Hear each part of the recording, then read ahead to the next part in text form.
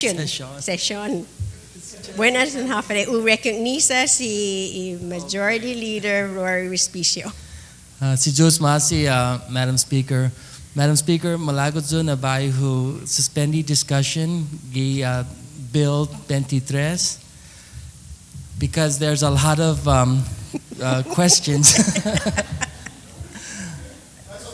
Bula. Very good, very good. Continue, please. Bula information necesita Hami sa malagot zo na bahay faisin dispensation.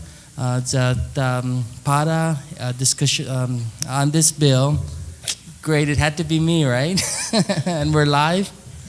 Anyway, Madam Speaker, I rise to a point of order to ask that we suspend discussion on Bill number 23. There's additional information that's required relative to several amendments that we had just adopted.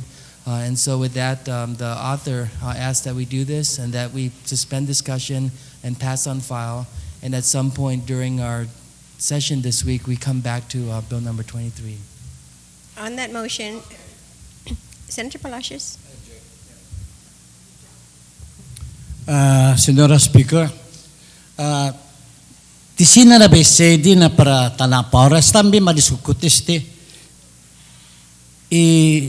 isolo asunto, the only issue, isolo asunto ni pogo madisukuti po di insurance.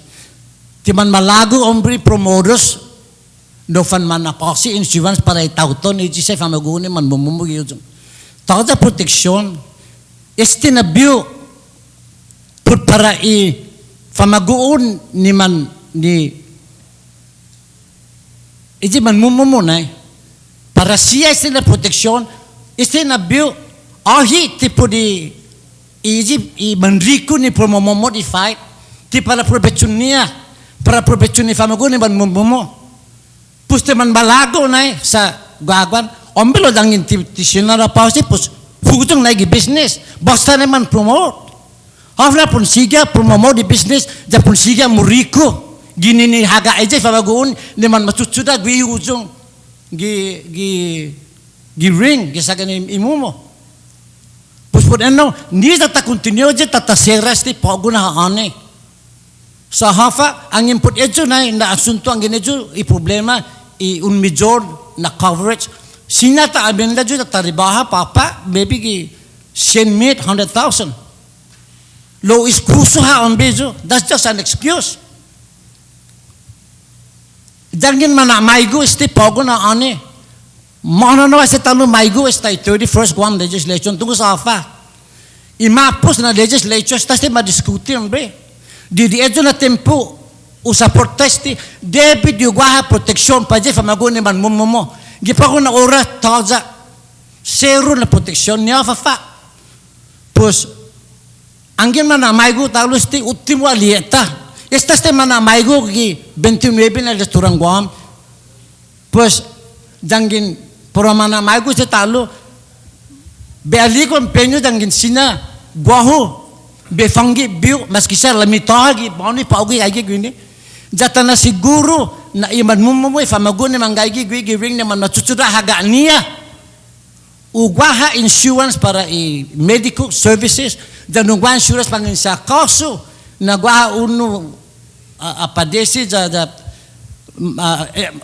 matsuod ititanon na ja mulitiko at least por lo menos guaha sa lapid ang guaha sa porta ang guaha seguridad na guaha ajudo pa familiam na pogo gaigi kanay ginoosi promoters jangin man malago promoters na estigi 5 pesos ano pa sa famana aspirina basta ni nombre ni ta na siguro na gua protection postorisi suma protesti na pro mana mai gusti pogo na ane na bio ti man preciso na pro ma protehi ije famagone man momo jatien non bintin shota jangin tisina mafani lefinoan tisina ma fahan $1 million na coverage pusta ribaha nita na siguro nita ejita address pus padano na rason na nita ta continue sa mo ano ang pamanaway gusto talus isti may gusto ki teman alit talus ta uton na nasakan si Diyos Masi Madam Speaker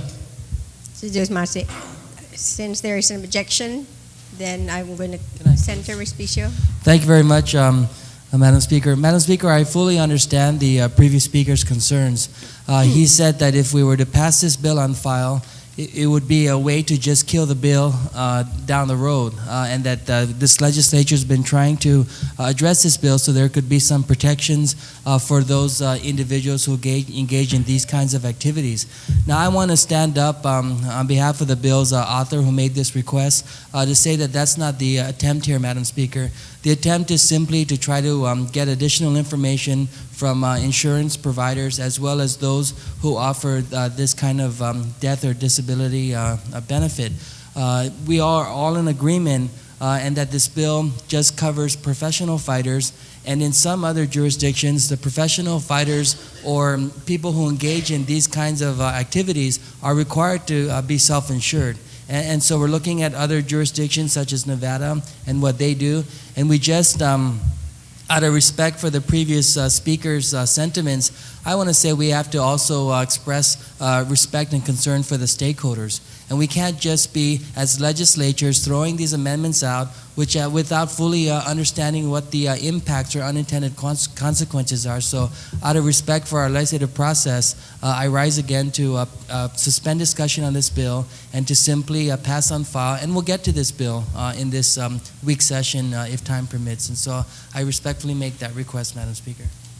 So that on that motion, then, since there is an objection, I'm going to ask that those who are in favor then to suspend the discussion of Bill 23 until such time that we're able to get the information needed to proceed with the discussion. So all those then in favor, please raise your hand.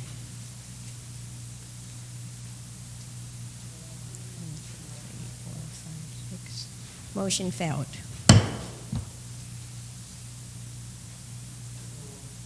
So let me see, where did we leave off the last speaker?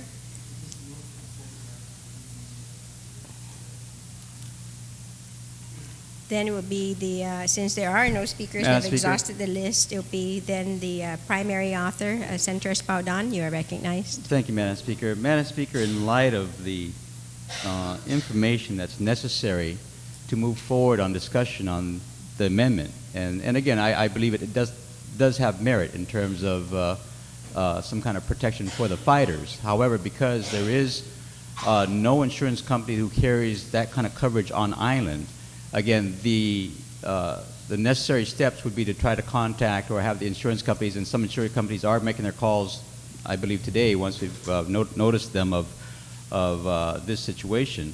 They need to also find out information for themselves as to who could help provide this kind of insurance coverage. And since this is not, since the previous motion was had failed, then I therefore have to move to refer Bill 23 back to committee until such time that we can get these numbers squared away. On that motion, are there any objections?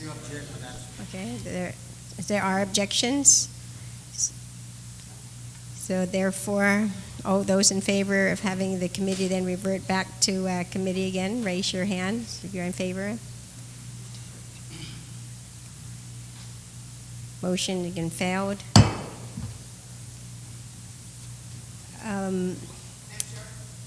Actually, that's it. The only thing now is the motion then to send it down. Because we've exhausted all of, everyone had an opportunity to speak on the bill.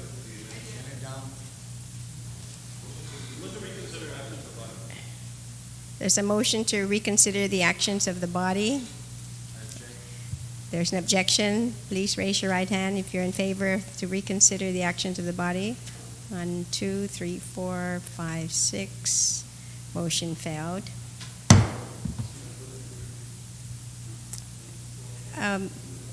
On the motion then, now is to place it on third reading. On the main motion, which was to place Bill 23 in third reading, all those, there's an objection. So all those then in favor of sending Bill 23 to third reading file, please raise your hand. 1, 2, 3, 4, 5. Motion failed. So,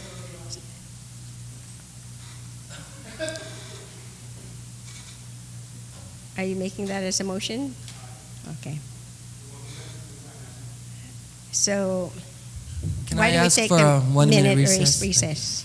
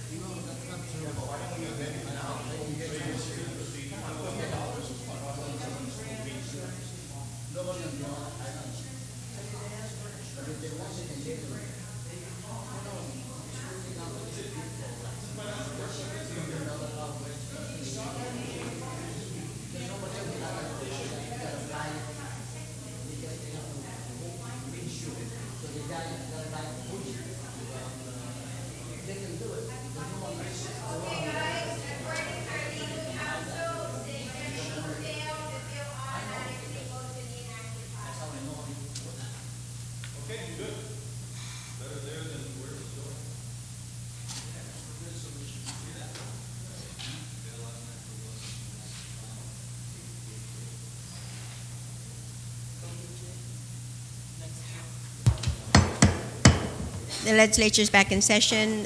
For the members, since every opportunity to act on Bill 23 failed, it automatically then now goes to the inactive file. So we're now on Bill number 42.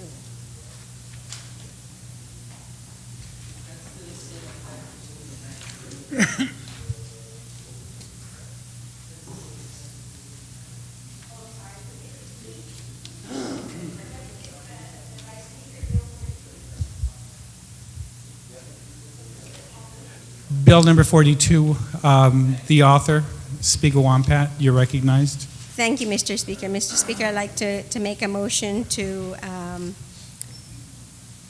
place Bill 42 COR in the third reading file. Any objection?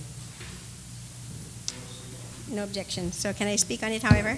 I just want to briefly explain what this is. It's a bill that we actually passed. It's Public Law 29-106, and is relative to the appropriation of $5.8 million to GPSS for the purchase of textbooks. Apparently what had happened was that there was an amendment that was included saying that any unused amounts shall revert back to the general fund if on the 90th day. And when GPSS put in a request, only $2.9 million was released, and they've continued to make other requests, and it then went beyond the 90 days, and they were told then by BBMR is that there will be no release anymore because that particular amendment is that then it has gone beyond the 90 days, so it has expired, and there is still, these textbooks were ordered, they are already arriving on the island, and there is still that remaining $2.9 million to GPSS. So what I've done here is actually deleted that particular language so that BBMR will continue then to remit the balance of the 2.9 to GPSS. Thank you, Mr. Speaker. Thank you. Senator Pangilinan, you're recognized. Were there any other speakers that wanted to speak on the bill? Senor Speaker. Senor Speaker, estigin na sa lapit ni na eskwelahan publiko na sistema no gimapos na sakan o esti na sakan no ni budget esti na sakan no anitanai eskwela da ni administrasyon da pro ma-order ileblo debimon do fatto izo na leblo pro mausa para sakan eskwela na pago na sakan. Esta escuela, ¿cuánto te tenan para mahutsum? Está 22-3 meses te tenan. Ya na autorización ni manai y escuelang publiko para ma-order, maatan ni di leblo ni manisita, pago na sakan. Pos hafa, matsowi pago na sakan, aniti man matus ti na leblo sa tinahon ni manai sa lapi, gini ni gobyerno. I gobyerno manteni tati sa lapi. 2.8 milyon na salapi a manteni tati za ti anai watu I eskwela para fan ma order I leblo para fatu za fan guaha gwinigin nasakan eskwela. Pues esta ta kulanta no digiruji sa taloy fa magonta unonyo ni leblo ni debi monyo fan manai. De stigin na tisinyo comprendi I kada ta guaha para ta sogwi za tanaya autoridad mausa ya autoridad manusinya pues giguna guaha no didi na bintana mababa ni tipo fan manai sa lapi magotia tati. Daungan masling niya siyempre na i-autorisyon ti taigwini tisinya lo hafanay na ti man masangoni hit gotpi manangga hasta ki tinahong manangga hasta ki tisinya ma-order manangga hasta ki makpo eskwela na mahutsum eskwela naman masanganganit mogi na tisinya matuy leblo sa ti man manoy ni sa lapi ni para ma-order leblo. Pos hafanay pago ni sinya ta planea esta tisinya ta record tati edzi man malofan na tempo gwinigi na sakan eskwela ni ti man manoi fa magun ni leblo. Pos hafa no monta ni sita ta sogwi para ta na siguro no fan manoi ni leblo sinya ma order leblo ni manisisita otro na sakan. Sa esta atras house ti pago ang para ta orders ti de edza na leblo para ta order para imapos na sakan. Hafa para ta sogwi ni esti mamaila na sakan. Monggi order ni leblo ni para esti mamamala na sakan. Ko esta matsogwi, ko esta nahong, ko esta gaigi sa lapi. Enigi problema gini ni eskwela dan ni gobyerno ni ti managkuntusi. Hafate manu sinya manafatsotso ilay do manasiguro na gaigi sa lapi listo da sinya na halo mi order ni leblo. Pusuahaso na niwaatan esti na como maatan talos ti sempilan niya tisinya on order leblo para otro na sakan ni esti na salapi edza imanayo na autoridad ni pon order leblo para po agu na sakan ni esta po mahutsum eskwela anto di fatus ti na leblo. Nisisita po agu ta ginasoko tanay autoridad eskwela ni publiko dyan ni manasyon gigwatu po matsuli esti na salapi do maatan din nuevo hafa na leblo manisisita daan ginsinya ma-order leblo ni para otro na sakan na mausas din na sa lapi pa guna ora do ma-pasi da sinya ta na halo mi order da ufatto i leblo gi Agosto pa Septembri an mababa eskwela lo gaigi ginasoko na kulaniji an man-atan esti ni autorisyon na autoridad man-manoy ti ufan man hasu taigwano nisisita tatago hasu taigwini. Pues ito na nalileko na dahon o amenda esti da na autoridad na esti na sa lapi sinya mausa para ma-order i leblo para otro na sakan. Ano man manisisita da fatto edyo na leblo. Lo sinya ha lo ko'y ma-order edyo ma-tanso sta da mapunta da man ma-record na edyo na leblo manisisita esti na sakan da an sinya kinibri order lo ko'y edyo da fatto.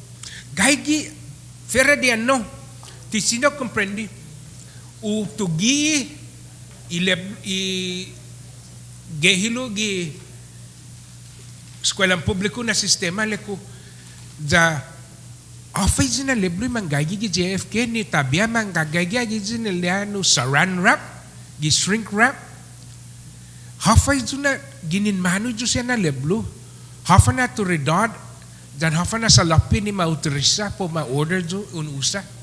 Da ko gwagwaha ko sinyo nusay jo pat sinyo nusay jo. Mano yu fanan 3 pahina na lista lo tutungo ko ginini esta 8 años esta ito na lista. Ti masanganyo afa ma-order ni para mausa pa ako da lingyan na edzinan uso para man manisisita ni estudyante galo mi eskwela. Hafa na disti po ko gagay-gay jo. Dalay esti.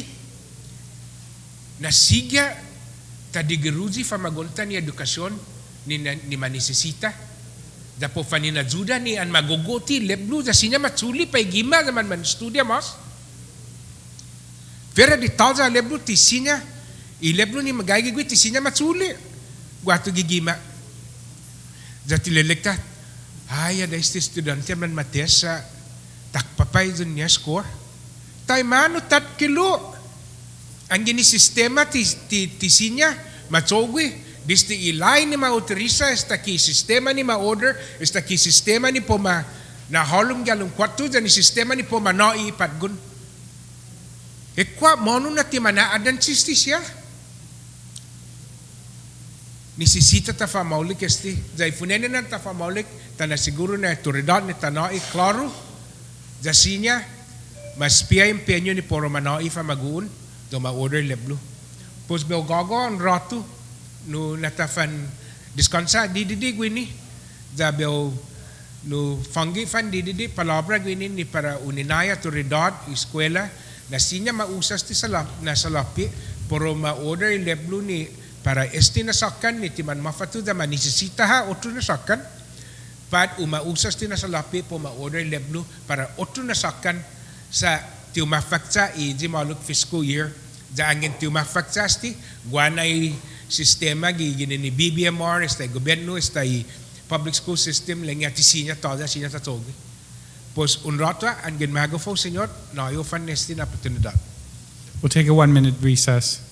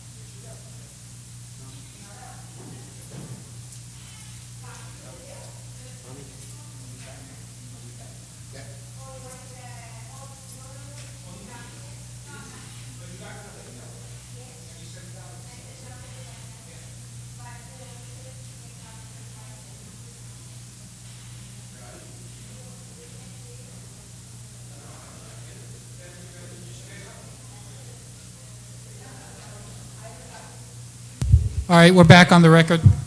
We're back in session. Senator Pangilinan, you're recognized. Si just masi, Senyor. Senyor Speaker, gagawin po ako na makopias ta na mapasa udong amendment aro na language na lingwahe para istina proponin na lai no para ta najis ta na chetun gi bill neja ni munaja nesta i my strike di ma cruza udong da i language no ni paromana halum gi no beltaita udong nalenya.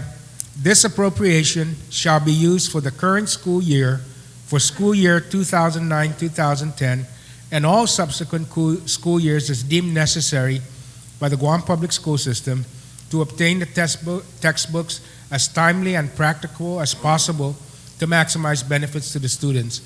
This appropriation shall not expire.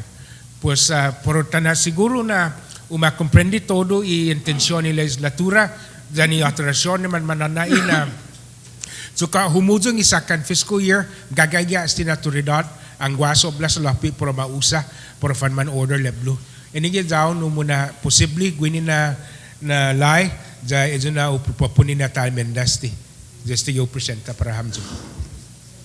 Outro malaco comentos.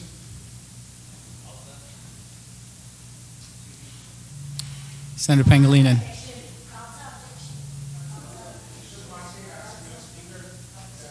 Dahil na mag-extendi no dangkulo na sa Diyos masi para mangatsongo gini alam ni masuportesti na mandatoryo na lengguwahe. Speaker Wampat. Thank you, Mr. Speaker. I'd just like to thank my colleagues, and I'd like to go ahead and move the motion into place in third reading file. Thank you very much. For voting today. Thank you. There being any objection to the... No objection, so ordered.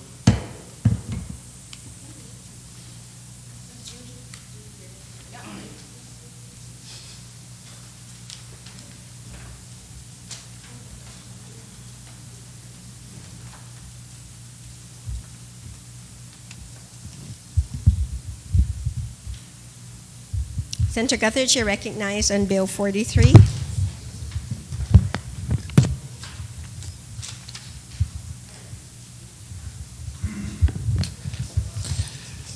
Buenas, Madam Speaker. Buenas, colleagues. Buenas, Tono Habju. Si Judy Guthridge Drew. Dispensa, por favor. Madam Speaker, I would like to move to accept Bill 43 for purposes of discussion. On the motion to accept Bill 43 as substituted by the committee, no objection, so ordered. And Madam Speaker, I'd like to move Bill 43 on third reading for voting today. And would you like to discuss it? I'd like to discuss the bill. Please continue. Thank you, Madam Speaker. Madam Speaker, as you know, our island has a finite amount of land, and in order for the people of Guam to obtain maximum benefit from the planned military buildup, the legislature as a whole must represent their interests and be involved in any considered usage of public lands so that the community benefits from any short or long-term land leases or acquisitions by the federal government, including the Department of Defense, in support of the military buildup. Based on current data and the statements that have been made by federal representatives and military representatives from the Joint Guam Program Office, it appears that the military buildup may require land over and above what the federal government already has in its possession on Guam, which is currently recorded at 33,500 acres, or approximately 25.94% of the island's land mass. That's the current federal holdings of land on Guam, 25.94% of the island's land mass. Bill number 43 intends to amend public law and require that the Guam First Commission and the Guam Legislature review the federal government's needs and requests for additional land on our island. The Commission in this bill would inventory all lands administered by the government of Guam and inform the Guam Legislature of any potential property that the federal government may intend to lease, sublease, or acquire in support of the military buildup. The legislature will be, as noted in this bill, the final authority in approving such requests, inclusive of land administered by the Chamorro Land Trust, the Ancestral Lands Commission, and any and all remaining government of Guam lands. So essentially, this bill will disallow the practice of subletting any GovGuam land to the military for the pure profit by entities other than our government. Currently, and this is based on my research, Madam Chair, absent in our laws are control measures that prohibit individuals from engaging in speculative acts with the intent to profit from the renewed need for public land by the federal government. Meaning, any profit from such government leases should benefit the individuals, should not benefit the individuals or organizations who act as fixers for the purpose of controlling public land and then subleasing it to the military. There are several entities or persons that already have leases from Gov Guam and are speculating with the federal government on future use. There are others who have and continue to try to lease land of the government of Guam right now for the sole purpose of doing the same thing, leasing the government the land and then turning around and subleasing it to the military at a very large profit. If this is private land, it's not a problem, but we're talking about government land.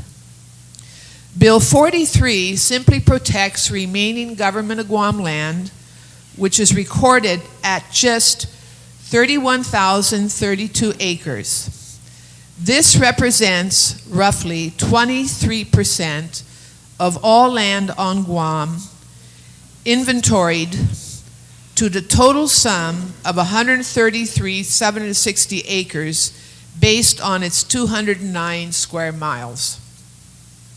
The remaining 51% of the island land mass belongs to private landowners. A markup meeting was held for Bill 43 on February 12, 2009 at 10 in the morning and adjourned. The meeting was adjourned at 10:25 a.m. with no other senator present. Additionally, the committee took into account the concerns of those that provided testimony during the public hearings on the measure, as well as concerns during subsequent meetings, and included several suggestions. The amendments to Bill 43 as substituted, which you have before you, include the following. The title was corrected in terms of the references 2301 to 2401, and I want to thank Senator Telo Taitagui for bringing that error to my attention. We had cited the wrong section of the law, but that was corrected in the amendments in the substitute bill. We also added the words lease, sublease, exchange for other land, or purchase to the bill. And in section 1, we added the words land exchanges to lines 6 and 7 on page 1 and to lines 10 and 11 on page 2. In section 2, we added the words including information on federal needs for additional land and any proposed leases, subleases, or requests to exchange land or purchase any land owned in the name of the government of Guam, to lines 17 to 20 on page 2. In section 2, we also added the words at the end of line 1, any and all entities of the government of Guam shall notify the Commission within 5 working days of any proposal, request, or inquiry by the federal government or any agent of the federal government relative to the use or need of any land owned in the name of the government of Guam. In section 3, we added a new section 3 to read section 3. A new sub-item C is added to Title II, Guam Code Annotated, section 2107 to read any sublease of land owned in the name of the government of Guam to the federal government or any agent of the federal government shall require the approval of the legislature. Madam Chair, in addition to the amendments that you see in the substitute bill, I have 4 other amendments that I would like to present for consideration. And I'd like to say that in developing the language of this bill, I was very pleased with the participation of the representatives of the Ancestral Lands Commission and the Chamorro Land Trust Commission during the hearing. And many of these recommendations were taken from their testimony. Madam Speaker, may I present the first amendment to Substitute Bill 43? And the amendment is, we want to make sure everyone has the attachment. We're talking about a Yes, I passed those list of out four yesterday. 4 sheets. Yes, So- yesterday I passed out basically 4 amendments. They were stapled together. So your first amendment, you want to discuss again? Yes, thank you. Madam Chair, my first amendment would be to amend the title of Bill 43 as substituted by the committee to add the words "and y legislatura" after "y commission guahan finenanya," and to delete the words "y legislature" and in the last sentence before the word "y magalahe." That's in the title of the substitute bill. On the amendment, are there any objections? No objections, so ordered. Thank you, Madam Chair. Your next amendment. Thank you, Madam Chair. My second amendment, Madam Chair, would amend Section 2 of Bill 43 to read as follows. First item, to insert in Substitute Bill 43 on line 19 of page 2, after the words "the commission," the language "and y legislatura." The second item under Amendment 2 would be to delete the sentence that references "and y legislatura" on line 2 of page 3. The third item under the Second Amendment of Bill 43 would be to delete the sentence that references the commission on line 6 of page 3. And that reads, to be deleted, the sentence that reads to be deleted is, "The commission will be the initial contact point for public information, official requests, and any other inquiries regarding the buildup." And the fourth item under the Second Amendment would read, to insert on line 8 of page 3, after the words "Government of Guam," the language "including but not limited to its autonomous agencies, public corporations, the Chamorro Land Trust Commission, and the Ancestral Lands Commission shall notify the Commission and y legislatura." So those are the items under the Second Amendment that I'm offering, Madam Speaker. On the amendment, are there any objections? No objections, so ordered. Thank you, Madam Speaker. The next amendment, Amendment 3, is the same really as, in essence, as the prior amendment.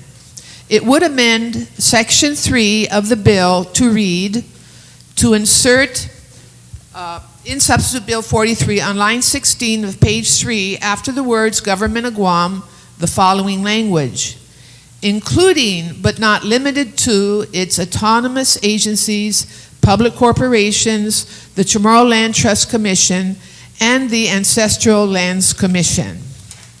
On the amendment, are there any objections? No objections, so ordered. Thank you, Madam Speaker. And the fourth amendment would be to add an entire new section which basically would require legislative approval. And that is reflected as new section 60112, legislative approval required. Notwithstanding any other provisions of law, government-owned real property shall not be sold, leased, subleased, exchanged, or otherwise transferred without the prior approval of the legislature by duly enacted legislation which specifically authorizes a particular sale, lease, exchange, or transfer and includes the real property description of the government-owned real property with particularity. This section shall not apply to the land use permits, but shall apply to any transfer to the federal government, and this is the language, to the federal government or any agent of the federal government of land owned in the name of the government of Guam, including but not limited to its autonomous agencies, public corporations, the Chamorro Land Trust Commission, and the Ancestral Lands Commission. On the amendment, are there any objections? No objections, so ordered. Thank you, Madam Speaker. You're very welcome. On Bill 43, then as amended, Senator Cruz, you're recognized. Thank you very much, Madam Speaker. I'm sorry I wasn't here for the hearing on this or on the markup, but I was hoping that the main sponsor would yield to a couple of questions. I think it might help the general public in understanding what this bill can do, is planning on doing, and or if it's going to be able to address some of the issues that I have. Would the author yield to the questions? Yes. Thank you. You may proceed. Madam Speaker, there's currently ongoing discussion about the Marines or the military leasing substantial property on Route 15, the backside of the island. One piece of property has had a lease approved for several years. And while I was gone, I received emails that a second piece of property has just received approval for a Chamorro Land Trust Commission lease of about 100 acres. I'm just wondering, the approval by the legislature, what would that do if they're leasing it currently for whatever small amount that they're getting? If the sublease is to lease it for a couple of $100,000 a month, is the legislature's only recourse to just approve or disapprove the lease?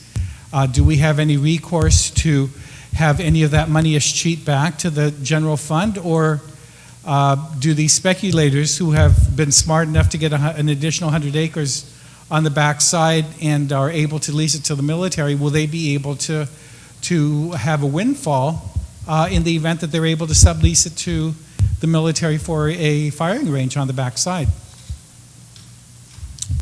Senator Gutherts, do you yield to that question? Thank you very much, Madam Speaker. I'm not certain, but are we speaking of the land that currently is used as a raceway park? Can you please address the chair? Madam Chair, is this the raceway park land? Senator Cruz? There's the raceway land that there's been ongoing discussion. But just within the last week, I've received numerous, I'm clearing my BlackBerry now of about 300 emails because I didn't take mine with me while I was gone. But there's at least 30 of them talking about a Chamorro Land Trust lease that was approved last week for 100 acres. It's to a corporation that includes a former chief of staff to the incumbent governor. And I'm just wondering if that 100 acres is sublet to the military at a substantial amount, does the Chamorro Land Trust or does the government of Guam receive any of that money, or does the lessor receive that windfall of leasing it from the government of Guam for $1 or $100 a month and turn around and lease it for a couple of $100,000 a month to the military at its fair market value, and we lose out? You know, Madam Speaker, I identify with that concern. I cannot answer that question, but I can say this. As you know, this bill was brought before the legislature at our session before last, and we were not able to get to it because we were preoccupied with one of the governor's bills. But I wanted to push as early as possible to get this bill passed in order to stop that kind of stuff. Because there is hanky-panky going on with reference to government land right now. There are special interests out there on island, off island, trying to take control of available Gov Guam land in order to be in a position to sublease it to the military. And we have to stop it. We have to stop it now, because that land belongs to the people of Guam. It is their posterity. And no special interests, no entities that want to take away from the well-being of the people of Guam should be allowed to do that. The land, if the military wants land, they must deal with the government of Guam face to face, and all land transactions for the military or the federal government in general must be approved by this legislature, so that these self-interest carpetbaggers on island and off island don't mistreat our people and take advantage of their land, their posterity. I've been trying to push this bill now for at least 3 months. We followed the whole process. I'm very happy. We got a really good turnout at the hearing, a lot of support. I didn't hear one person testify against the bill at the hearing. All we got were recommendations that we incorporated into the bill. Now, I think we can even make the bill stronger, and I would love to receive and hear an amendment from my colleague, Justice Cruz, to address what he's talking about. If it's not addressed in my bill, then let's strengthen it and make sure that we address it. But all of those who are here, most of us here grew up on the island. And we know what's happened in the past when it comes to government of Guam land, dealing with the military and dealing with investors, and how our people have been taken advantage of over and over and over again for the profit motive. Thank you. It's Senator time for the Guthrie. government of Guam to look out for the people, and that's what this bill does. So I can't really answer Justice Cruz. All I can tell you is this week there are military representatives on Guam here for the specific purpose of looking at our land and identifying those parcels that they want to lease, public and private. And that information came to me not through any official source, but from my own, I would call my own weapons of intelligence in the community that came to me to tell me this is going on right now. Thank you, Senator Thank you. Guthrie. Senator Cruz, you still have the floor. Madam Speaker, I fully support the intent. My only concern is I'm not sure if this bill is going to be able to address that kind of an issue. I just got back last night and I've not had a chance to review the lease of that was approved by the Chamorro Land Trust. I spoke to the oversight chair about this before we started, and I'm still not sure what's in that lease, how much the lease is for. I do know from the emails that I've been getting that it's 100 acres, and I don't know how much it's being leased for, and whether or not there's any provision that if they sublet it for a substantial amount of money, whether or not the government, that goes to the government or that goes to the lessors. I'm hoping that someone will answer, and if the oversight chair can assuage my concerns, I would support this bill. But I really have major concerns about that because in just clearing my BlackBerry, I have at least 40 emails because people have been commenting on this Chamorro Land Trust lease. Senator McLean, do you yield to the question? I'd like to just follow up on that. And, you know, Madam Speaker, we followed this, the Chamorro Land Trust. When they originally got the proposal, I discussed it with them. They assured me that actually, during their meeting, they said this lease was not within, they thought, within the authority that they had, and that it was a commercial venture. They didn't have any rules and regs, and they were going to, then they decided that they were going to act on this, and they were going to send that request down to the legislature. And I actually got something to that effect in my office. And so that was coming from, at that meeting by the Chamorro Land Trust, that they weren't going to entertain this because of so many unanswered questions. Then all of a sudden, Madam Speaker, we find out that they reconvene a new meeting, and as soon as the former chairman, as the good senator said, the former staff member or former chief of staff with the incumbent governor got into the picture and so forth, they reconvened a meeting and approved the lease. And I am just as upset and concerned. And actually, what I like to do is, as part of the discussion on this bill and the effect on that, I'd like to request that this body call right now the chairman of the Chamorro Land Trust Commission, the director of the Chamorro Land Trust Commission, and like to recess and we convene into the committee as a whole, and let's get some answers on the actions of the committee with regards to this property and what this bill, how we can fashion this bill to resolve the questions presented by that lease. No objection. Senator Cruz, you still have the floor.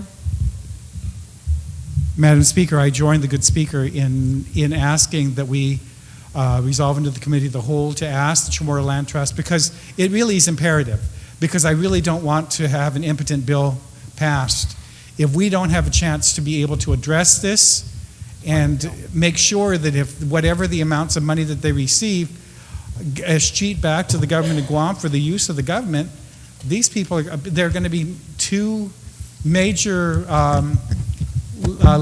lessees of Chamorro Land Trust land that are going to be able to substantially receive a considerable amount of money. Because when I went to the JIGPO meeting and they were talking about the Raceway Park, the JIGPO representative said that they were either going to pay the current raceway owner for the cost that he put in, or get him another piece of property, or it was going to be leased at current market value.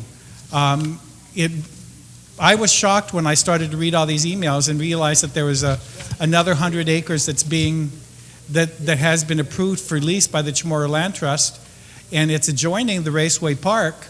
The concerns that the emails I've got was whether or not it was going to be mined for gravel. But my concern is that in my attendance of the JIGPO meetings, this is an area that's going to be proposed for lease by the military, and the fair market value of that would be substantially more than what is being charged currently by the Chamorro Land Trust, or what they're getting. I don't know what they finally got, but I'm sure it's nowhere near what the fair market value is.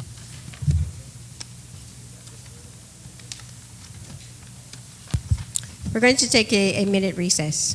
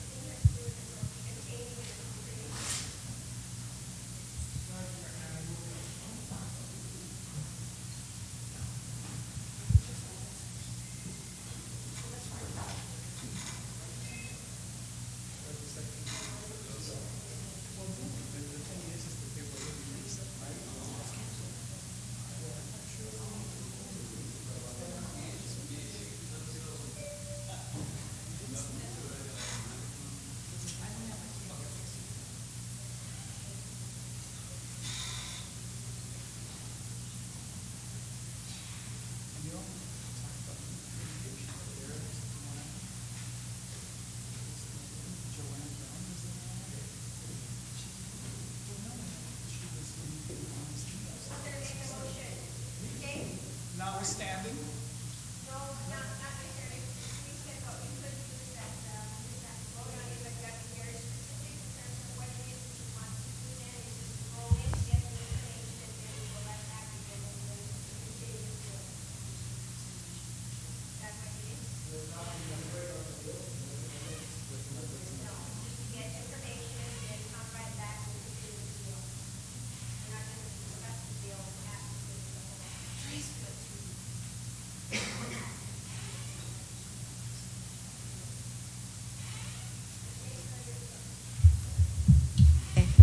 Thank you very much. The legislature is back in session. Senator Cruz, you are recognized. Thank you very much, Madam Speaker. Madam Speaker, I move that we resolve into the Committee of the Whole, invite the Chamorro Land Trust Commission to appear before this body to answer some questions about a lease that they either are currently considering or have approved of 100 acres on the backside on Route 15. Then after we've received the information, we'll go back to second reading to resume discussion of Bill 43.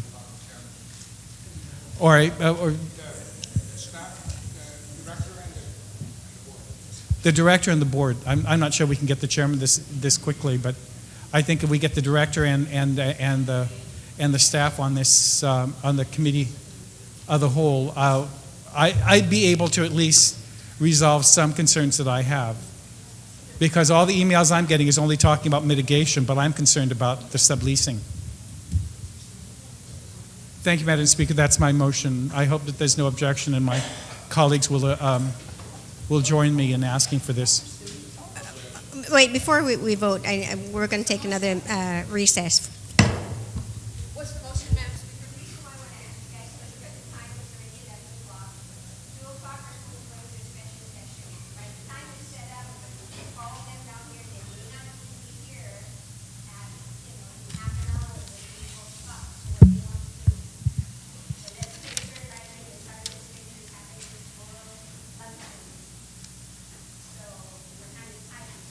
We're having election day.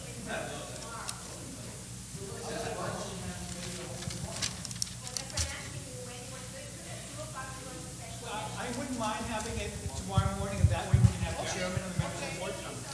No objection.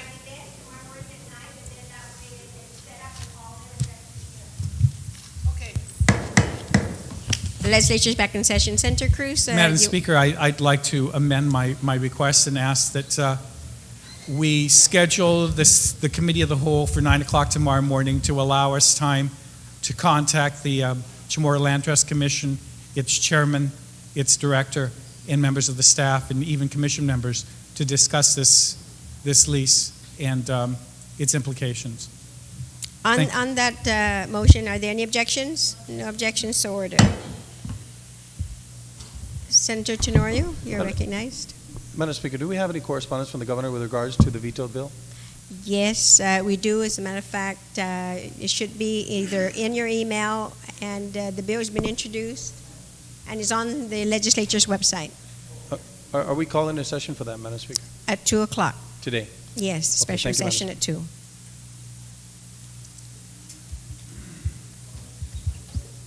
What is the pleasure of the body? You want to continue discussing the bill? You want to wait? Suspend the discussion. Okay, we're going to suspend the discussion then on Bill 43 until tomorrow morning. So therefore, the legislature then will be in recess until 2 o'clock this afternoon for a special session.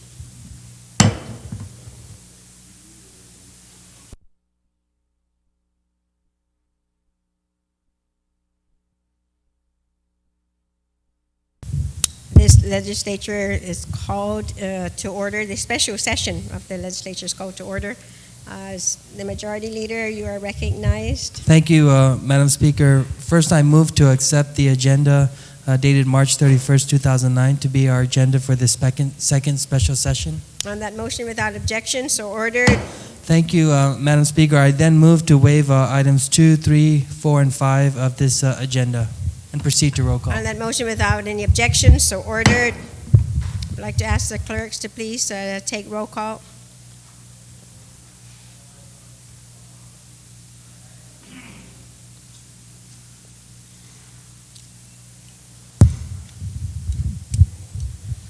Senator Ada, Senator Agun, Senator Blas, Senator Calvo, Senator Cruz, Senator Spaldon, Senator Guthertz, Senator Munya Barnes, Senator Palacios, Senator Penglinen, Senator Rector, Senator Respicio, Senator Taitagui, Senator Tenorio, Speaker Wamput, Present.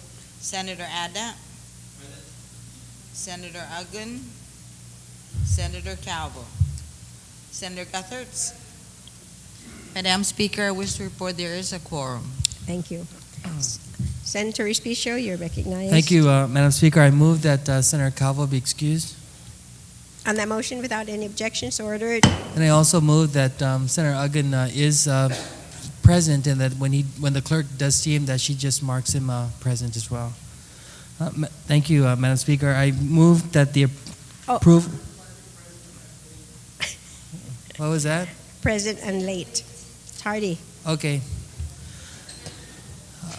On item 7, I call for the approval of the Legislative Journal 2/23/24/25/2009 special session, On that motion. subject to correction. On that motion, without any objections, so ordered. There are no communications and petitions. There are messages from Himagalahan Guahan, and I move that they be appended to today's special session journal. On that motion, without any objections, so ordered. Thank you, Madam Speaker. There are no reports of standing committees, and there are no reports of select committees. And so I move that Bill number 1, parentheses 2-S, be given its introduction and first reading. On that motion, without any objections, so ordered. Thank you, Madam Speaker. And I guess then I move that Bill number 1-2-S be placed in the second reading file, pursuant to the governor's call to session. On that motion, Special without session. any objections, so ordered. We're on second reading. So we are on second reading, and the chairman and committee on rules. Do you want to? Thank you, Madam Speaker. Madam Speaker, as you know, the governor has called us into special session. He's submitted a bill, and I've ministerially signed off as a sponsor. It's Bill number 1-2-S from the Committee on Rules, Natural Resources, Federal, Foreign, and Micronesian Affairs, and it's by the request of Himagalahan Guahan in accordance with the Organic Act of Guam. And it's a very long title. We all have copies of the bill, and at this time I move that this bill be placed in the voting file, and with some debate. Okay. So Bill 1, parentheses 2-AS is on the second reading, and it's up for discussion. Is there anyone who? Are there any speakers on Bill 1, 2-S?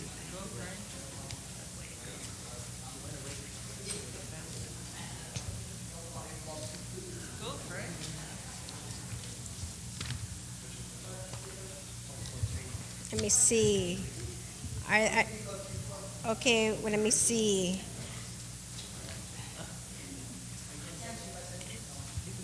Well, somebody's got to make that motion. Senator Uggan, you are recognized.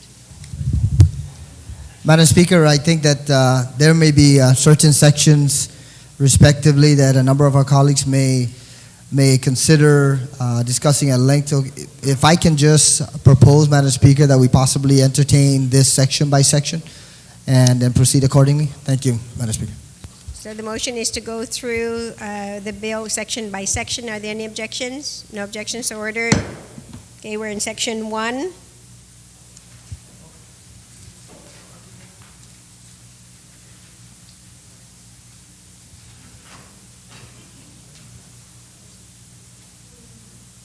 Any objection to section 1? No objection, so ordered. Section 2.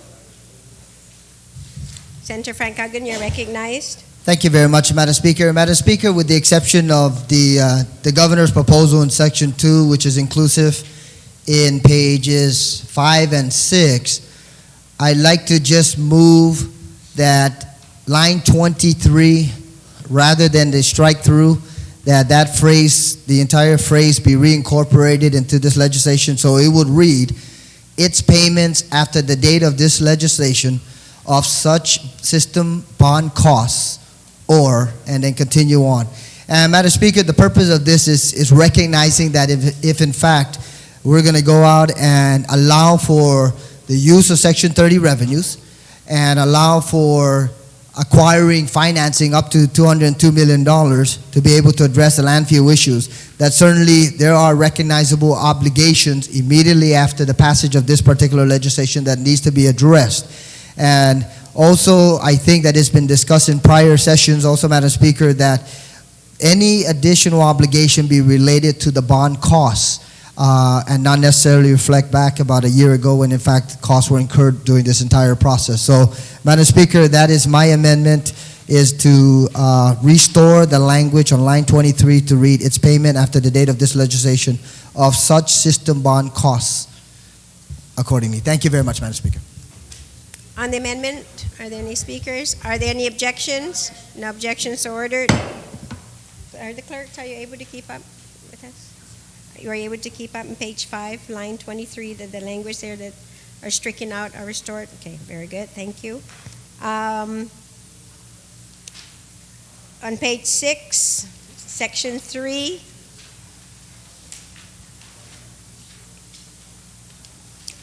section 3, are there any objections? No objections, so ordered. Section 4, it starts at the bottom of page 7. Section 4, any objections? No objections, so ordered. Section 5.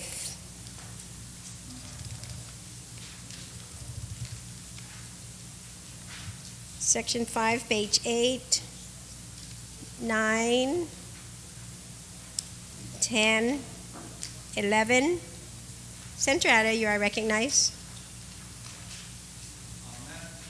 Madam Chair, I move that on page 11, line 1 there, there's new language that has been, that's being proposed, and that is to insert a, that subparagraph I, to provide a provision for a rate stabilization fund.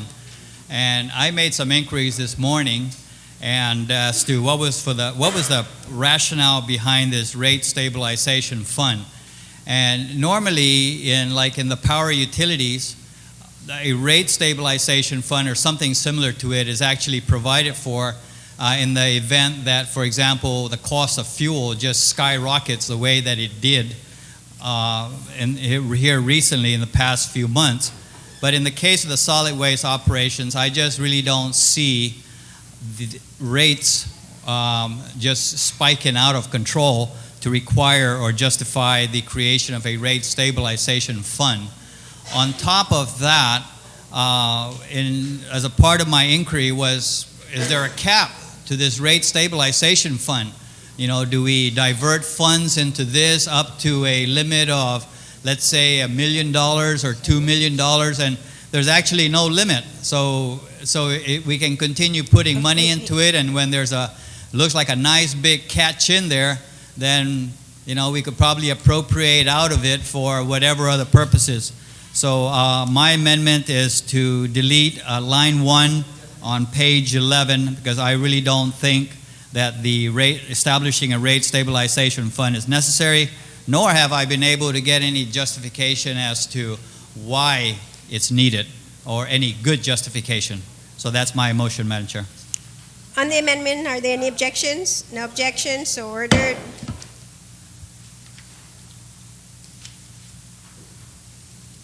We are now on, 12, page 12, 13, section 6. Senator Ada, you are recognized. Madam Chair, if we take a look at section 6, it actually starts on page 13 and it continues on to page 14. And if you notice in paragraph 6B, in previous legislation, Public Law 30-1, we had actually put language in there to require that professional technical services be hired to put together the specifications for the financing, the design, the building, and the lease back of a solid waste operation. That was one of the finance, design, build, and lease back was one of the alternatives that we were proffering for our landfill operations.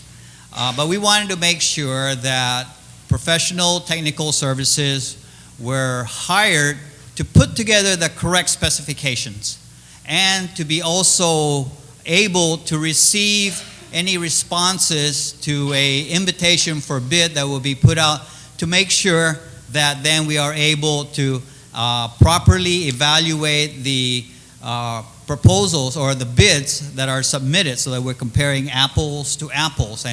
And so I believe that it's appropriate to spend that little extra money to be able to hire this professional technical services. Now, in the governor's bill, he proposes to remove that, and we'll just, do it in-house. Well, certainly is not to denigrate the capabilities of our departments, but I think this is a very significant investment that we're making, and we should use the expertise of professional technical services to put together that package and to evaluate the responses. So, Madam Speaker, my amendment is really to strike out Section 6, since that language is already intact in Public Law 30-1, and we don't need to change that. On the amendment, are there any objections? No objections, so ordered. Page 15, Section 7.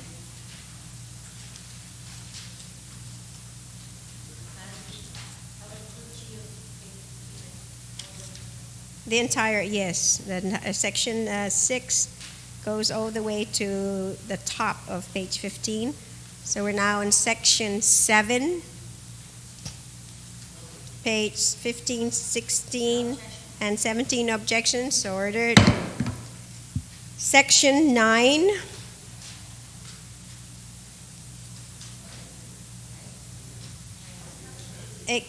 Wait, I'm sorry, you're right. Oh, Section 8. Section 8, page 16. There are no objections to Section 8, page 16? None, so ordered. Section 9. Senator Pangilinan, you're recognized. Thank you very much, Madam Speaker. Madam Speaker, I'd like to move to delete from line 12, except for any refunding bonds, and put that and delete that amount. I think that the authority granted in this is for the issuance of new bonds and not for the refunding of existing bonds for the landfill site. There may be, and so the refunding of the bonds that's authorized for the landfill is after the original bonds are issued. So I don't know what the contemplation is here and which bonds are going to be refunded by this language here. And so I would just move to delete except for any refunding bonds. On the amendment, are there any objections? No objections, so ordered. Section 10, on page 17, page 18. Section 10, any objections? No objections, so ordered. Section 11 on page 18. And up to 9, page 19. Any objection? No objection, so ordered. Section 12. Senator Pangilinan, you're recognized. Thank you very much, Madam Speaker. Madam Speaker, I move to delete Section 12, which would ensure then that the language that's currently in law and statute, which would require that the bonds for the income tax refunds and COLA be issued at the same time as the bonds for the landfill. And this may be the one contentious effort here, but to me this is very, very telling of why we need that provision in there. Why we need to ensure that when we move forward on issuing the bonds for the landfill, we do the same for the income tax refunds and for the COLA. Because by this very action, the governor is showing us and demonstrating, I hate to say it, but his commitment to not addressing the needs of the people of Guam that are waiting for their refunds and waiting for their COLA payment. He's refusing to even try and go out to the market and issue the bonds at the same time. Now, there was some, of course, the discussion is, well, you can't issue it because of the debt limit. Well, there's a provision now in here for the debt limit that will increase the debt limit so that we can issue the bonds at the same time. And that we are now ensuring that the landfill bond will have a Section 30 pledge. That's what the judge is asking for, and that they will fall within the debt limit. Well, if the provision, which I assume and feel that this body will support, given that the governor is now not trying to hide a tax increase along with the increase in the debt limit, then we have enough capacity in the debt to go out and issue both bonds. And so I think that this is so important because of the governor's commitment to try and ensure that he doesn't do it. Every single dollar for the payment of the COLA has had to be pried out of the governor as it was coming out of his own pocket. And maybe we need a chief executive to act like that. But the money is not his money. The money belongs to the people of Guam. And we are committed to paying that. He's the one who signed a consent decree for the COLA that says, I owe you this money and I promise to pay.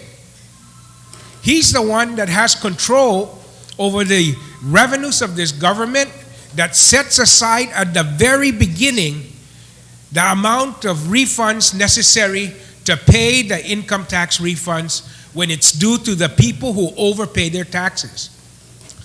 The income tax refund is an income tax refund trust account. It is an account in which we put the money that we get from the people that we say at the beginning of the year when we set up the budget, and we prioritize the payment of the expenses of the operations of this government. Taprumekti, we promised the people that you give us your income tax. We know how much, and we estimate how much is it going to be that we have to pay you back, and we're going to take that portion of the money you paid us, take the portion that we estimated we're going to pay you back, and we're going to put it in this trust account. And trust us, we will pay you back when you file your taxes. It's not an income tax payment. I'll pay you when I can, and I'll pay you when I have the money, or I'll pay you when I want. It's an income tax payment trust account. And the governor can't say it's not his problem. He's been in office 6 years. And every year we set aside the money necessary to pay the refunds.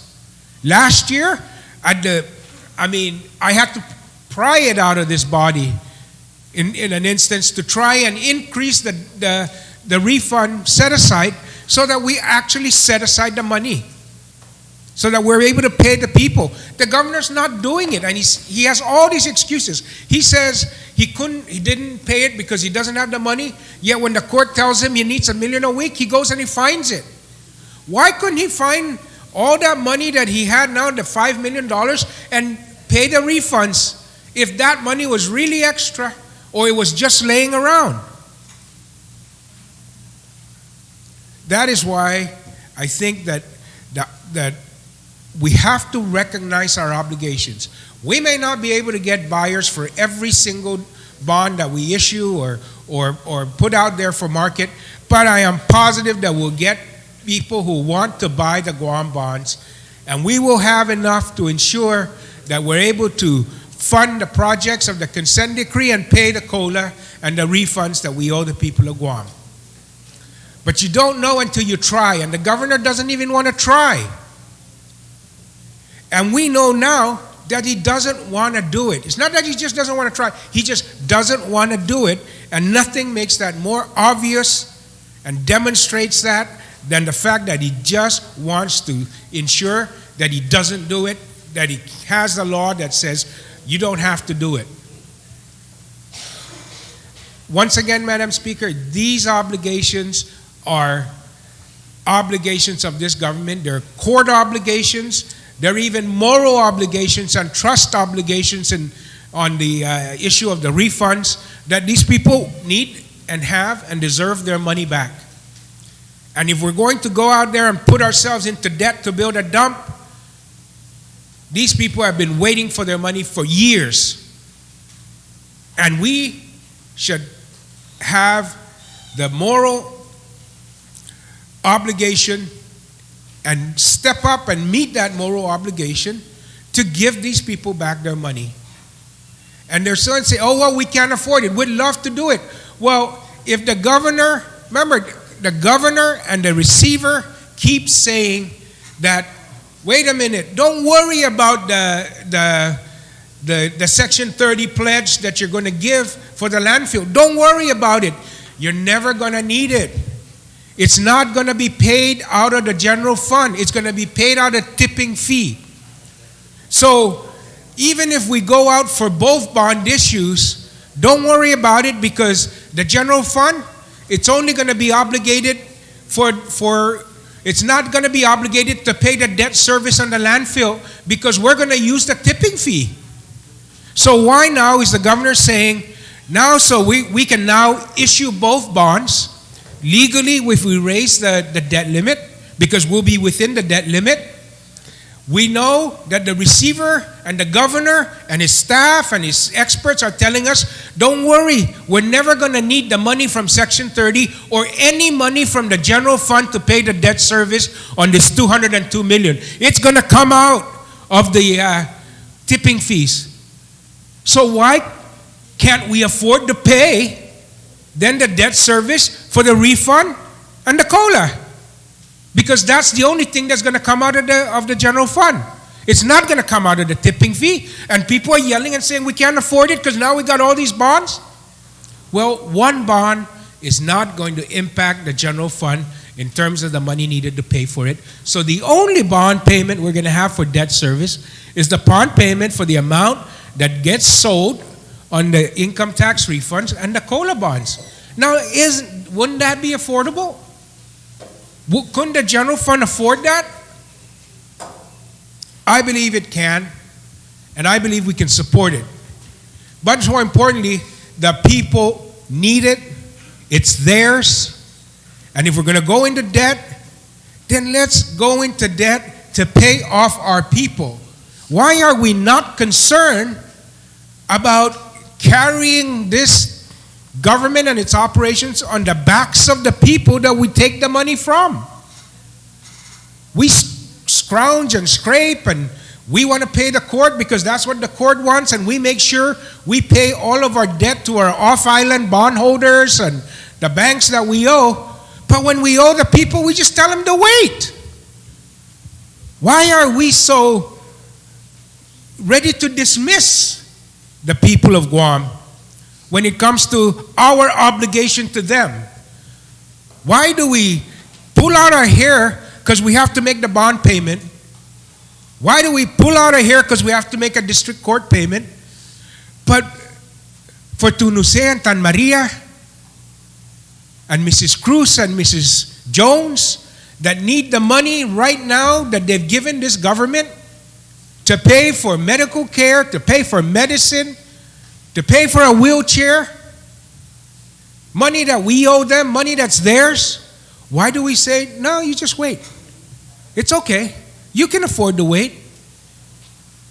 Dahil layit na para tatrotay, taw-tawta tayo gano ni antadibi siya, tasangani na fanmananga, lawan siya dumidibit, ni tita na itatin ni niya tax return, tahol laha, sa tita ngoko na kumutanay ni tax return, bunti mapasi di binya zama tsuli ipumalo isebla zama spia pro hafa po manai familia lo ay tatsulia todo do lo wan tadidibi tasangani nangga nangga lahan ni sita no ta hot sasti dam para po quantos anos estão di ni tax refund nangga ha talo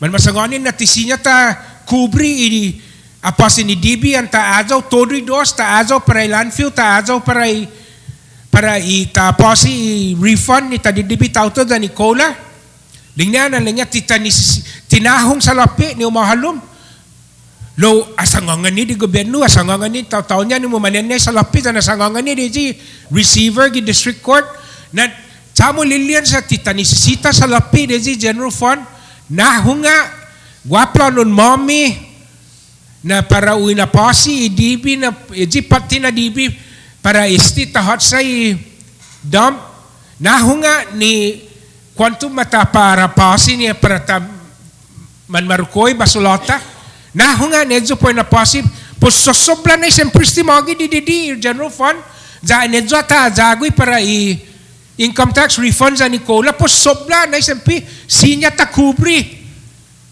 iya pasi ni DB gwina na banda an man magagahid esti siapat man madadagit pati matungo man katkula zan man tadra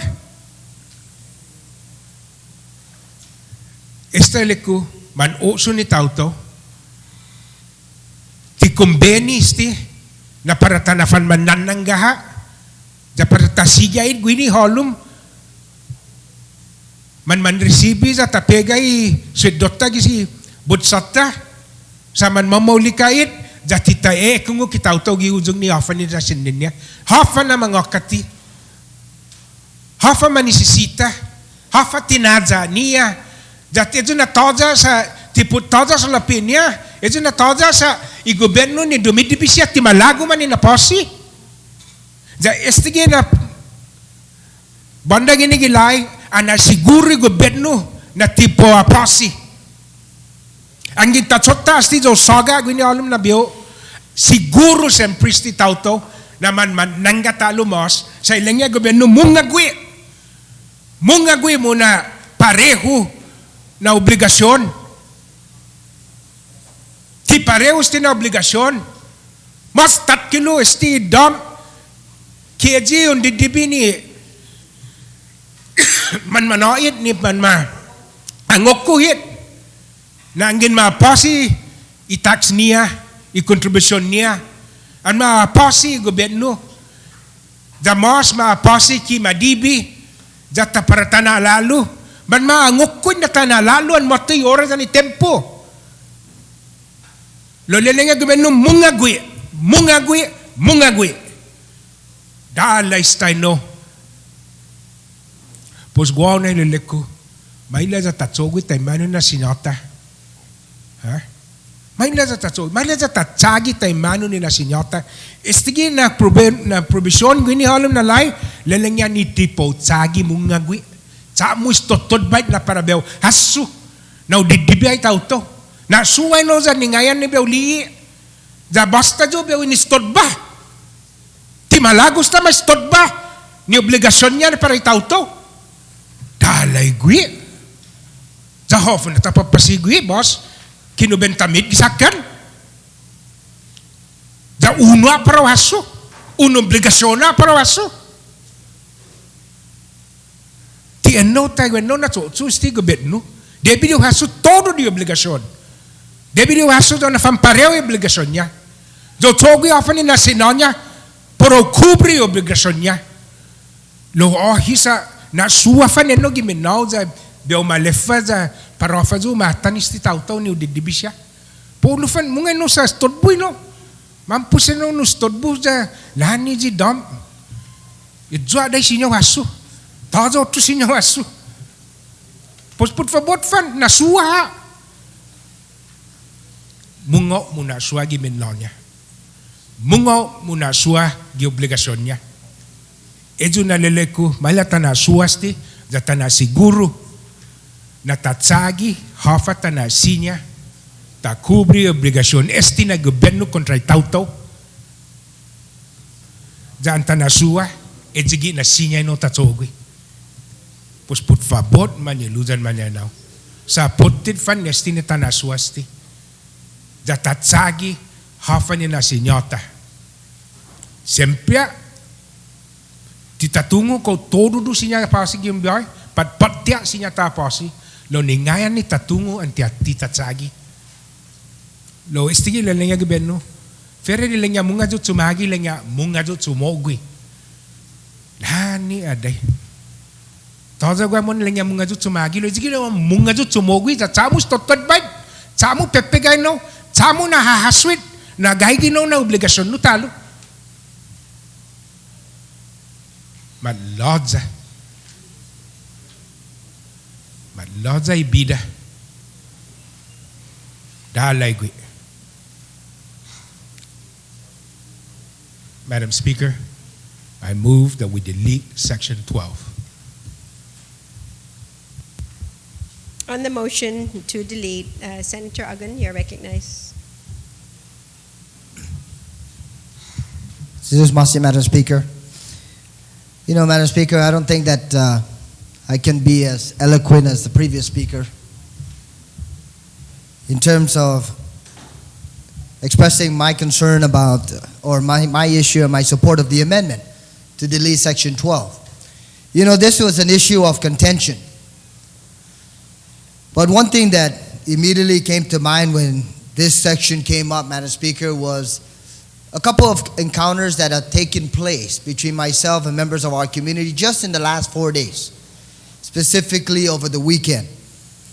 When we talked about this, the impact of this provision on the deficit elimination bond of $246,000, that would address some of the outstanding tax refunds. It reminded me of a situation over the weekend where an individual had experienced a death in the family. And one of the questions or one of the concerns of this individual was they needed to see if they can get access to their tax refunds. And Madam Speaker, I'm sure that your office is bombarded, and also all of our colleagues, their respective offices are bombarded on a regular basis by our people who have an identified and a real familial emergency where they need access to their funds. You know, some of us can say possibly, well, in that particular case, the government does not have the resources. Well, I think that over the last 4 weeks, it's been proven that if we can identify $1 million a week, those $1 million a week was identified to be able to set aside for a specific requirement by the court. That was one situation. There was another incident where an older woman came up to me, and I say older because this would qualify my presentation.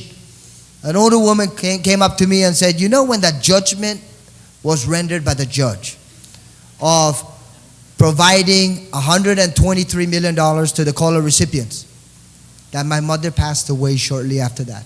And she was an anticipated beneficiary as a result of that COLA law. And this very same woman mentioned, but my father, you know, Senator, my father is still alive. He's 85 years old. And I know that he's been wanting the possibility of getting access to these funds, which I believe amounts to about $40,000, so that he can take care of some of his outstanding medical bills and obligations. And that's what we're faced with, Madam Speaker. On the one hand, we have a court judgment where in fact there's a ruling by a local court, our local courts, that COLA has to be paid as a result of a specific judgment. And the real life story here is that one person has already passed away and another one is aging at the age of 85, asking to be able to access these resources, money that's owed to them as a result of a judgment.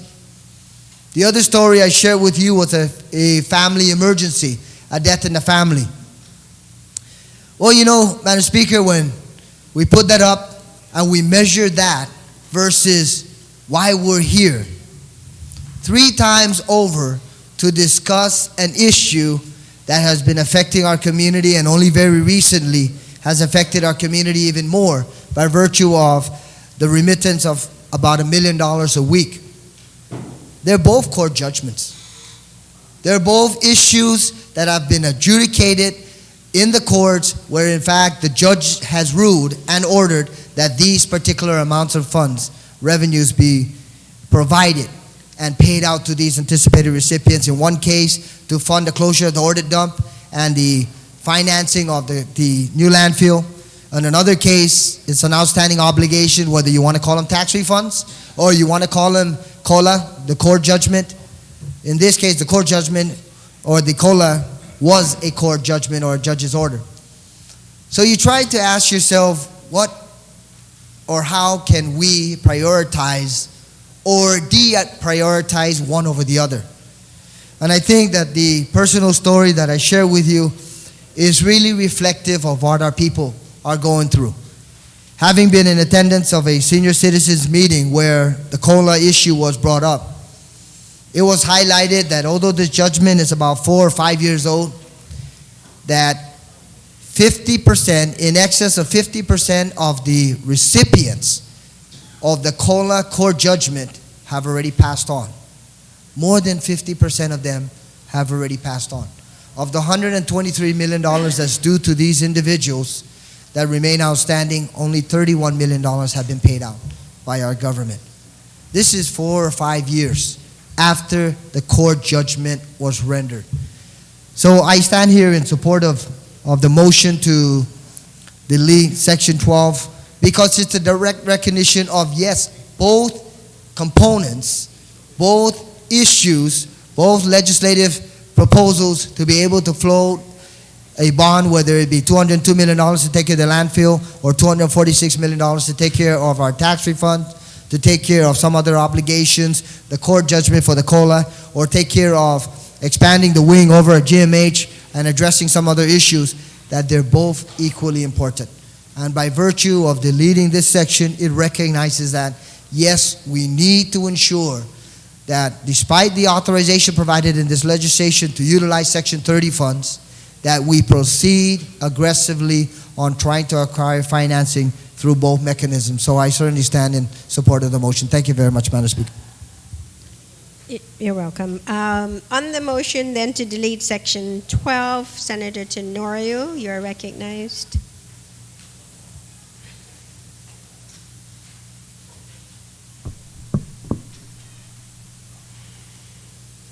Thank you, Madam Speaker. Madam Speaker,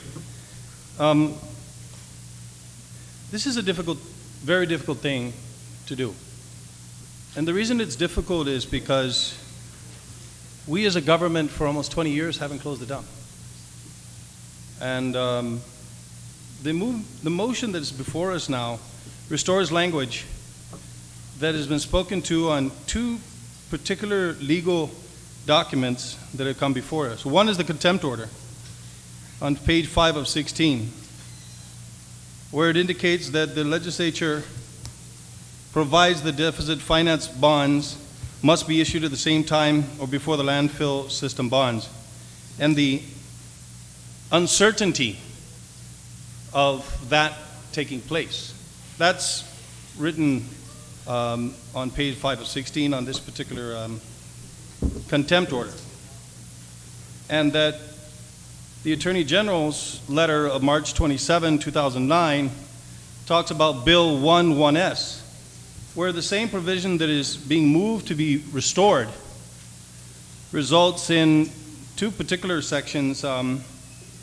One in the first paragraph says, in the last sentence, this office concludes that Bill 1-1S does not meet the requirements set forth in the District Court of Guam, order dated February 13, 2009, and then goes on to explain in the final paragraph on that page 1, however, Bill 1-1S also provides that these bonds shall only be issued if the income tax refund COLA deficit finance bonds authorized in 5 GCA section 1512.1 are also issued at the same time or earlier, unquote. Madam Speaker, this has nothing to do except one thing. Are we going to finance the building of a new landfill and the closure of Orda Dump out of our pocket or out of a bond? Because one of the comments that was made earlier is that we found the money to be able to take care of this $1 million a week. There is a price to pay for that.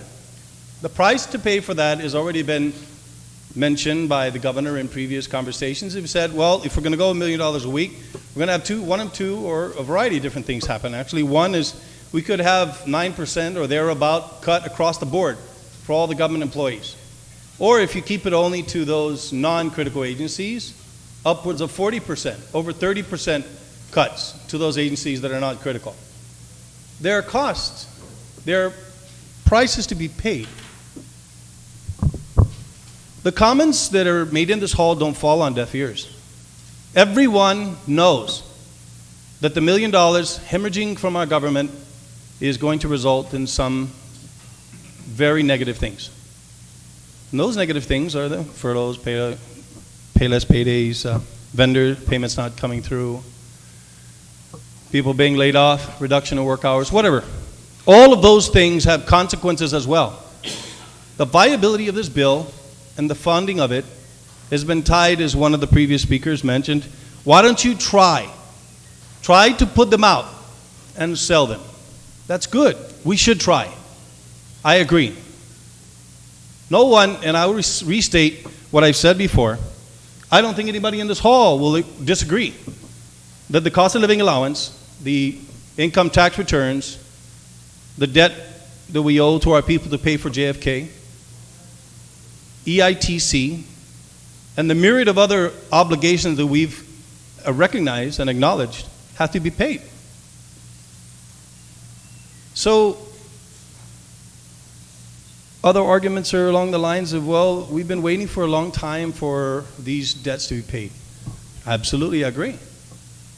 20 years for the closure of the landfill. 13 or so years, maybe 14, 15, I'm pretty sure we're getting close to that on the COLA. I think it's been litigated from those years. EITC is a little bit more recent. JFK is even more recent. So I don't want anybody to have any aspersions or misconceptions, but as I said before, and I'm repeating to make sure it's clear, the financial institutions across our world, our nation, are looking at Guam because of this $1 million a week. If we can't afford to pay all of our basic obligations, we're going to start curtailing government expenditures in the area of personnel and other things like that. Wouldn't you be looked at closely if you had the same kind of situation? Sure. So if we have a reduction in our bond rating, which is likely, it's very likely. If we have a reduction in our bond rating, we won't be able to go back to the market for COLA or all the other deficit financing bonds that we've authorized or can authorize. We won't. Then, on top of the downgrading of our rating status in Standard & Poor's or Moody's or other institutions of that type, what do you have? Less people working in our economy, less hours. I know a lot of people, and I was one of them for a long time, lived payday to payday to payday. I was a police officer. I made just enough money to be able to pay my rent. I had enough to pay for food for my family. I didn't buy a lot of clothes because I couldn't afford it. My food wasn't great. I didn't eat steaks and pork chops all the time. I mean, I had decent food. But I lived payday to payday. Yeah, you know, I had a few things I like to enjoy. A couple beers here. Went out to a picnic with my family, you know. But most of the times I ate pretty frugal. You know, one chicken goes a long way if you cook it up in soup. You fry it up, it doesn't go that far. I try to stretch my food. A lot of people in our community are suffering right now. The downturn in the economy has already affected us. The economy is going to be further degraded when those individuals, presumably, who are furloughed or placed on reduced work hours, have a substantially less amount of money that they can spend in our economy. Nobody wants to stand in the way of COLA or EITC or tax refunds, Madam Speaker. We have to get off of this $1 million a week payment, and we need to make it viable. And we've seen by the lawyers, the legal minds who have drafted these documents, not from me, that it's not viable. And the uncertainties that we place in this bill are going to make it not viable. Now, I stand the risk and stand in the way of the amendment. I object to it. But I do so, Madam Speaker, not because I don't see the same manamko at the funerals or at the christenings or the Senior Citizen Center who ask me what's going on. So I'll share with you one final thing before I conclude. I told the scholar Tanana at St. Francis Church today, I said, you know, this is a 20-year-old issue, the landfill. And never mind which debt is longer, but this is an example. So imagine you have your grandchild. Grandchild comes, you know, and stays with you for whatever reasons. And your grandchild gets a job. They need transportation. They get the job. And they want to use your car. So You give them the car. You know, who's not going to deny them? But you say, boy, you have to, you know, start looking out for your own car now. Get a used car or go to the bank. Use, you know, if you want, you can arrange Guam Mass Transit, some form of transportation. Because you can't use my car for a long time, but you can use it for, you know, 6 months, okay? So, all right. And your grandchild goes, gets the job, starts putting money away as you would recommend it. But ultimately, in 6 months, they haven't made arrangements for a new car. Then at the end of this 6 months, you say, Lana, you know, boy, I cannot continue to allow you to have the car indefinitely. I already told you 6 months. You gotta get arrangements for transportation. Come the end of the year, your grandson is still using the same car. Now your requirements for the car are increased, or you just need to get your car back, whatever the case may be. Then you tell your boy or your grandchild, you're going to take the car back. And then he's without transportation. He loses his job. Whatever savings he had, if he had any, Lord knows when I was young, I wasn't that good at saving myself, but I wasn't, you know, your grandchild's not responsible in some way. Well, this is kind of similar to that because, you know, we've been told for 20 years to close it down. We haven't done it. We've been told, come into compliance with the consent decree that our government signed off on. We haven't done it. We've been told to come up with a design that we did, this government did, and now we have to finance it. We've been told to go get a loan, go get a bond to pay for it so we can meet up to our responsibilities to our island. And we don't. Now, 4 pieces of legislation later, I think 3 of them has been acted on. At least this one hopefully will be acted on. We're putting the same problems in this bill, at least one, because, you know, we're going to raise the debt ceiling, assuming there's not too many tweaking of that. And we're putting the Section 30, which is something they've been looking for too. But this weakening of this bill, by virtue of the reestablishment of the section, is, in my opinion, and not just mine, the Attorney General, and the document that we've obtained from the order of contempt, the uncertainty of this bill, and therefore removing its viability. They've asked for viability. You know what, my colleagues? Maybe we'll actually vote on this. Maybe we'll make it viable. Then the cost of living allowance can be obtained. Maybe then the tax returns can be taken. And we can put that debt on the shoulders of the persons who are probably the best able to handle it. Those are the people who want to buy bonds because this government hasn't paid its tax returns, because this government hasn't paid the cost of living allowance, because the government can't afford to build JFK or pay for the EITC settlement. All of these things should be borne by this government in due course, but we haven't done.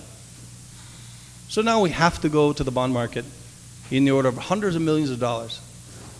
If we don't get this, I don't know what's going to happen next. I don't know. I do know that we have COLA recipients that are dying all the time.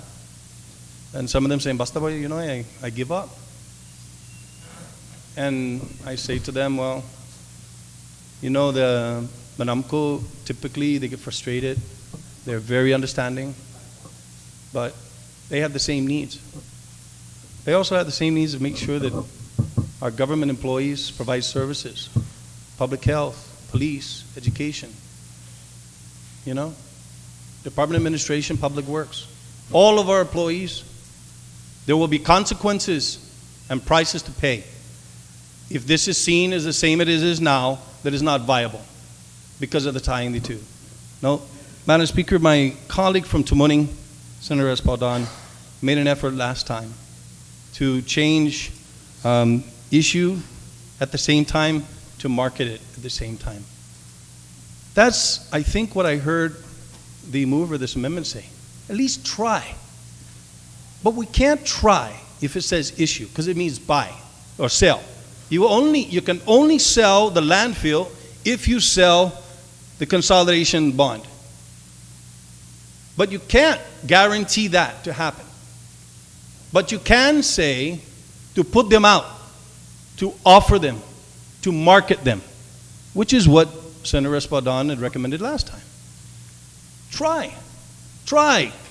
Require the governor to issue them in a market, to market them, to offer them for sale.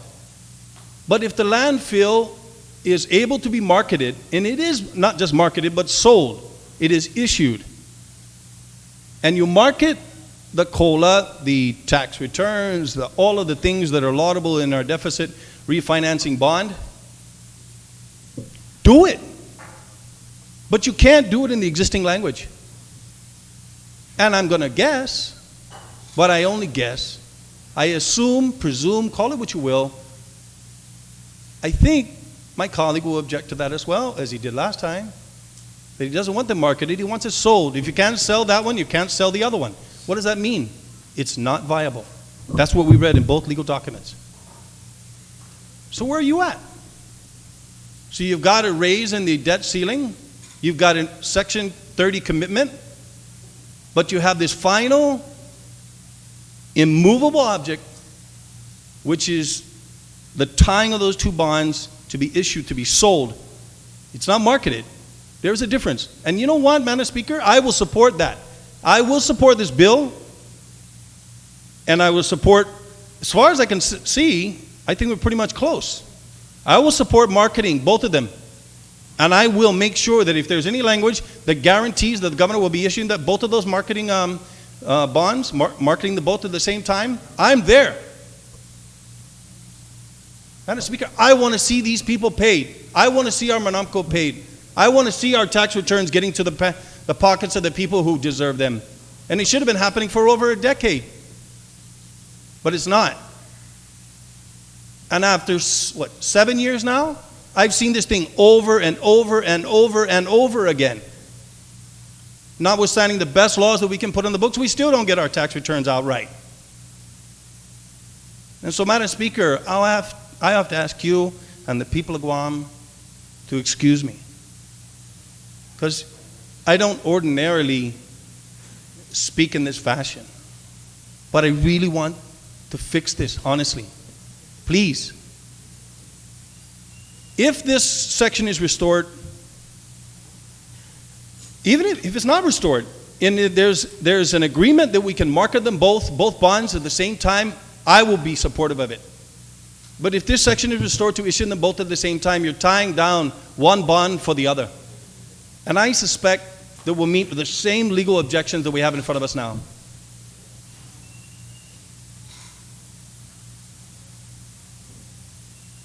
Madam Speaker, it's 3 o'clock. I really hope, as a body, we can move this thing in a fashion which our legal minds have told us is a viable one. If we pursue a course which leads us down the same road we've gone down before, using pretty much the same terminology we used before, with a few corrections for 2 out of the 3 death nails, which is Section 30, the debt ceiling, and then being able to market this on its own merits, we can actually get there. Jesus Masi, Madam Speaker. Thank you, Senator Tenorio. Senator Calvo on the motion to delete Section 12? No. Senator Palacios?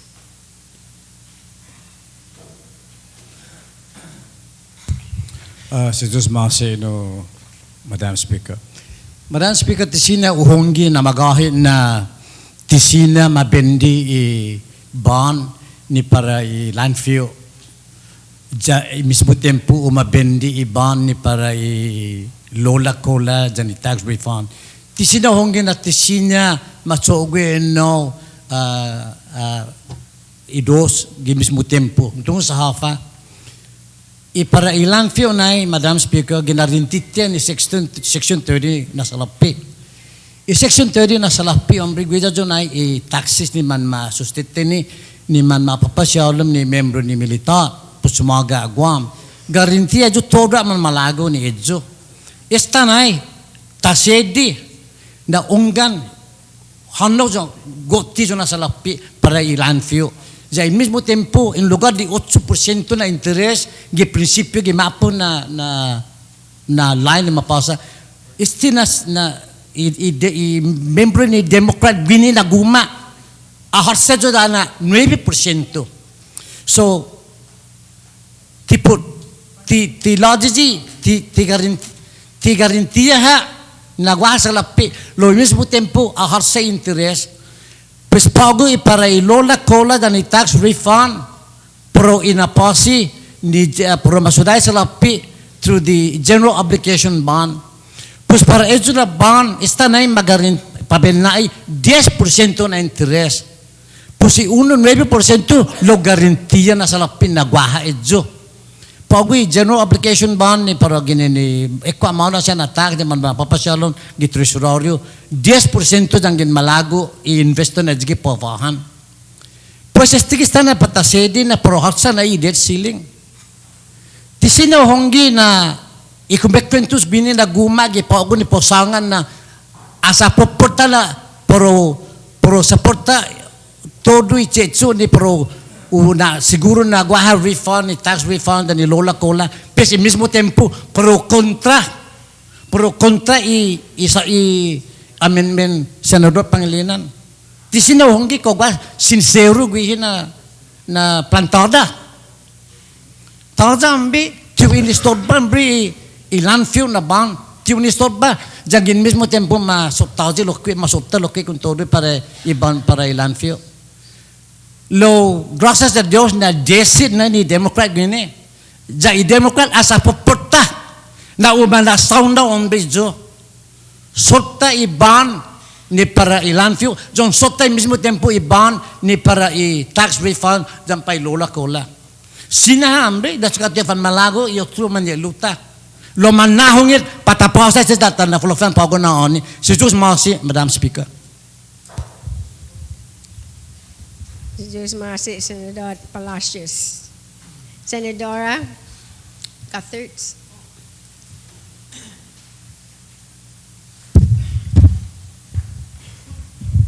So Diyos masi, Madam Speaker. Buenas. Dispensa, por favor.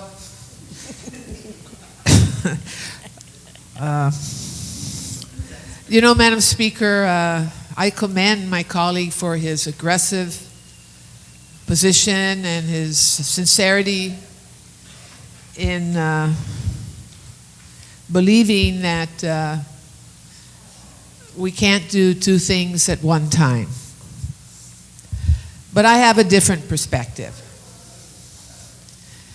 What the court is looking for is a commitment from this legislature to authorize bonds to be floated with a payback from the Section 30 monies. What the court is looking for is assurances that our debt limit will not in any way inhibit our ability to float the bond, to pay for the closure of the ORDOT dump and the opening of the landfill. The amendments that we are making today, just as we have in the past two bills, I believe, address the concerns of the court. Particularly today, since we are about to increase the debt limit without, I may add, increasing taxes on real property. The court will get what it wants. But that should not stop us, Madam Chair, Madam Speaker, colleagues, from recognizing our obligation to the people of this territory and other areas. That includes, of course, the tax refunds and our obligation to our elders through the COLA action. You know, it's very interesting, a dear friend of everybody in this hall has just returned to Guam after a brief visit to a well-known medical facility in Los Angeles, and that's Lola Cola Gloria Nelson. And I want to tell everyone in this hall that I'm very happy that Mrs. Nelson is home and back on island and doing well.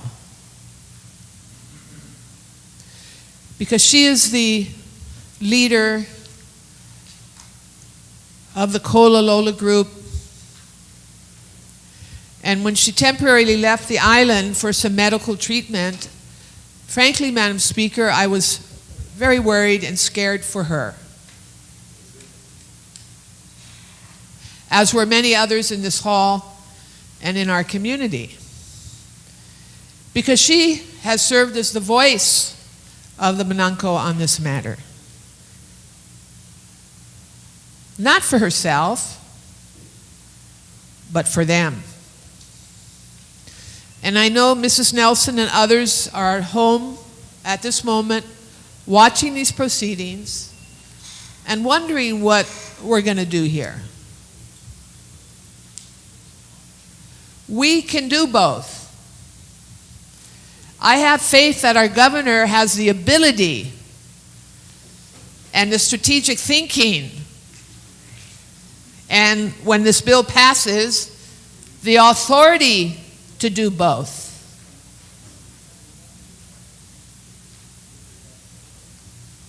I don't know why he wouldn't want to do both when the new debt limit would allow him to do both. In addition, as we all know, the governor has announced, and I support his initiative to try to arrange for a no-interest loan or low-interest loan or grants and loan from the U.S. Department of Agriculture to pay for the closure of the Ordat dump and the opening of a new landfill. That option may become reality, and I hope it does. But this bond authorization bill that we're working on now, that came from the governor and which we're amending, will give him that backup that he can present to the court. I don't think the judge is going to be unhappy with the increase in the debt limit that we're also trying to address other court-ordered obligations of this government.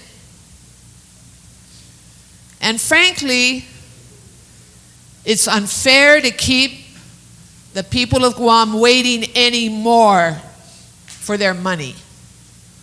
This government has exploited its people by not returning their tax refunds to them and not meeting its obligation to the Mananco.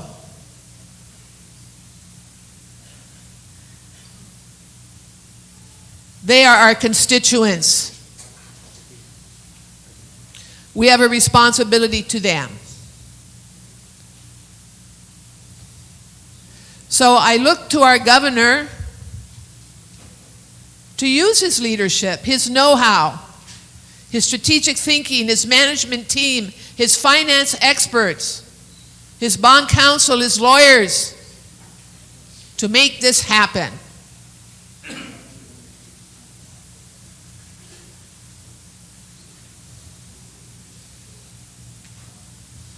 Don't let down our people.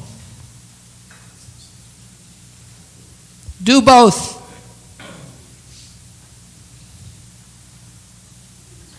We can't wait. Thank you. Thank you, Senator Guthrie. Senator Respicio, you're recognized.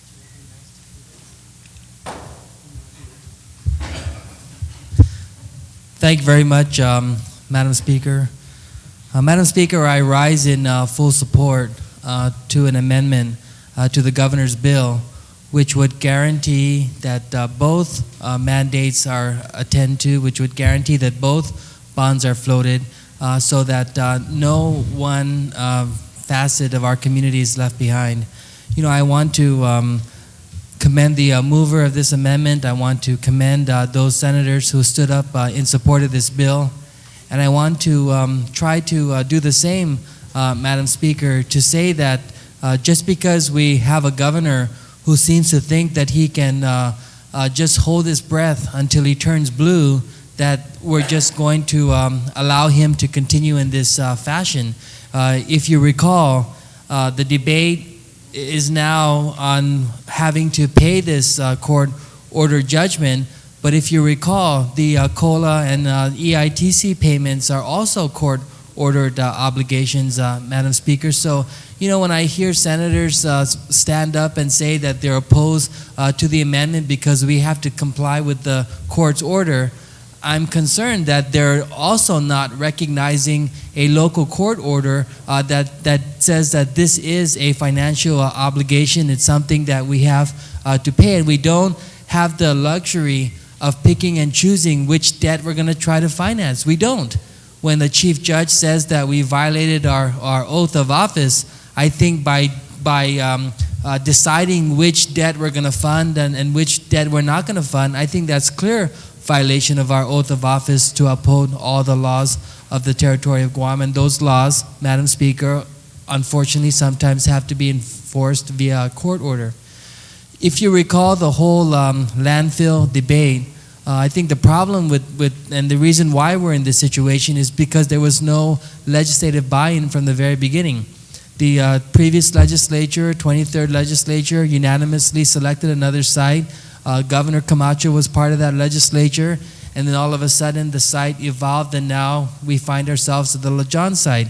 Governor Camacho simply continued to ignore the legislature and spent in excess of $10 million absent any legislative appropriation, and so he was proceeding down this manner, and all of a sudden he acts surprised that there's not a majority of us in this legislature that would want to appropriate money for his decision to have the landfill at Lajon.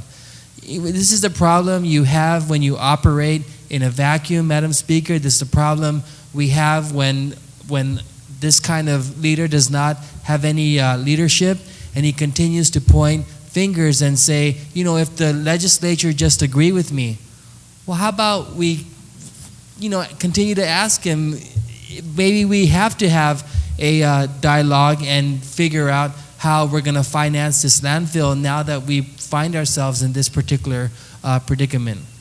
Governor Camacho, Madam Speaker, violated his own oath of office by refusing to recognize local law with the Cruz Amendment that prohibited the setting aside of the $1 million penalty or the $1 million weekly requirement. Governor Camacho, if you're listening, I want to be the first to tell you, or among the first, that you had no business setting that money aside and pretending to the chief judge that you had the ability to set this money aside without having to furlough people or without having to reduce any other obligations of the government. Governor Camacho, Madam Speaker, simply said that he's been able to do this by setting aside tax refunds and not paying vendors. Do you know who he has not been paying? He has not been paying those in most need of medical assistance. He has not been paying St. Dominic's. He has not been paying Catholic Social Services. He has not been paying healthcare providers. So really, we're going to just allow the governor to just pick and choose to pay the $1 million weekly penalty without conveying publicly, or at least conveying to the Attorney General to convey to the court what the consequence of her orders are. There's a lot of speculation, Madam Speaker, by members of the minority that this action will cause the judge to do this or that action will cause the judge to do that. The Attorney General, in Pat Mason's, the Deputy AG's opinion, in his assessment of Bill 1 in the first special session, reiterated what we have said all along. First, you had an Attorney General who exonerated the legislature in our passage of Bill 51, which we know as the infamous Public Law 30-1. We had an Attorney General who went as far to defend the Cruz Amendment. We had an Attorney General who finally argued force majeure. and said by testimony of bond counsel that action of the legislature in passing Bill 51 passed a bond financing scheme that was marketable. And then all of a sudden, the same Attorney General's office, although an opinion written by another Deputy AG, in his assessment of Bill 1-S, said just the opposite of that.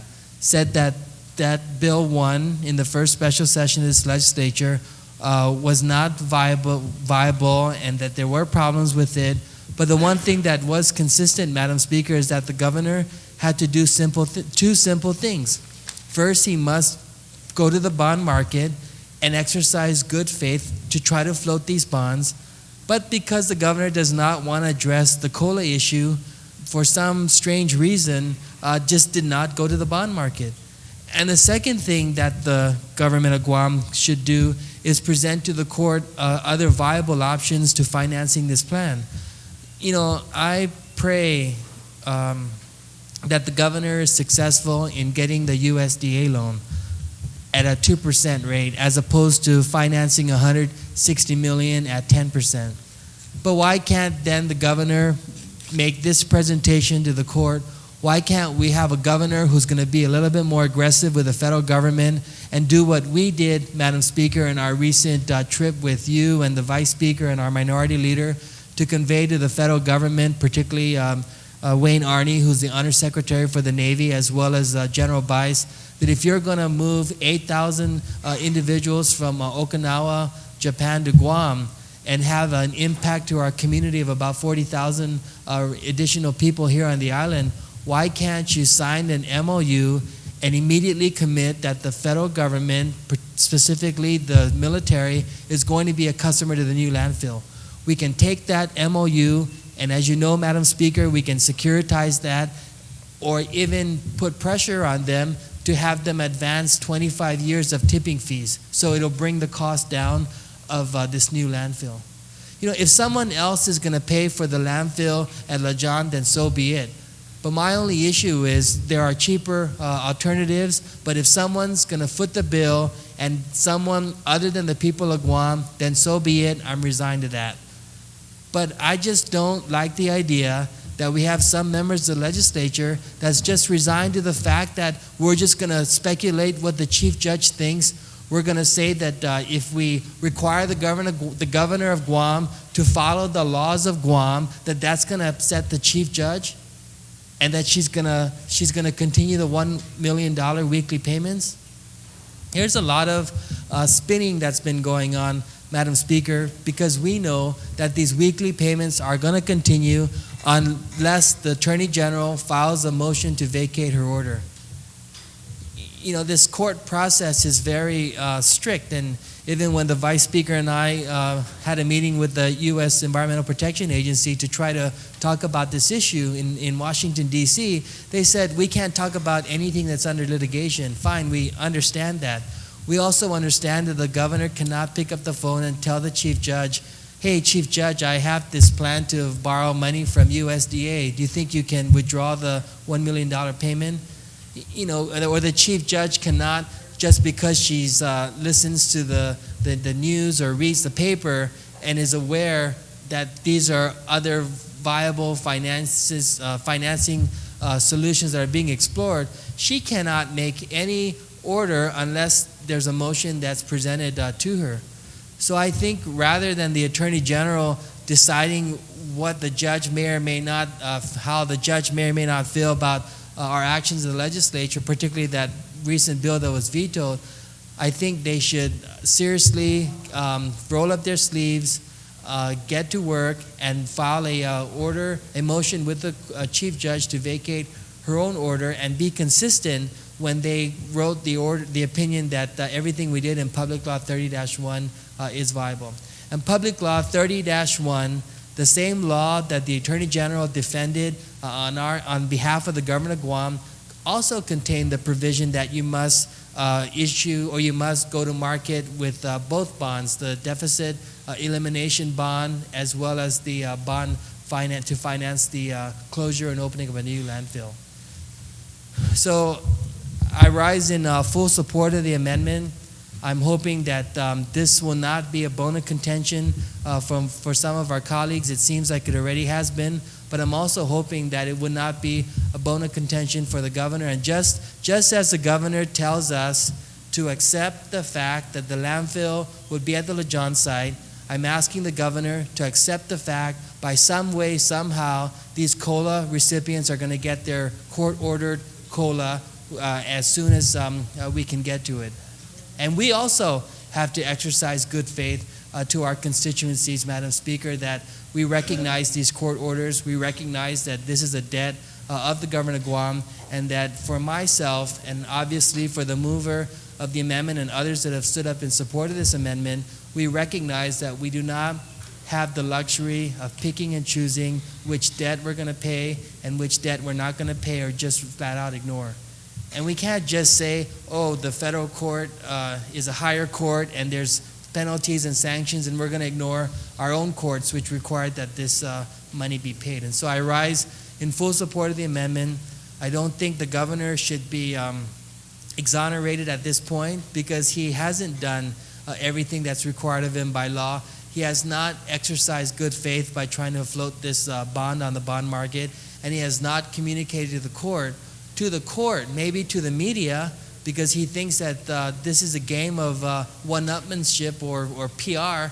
He has not communicated to the court that there's other viable options, such as a USDA loan, or even I'm sure he gets the same briefing that we get through Senator Guthers, who's chair of the Military Build-Up Committee.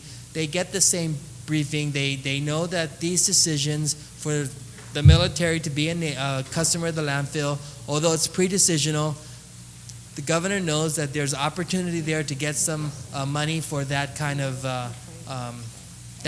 effort if they would move to sign that MOU. And so I think the governor needs to recognize what his requirements are and what he needs to do to avert this continued $1 million weekly payment. And for some senators to think that if this motion passes, that would really set the clock backwards in trying to resolve this issue.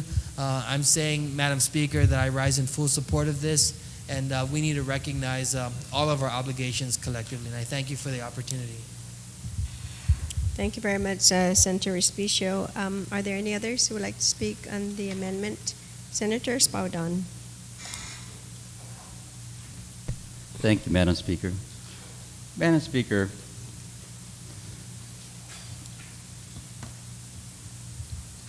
last time we dealt with this issue, well, first of all, let me just make it clear, because I'm sure there are a lot of people out there who may be watching this on TV to try to understand what this is all about.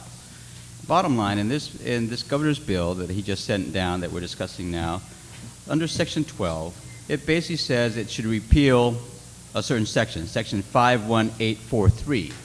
Now, Section 51843 reads as follows. It says, bonds authorized pursuant to this article shall only be issued if the income tax refund COLA deficit financing bonds authorized in 5 GCA Section 1512 are also issued at the same time or earlier. Now, the arguments that have been put here, and one of them was saying, well, you know, we got to make sure that we can show that we can do both at the same time. Yes and no.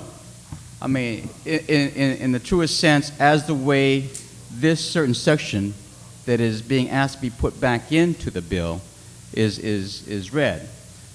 We have to make the fine line distinction and have a real clear understanding what this section, what we put it into this bill, says. It says that you cannot issue, or you cannot have a bond for the dump, for the landfill, be sold until the bond for the deficit financing is sold. Now, yes, we can make an attempt to do both, but there is no guarantee that the bond, the deficit financing bond, which is to pay for the COLA payments and the tax refunds, can be sold. And so the consequence is that if it is not sold, even though we put it on the market and nobody buys it, then we cannot then go out and sell the landfill. bond. I think that's the fine line distinction that we have to try to understand. Because, again, this is what perhaps the court may look at. And again, if I was working there, I'd probably point this out to my judge. They're saying, well, the dump cannot get financed, or the building of a new landfill cannot get financed unless the bonds for the deficit financing are sold. And that is not within really our control as a legislature. It's not really within our control as an island. This is through the control of the market, whether the investors are willing to buy these bonds. Now, if they're not willing to buy the deficit financing bonds, then we're stuck. So again, the financing of the landfill is dependent on whether investors are willing to buy our deficit financing bonds. And there is no guarantee that we can make, because that is not within our purview to control. That is up to an individual who has money and says, yes, I will buy that, or no, I won't buy that. But let's go to the real issue, the central issue of why we're here, right, in terms of addressing this one more time. And that's the $1 million payment that we're making weekly.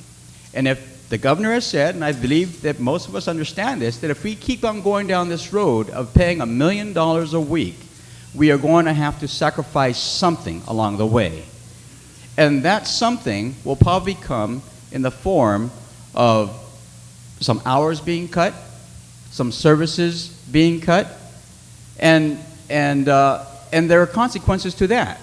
Because if we go one more extension, yes, right now maybe the COLA recipients have not received what is due and owed to them. And like was mentioned earlier, I don't think anybody here will refute that claim, and I don't think anybody here does not want to see that paid. Everybody here wants to get that paid. The refunds, everybody here wants to get that paid.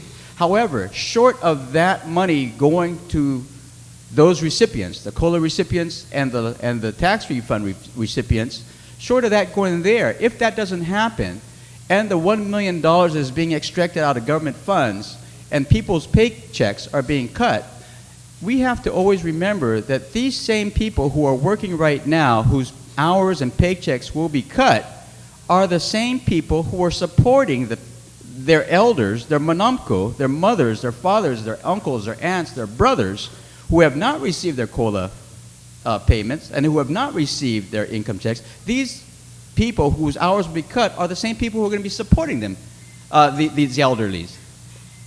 And so if we cut their hours as well, then everybody is going to be in a hurting situation. So I think we have to focus in on really trying to alleviate that $1 million payment a week at this point in time. Now, yes, there is mention that there is the possibility of a USDA financing, which we're all hopeful for. Madam Speaker, I was with you in a meeting with the governor when you mentioned that to him. We conversed about that and that possibility. And after following up on what the prospects may be, we really won't know until June. We really won't know until June. The application was submitted to the USDA. They're going to go through the whole process, but we will not know until June. So if we do not address this situation now, we stand, if we do get that financing in June, but don't address this $1 million a week, again, the prospects of people losing their paychecks, or at least losing a good portion of their paycheck, as well as some hours and whatnot of work, will definitely be affected. The other part to that is once you affect that sector of the population who no longer have the spending capability to go out to the stores and buy the things that they buy now, then all of a sudden the private sector becomes affected. Because the stores and the retail outlets and all the businesses are saying, well, wait a minute, we're not generating the revenue to sustain the payment for our employees. And so as a consequence, they may cut the hours of their employees. And then we're in a bigger hurt. Now, is that right? I think there's a way to alleviate this. Yes, we want to go down both tracks. But again, that whole effort was killed last time when I tried to introduce that amendment so that both bills, so that both bond borrowing efforts could go to the market at the same time. Because there is no guarantee, but that's as far as I could go, because I could not guarantee that one or either or both of those bond efforts will be issued, will be sold. That is up to the market. So again, this is a very difficult thing to do, but with the present language as it is now, it would seem to be that it would be an impediment in terms of making of getting any kind of financing for the landfill, right, if it is dependent upon the selling of another bond that we, again, have no control over whether an investor finds it, the COLA bond attractive or not. We have no control of that. All we can do is offer it to the market. But that's not what this section says. It says, no, you can't just market it both at the same time. It says that you have to sell, it has to, somebody has to buy the deficit financing bonds first before we can even take a look at, having somebody else buy the landfill bond financing. So this is definitely the issue of contention at this point, I believe. But like I said, the bigger picture is if we go down this track of $1 million being extracted every week from our coffers, services will suffer, will get cut. Paychecks will also get cut, which means not only in the government sector, which would have a ripple effect to also the private sector, because then the spending capabilities of those who go out and buy their food, to go out and buy their clothes, will no longer be there. And so the private businesses will then be forced also to cut back on their hours. And then we find ourselves definitely in a total loss situation. Right now, I believe we can cut our losses to a certain extent in terms of at least saving that $1 million a week and getting to some more sensible financing by allowing us to go to the bond market for the landfill. And then I believe that we do have definitely a good potential to re-enter the market on the COLA bonds, right, and see where we go from there. But Madam Speaker, I think that this amendment that is being proffered would definitely be detrimental to this bill. Thank you. Thank you, Senator Espaldon. Senator Pangilinan, would you like to close? Oh, I'm so sorry. 1 second. There, somebody would like to speak. Senator Blas, then you are recognized. Thank you, Madam Speaker. Madam Speaker, as I sat here, not listening not only to this deliberation, but to the deliberations that I sat here, listening to the deliberations 3 times past, I don't think there's anybody here that's going to argue the need and the desire of this body to pay the debt that we owe to the many people that are still waiting and many people that are still dying, that are dying. But, Madam Speaker, we got to deal with the here and now. And I think that if this were not the orders that were put out for this issue, but were put out for the other issues, were put out for the order was put out for the COLA issue, for the income tax issue, for the EIC issue. If there were orders that we had to deal with in the here and now, then I'm sure the arguments, there could be arguments made for and against as well. But the here and now is, ma'am, we are hemorrhaging, we are losing $1 million a week. We're losing $1 million a week because of an order we failed to comply to. And you notice I'm saying we, I'm not saying I. How we got here, it's all our faults. Where we can go with this is our opportunity. My concern here is if we continue to go down this road, the far-reaching effects that this decision will have. Sure, nobody can tell what the judge may think of this legislation, if it were to be changed or not. Nobody knows that. Sure, I share the same sentiments that hopefully in either April 15th or June, whatever the day may be, that USDA hopefully approves the loan for the monies for the dump at a lower rate, that this whole issue may be moved. But those are all the uncertainties that we have to deal with. The other uncertainty that we're going to have to deal with is whether or not, if we do put this both out in the market, that sellers would buy the bonds for the deficit reduction before they can start buying the bonds for the landfill. All of those are uncertainties. What we're certain of today is that we've had to pay $1 million a week. What we're certain of today is that there are vendors that have yet to have been paid or did not receive the payment because of the $1 million a week. What we're certain of today is that there are people that are not able to get their tax returns. What we're certain of today is that there's an order that we have in front of us that says we got to do something about our landfill. I want to deal with the certainties.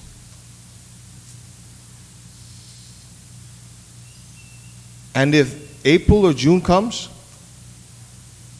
and we don't have to issue the bonds for the landfill,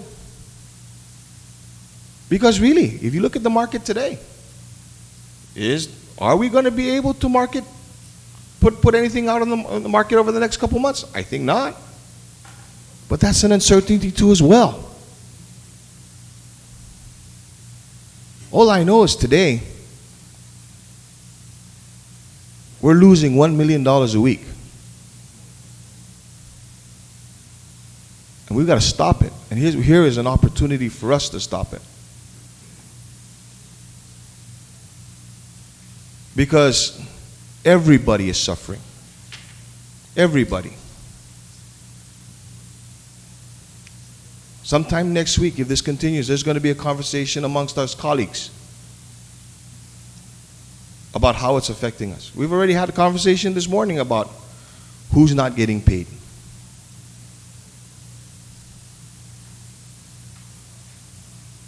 It's got to stop. And so I'm asking my colleagues, I agree with my colleague from Tumuning that maybe there was an opportunity in just changing some of the language that's contained in this section from issue to market. That it would be palatable, that it would be viable, that it'll get us off $1 million a week. And it doesn't affect our bond ratings. That's another thing, ma'am. If we don't do anything about it now, what are the ramifications? Our bond ratings are going to get shot.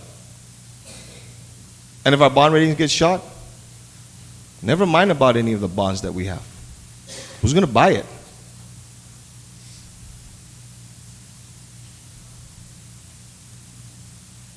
So I'm asking my colleagues, seriously consider and think of the actions that we're contemplating right now. Seriously think of the ramifications that could occur. Thank you. Thank you, Senator Blas. Are there any other speakers who would like to speak on the motion to delete Section 12? Okay, there being none, then I will call on the author or the mover of the amendment, Senator Pangilinan, to close. To those guys.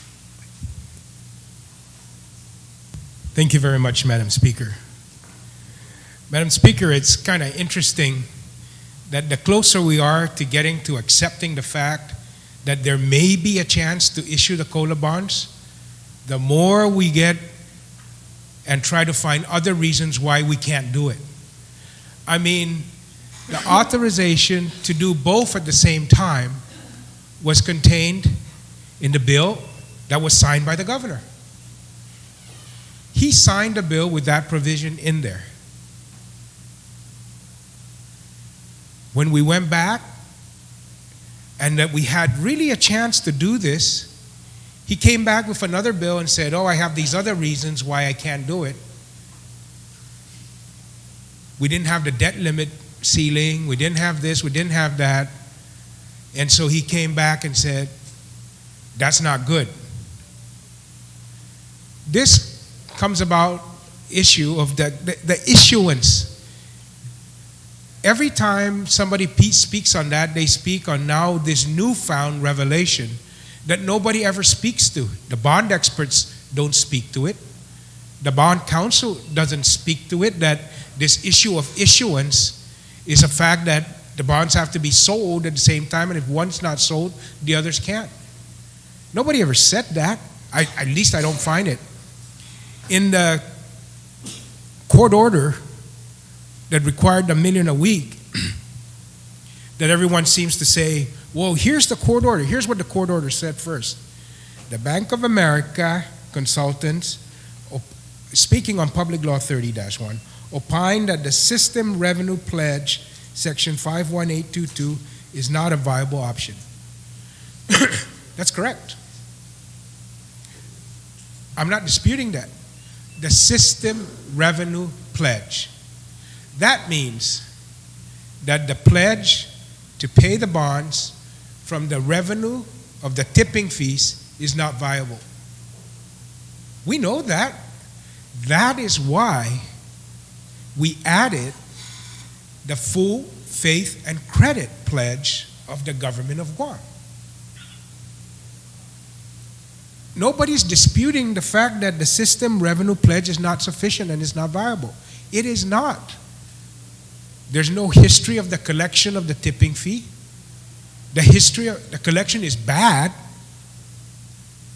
You know, we collect 90% of the commercial and 25% of the residential. And so if you're just going to depend on the tipping fee revenue, you can't go to market. That's why this legislature added the full faith and credit. And that's why in this body, I did ask the financial advisor for the government of Guam, I said, if we gave you a full faith and credit pledge to include the tipping fee as a payment source, not a pledge, but a payment source for the debt service, backed by the full faith and credit of the general fund with a 9% interest, is this viable? Is this financing structure viable? And they did say yes. And there are all these, as we say today, it's viable, but depending on the market conditions. Of course we know it depends on the market conditions. But is pledging the full faith and credit viable? Yes, it is. But it depends on the investors you have out there. It is viable that you can go to market and have a reasonable expectation that if people are buying municipal bonds, that the Guam bond of a triple tax exempt, backed by the full faith and credit of this government at a 9% maximum interest rate, can receive purchasers in a market where people are buying bonds. And when we said, well, if nobody's buying bonds, what would be it? 12, 20%? Could we sell bonds? No, you probably couldn't even sell it at 20%. If nobody's buying, you can't sell it, no matter what the hell you're offering. But from a financing structure, so I agree with that. And they're also saying that both the Bank of America and the Bond Council stated that Public Law 31 created two uncertainties for the issuance of the consent decree. The legislation provides that the deficit financing bond must be issued at the same time or before the landfill system bonds. And two, the legislature did not increase the debt ceiling. As a result of those two things, Government Counsel stated that 30-1 is likely not to be legally sufficient to authorize the issuance of the full amount of the bonds necessary for the consent decree projects. So what is the result of those two things? That they be issued at the same time and not increasing the debt service? That we could not issue and authorize the bonds, we could not legally authorize the bonds for the full amount of the project. We could not legally say you can go out and issue $202 million because the debt ceiling does not accommodate that. Those two things taken together result in one thing: we could not issue the bonds because they would be in violation of the consent of the debt limitation. Not that you can't issue them at the same time and the debt limit. It's in you take them together, it results in one thing, it's not legally sufficient. So we're resolving those two things. We're resolving that if we authorize the increase in the debt ceiling limit, then we take care of both those things. You can issue the bonds at the same time, and you can issue the entire amount for the landfill bond. That's what I read that. That's what that means. Nobody is talking here about the bonds being sold and one not being sold and the others not being sold. Nobody. That's from the U.S. Attorney quoting our bond counsel. The Attorney General's opinion on issuing them at the same time, and what does it mean? It says, Bill 1 provides that the bond shall be, as read by my colleague, shall only be issued if the income tax COLA refund bonds authorized are also issued at the same time or earlier. In addition, the Section 30 pledges of the revenue for the income tax refund bonds, we're taking that out. It's being permissive. We took that out in 30-1. And so she concludes, which wasn't read by my colleague, the court has required legislative authorization for the maximum amount of bonds needed for full implementation of the consent decree projects, without the need for any further debt authorization or action, or further legislative authorization or action. The amount currently needed for the full implementation of the consent decree project is at least $140 million, 160 estimated costs, minus the $20 million paid. However, pursuant to the debt ceiling requirements of the Organic Act, the government of Guam can only incur debt up to the amount of $6.7 million. Therefore, Bill 1-1S does not meet the requirements of the court order dated February 13. Why doesn't it meet the court order of the February 13? Because the debt limit doesn't allow the full amount and cannot authorize the full amount without running afoul of the debt ceiling limitation. Not that they have to be issued at the same time. Again, I don't see anything at all it says here about this issued at the same time is a problem all by itself. Nobody's saying that. It's saying it's a problem because to issue at the same time as the refund bond, as the landfill bond, you have a debt limit. So you can't issue them at the same time. Nowhere in here does it show about telling about sold at the same time or any of the other arguments we're hearing. That whenever anybody, the Attorney General, the U.S. Attorney, the court talks about issued at the same time, the problem with that is the debt limit. I just don't see it. So that's the U.S. Attorney, that's the court, that's the local Attorney General. Here's what Bank of America says. This is our financial advisor. Now, second, with respect to the viability of Public Law 30-1, we believe that any of the opinions or options authorized may be viable from a financing standpoint if and when market conditions permit. So it's viable when market conditions permit. So even if we delink the two and we say you have a authorization to do just the landfill, never mind the people of Guam, the only time that will be viable is if the market conditions permit. And so that's the same thing. If you offer them at the same time, then the viability test is, the conditions is if the market permits. But here's what they say about issuance at the same time, that everybody seems to say is the death knell of this thing. As stated in my February 26th, and this is a March 25th there, as stated in my February 26th memo to the Attorney General, although general obligations bonds can be sold when favorable market conditions return, there are several provisions that may limit the government's ability to issue the full amount of landfill bonds at one time.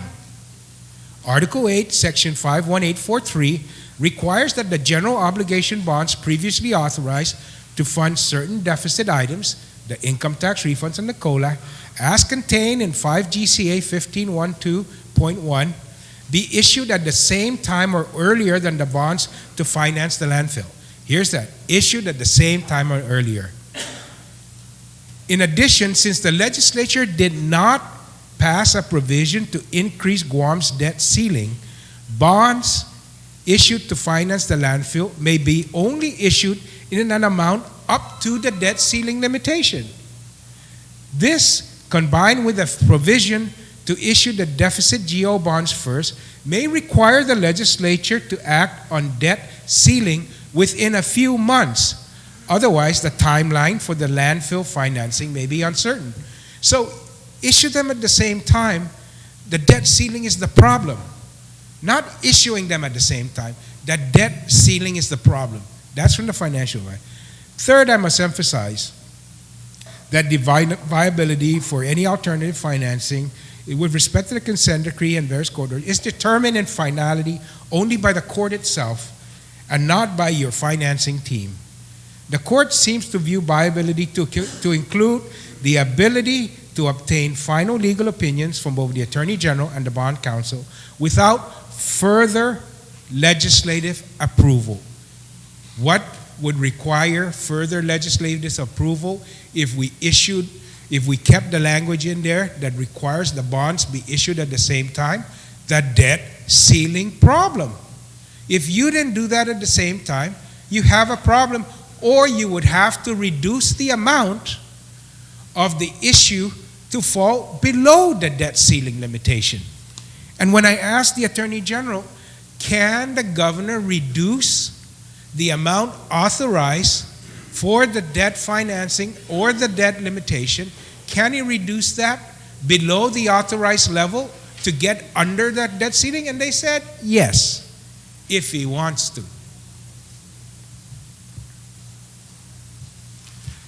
Below is an excerpt of a letter from Bond Counsel Dirks, which outlines one of the reasons why Public Law 30-1 is not viable from a legal standpoint.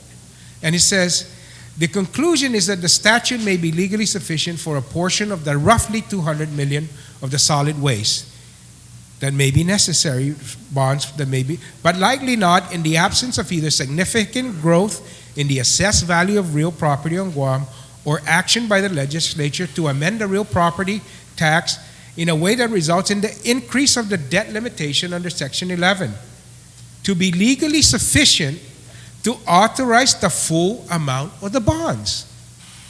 The primary reason for that conclusion is that Section 51843 of the new article added by the statute requires the 246 million bonds to finance, some other things, COLA, settlement payments, and certain income tax, to be issued before or simultaneously with solid waste bond.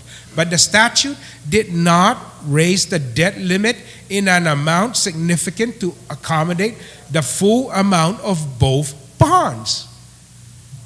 So the issue of issuance is not the same time. But when you do it at the same time, you better have the debt capacity so that when they're sold, you don't say, I can't accept an offer to buy this because it's above my debt limit capacity. Nobody's speaking about this sold and not sold and so forth when they speak about issuance at the same time and the problem that creates with regards to the viability of the financing plan. At least I don't see it. Everything leads back to authorizing the full amount without the need for any further legislative approval to execute the authorization. And even though the Attorney General says, and I asked the governor, I sent him a letter, offering my help on how to structure the issuance of the bonds, both at the same time in Public Law 30-1 to make it work. And of course he didn't respond. He vetoed the bill. But even the Attorney General says you can reduce the amount to fall below. Again, you have to authorize the full amount. So once again, when you argue the point of issuance at the same time, it leads to the ability of the governor and the court to believe that the governor has the full authority to issue that amount, that we don't need any other further legislative action to legalize the issuance of those at the amount. And when you do it at the same time, that when you take the bonds in totality, they cannot violate the debt service limit. I mean, the debt ceiling limit. That's the way I read this. And I know that, that's this issuance and sold, I don't know. I don't think so, but it's a brand new argument that crept up when we have a chance of doing it. When we have a chance of requiring the governor to go out and do the COLA and the refunds, at the same time, he doesn't even want to do it. He wants to take it out so he's not faced with the need to do so or the authority to do so. He just doesn't want to be bothered by it. Don't bother me with the people of Guam who are waiting for their money, because I've got bigger problems to deal with. I've got a landfill to build. So take it out. Remove it. Wipe it off the books. Because I don't want to deal with it. I only want to deal with this problem. Well, Governor, you're governor. I recognize that. Every time I see you, I call you governor. You got to do your duty to all the obligations you have and do your best. But you got to do it. You got to make the effort. Yeah, you got to try. Because this legislature is going to give you the parameters that is required by law, by the judge, to stop the $1 million, which is a Section 30 guarantee of the landfill bond, because you've gone from hopeful to confident in your cover letters. Well, you're going to get it. You're going to get that. You're going to get the debt ceiling. You're going to get a removal of the mandatory Section 30 pledge in the deficit financing bond so that the law doesn't have to be amended. That was also one of the things that Mr. Dirks pointed out, that the reason why it couldn't be issued and there may be a delay is that Section 30 pledge language that was in 113 was not sufficient to do a Section 30 pledge. We needed better language, better construction of the authorization to pledge a Section 30. Well, we're resolving that problem so that there is no delay. So that if the governor wishes, as we're going to authorize him here, to use Section 30 for the COLA bond also, if he wishes, where he may, he doesn't have to, but he may, if he's worried about the bonds not selling because they're different, priced differently, structured differently, pledged and guaranteed differently, he can make them twins. He can issue both bonds with a Section 30 pledge if he wishes to, but we're not going to require him to, because we are allowing him to take Section 30 and maybe prioritize that for the dump. He's allowed to do that. We're giving him that opportunity because the court did not order us to do that, but gave us an example of what may be acceptable to the court. So we're going to give him that. He's already now removing the Section 30 priority for the income tax refunds and the COLA bonds. He's removing the Section 30 pledge for the construction of the new JFS school, and he can grab it all, take it all, and put it at the landfill bond. He can do that. But give us the opportunity, using the full faith and credit pledge of the general fund, to go to Wall Street and offer these bonds at the same time we offer them and issue them at the same time. And let's try to move forward. Let's try to meet our obligations, for a court-ordered obligation, for a trust obligation that we have to the people, for the refunds and the COLA. And make that effort. Make the effort, as the judge envisions, that when you do have a bill that gives you a Section 30 pledge, that uses the revenue stream for a payment source, but not a system revenue pledge, but certainly an earmark and a reservation of the revenues of the system to help pay for the debt service, and use the Section 30 as a backstop, as everyone likes to say and the receiver likes to say, it's only a backstop, then I think that we will have the ability to support a bond issue out of the general fund to pay down our deficit. This is a deficit. This is why Wall Street likes this idea. This is why Standard & Poor's thinks this is a good bond issue. People think that we're borrowing money for the COLA and the refunds, that it's a bad thing. Wall Street likes this. Standard & Poor likes it. They're saying that we're showing some discipline in terms of restructuring the structural imbalance. I'm quoting the governor now. Structuring the structural imbalance that we have with regards to our deficit by putting in some financing plan that will spread the liability of the deficit over a sustained period of time so that we can support it and pay it off, rather than hit and miss. We pay some today, we don't pay some tomorrow, it creeps up some more.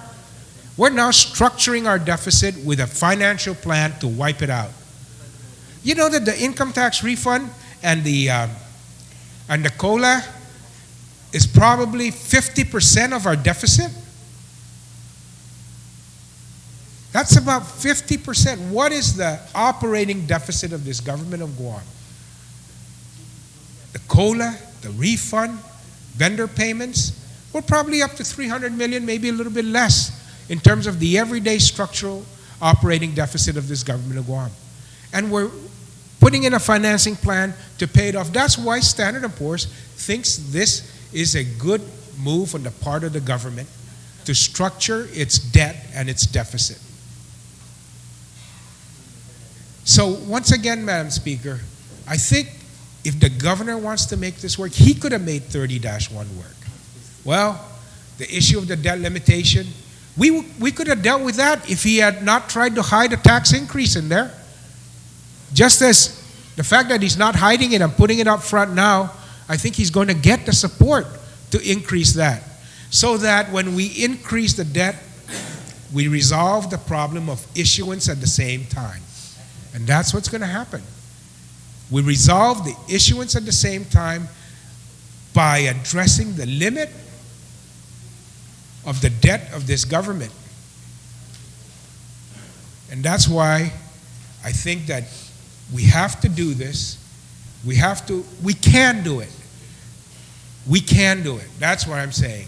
Yes, you know. And there are people in here, you can't say I support paying the COLA retirees and saying I want to remove any remnants of trying to make sure that we address the issue at the same time we address the dump. I don't want to deal with it now. I support the COLA retirees. I support paying the refunds, but I don't want to do it now. Well, when do you want to do it? When do you want to do it? You've been in here for how long? And you've done nothing? And you don't want to do it now? When is a good time? When? When 20% of them or 20 more percent of them die? When 80% of them are gone? Is that a good time? Would that be a good time? No. Now's the time. Now's the time. So I just don't think that you can get up here and stand up and say you support it when you don't want to try to put something in place, taking a look at all the arguments that were given. And I think, you know, when I look at those things and this, everybody's hang up over issue at the same time, it doesn't lead back to what they're saying. It leads back to that you can't do it unless you have the legal ability to authorize the entire amount so that they could be issued at the same time. That's what the advisors say. That's what the Attorney General says. That's what the Bond Counsel says. of why that is there, and how to resolve that problem. Doesn't say get rid of issuance at the same time. It says solve it by ensuring that you have the legal capacity to enter into a debt for the entire amount. That's how it says you resolve the problem of issuance at the same time. Nobody's ever written back to us and said, take that out. Don't acknowledge your debt there. That the way to resolve this problem is wipe it off the books. Forget about the retirees. Forget about the refunds. Even the bond counsel is not saying that. Our financial advisors are not saying that. They're saying, if this is a problem and this is the problem, the way you solve it is you solve it by increasing your debt so you can legally go out and issue them at the same time. And that's the simplicity of how I look at this. Maybe I'm going to be wrong. Maybe the court is not going to accept it. But I'm going to present it because I think it's reasonable and rational. And what's much more important than that, for me, I want to treat these obligations on the same parity. I want to try and resolve this issue at the same time. I need the governor's cooperation. He won't cooperate as he has proven in the past, but we do know that come hell or high water, he's going to get money for the dump. And I'm going to use his determination to get money from the dump to also get some money for the retirees and the people waiting for their COLA. Because I can see how he wants that so much that if he has to, he will. But if you leave it up to him so that he has a choice, he will not. I can just see the governor getting offers if he doesn't have to issue them at the same time. That he goes out to the market, that he gets an offer for the bonds, he gets an offer for the landfill, he gets an offer for the COLA and so forth, and he says, I'm not going to accept the offer for the COLA. I'm only going to take the offer for the dump. I can see him very clearly doing that. But with this language, he gets an offer, he has to take it. Thank you very much, Madam Speaker. Si Diyos maasi para atensyon mo. Thank you, Senator Ben. On the motion then to delete section 12, all those in favor, please raise your hand. 1, 2, 3, 4, 5, 6, 7, 8. Motion carries. On page 19, section 13.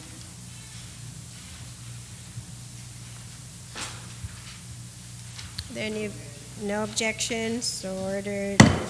Section 14 on page 20 and 21. Are there any objections? Senator, no. You have a question? A comment? You want to comment? Yes. Okay. Yes, please, Senator Agon, you're recognized. On section 14, thank you very much, Madam Speaker. Madam Speaker, I just wanted to highlight for our people who are perhaps watching us that section 14 deals directly with the real property taxation and the debt limit for the government of Guam. One of the requests that was forwarded by and acknowledged through the court deliberations as well as with the chief executive has been really highlighted in terms of being able to authorize both bonds simultaneously. The $202 million plus the debt elimination bond, which is $246. Well, if you look at the borrowing capacity of this government, we could conceivably, if I'm not mistaken, based on most recent numbers, borrow up to a combined amount of $325 million. Well, if you take 202 and you add it to 246, that doesn't add up to less than $325 million. That's where this particular provision is necessary to allow this government to have the authority to go to the bond market and to simultaneously, possibly jointly, access the amounts that I just highlighted. But I think that the subsequent section, Madam Speaker, the subsection B, the levy is one thing that I need to perhaps clarify and also publicly state. That if the previous legislation, which was Bill number 1-S, which the governor recently vetoed, and highlighted and allowed for the increase in the debt service capacity, the maximum amount up to 90%. Well, based on communication that was provided shortly after that, that could have conceivably, by isolating that particular provision, which is subsection A here, in this section, that could have conceivably resulted directly in an increase in the taxes assessed on real property here in our island. Well, subsection B, and I want to acknowledge the efforts of the front office towards ensuring that it's this particular provision and this increase in the borrowing capacity is revenue neutral to the greatest extent possible. Subsection B allows for the change in the tax rate to reflect the increase in the borrowing capacity and ensure that it's revenue neutral to the greatest, and I say greatest extent possible because obviously it may lead to a slightly lesser amount in the thousands in terms of revenue being collected as opposed to increasing it. And I think my biggest concern is ensuring that we do not, as a result of our actions here, increase the tax assessment without at least bringing it out before our people. So this is, I wanted to highlight subsection B, Madam Speaker, recognizing that it is to a great extent revenue neutral and that it will not result in a significant tax adjustment upwards or increase on the real properties of people out there in our community. And that's one of the reasons why I do not oppose it, and I will not oppose it because obviously it reaches the objective and one of the requests that was forwarded by the Chief Executive,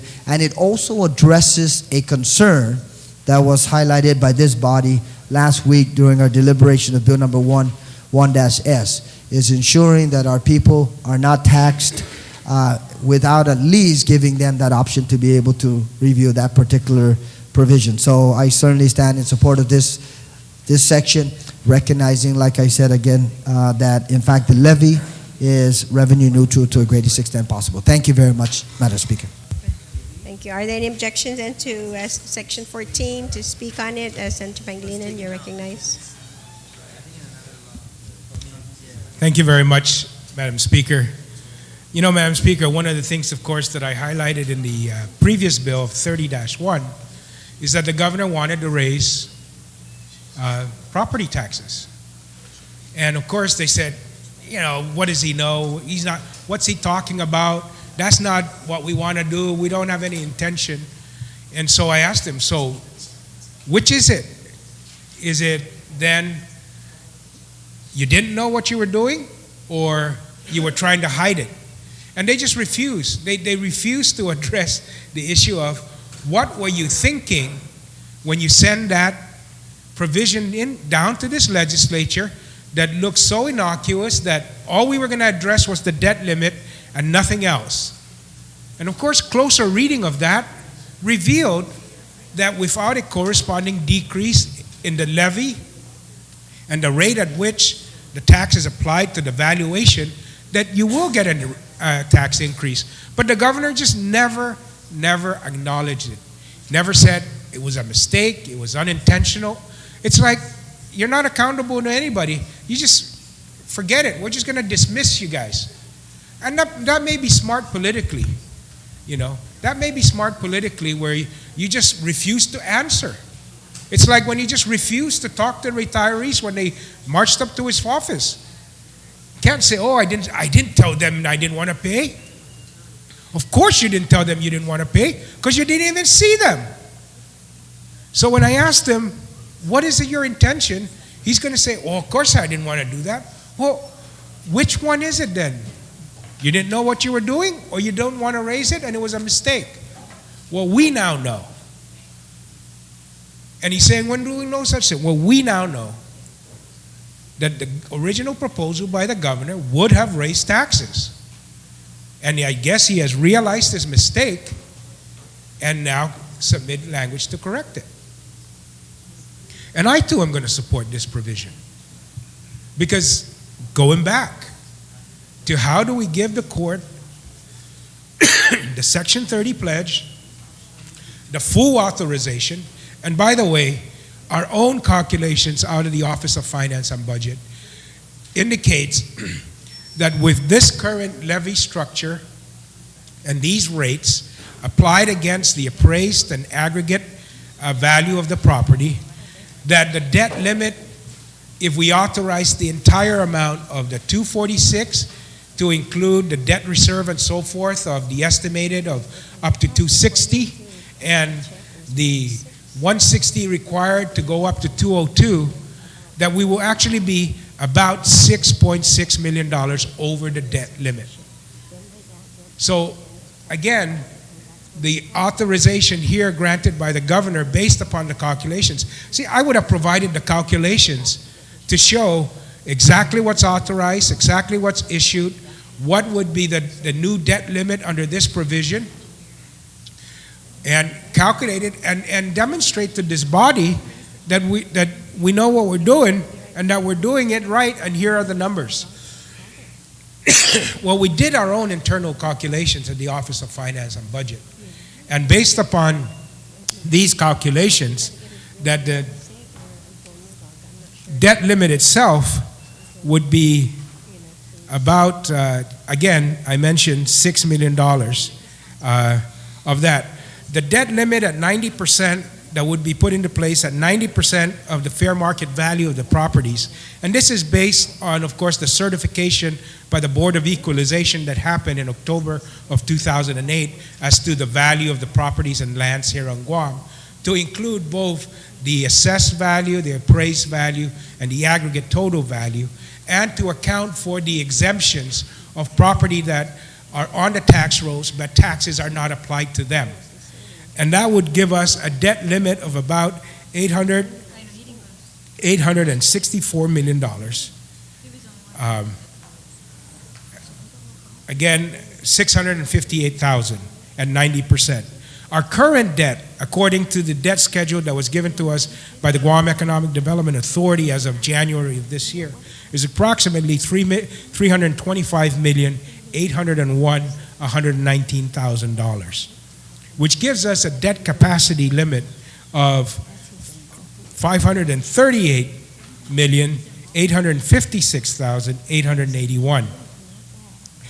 If we take the debt limit and the debt authorization of the deficit financing bonds at the estimated maximum amount to include the debt reserve, capitalized interest, etc., at an estimated cost of about $280 million, and the debt financing for the consent decree projects for the landfill at $205 million, plus the JFK authorization of about $60 million, that would leave us over the debt limit with those authorizations of $6,143,119.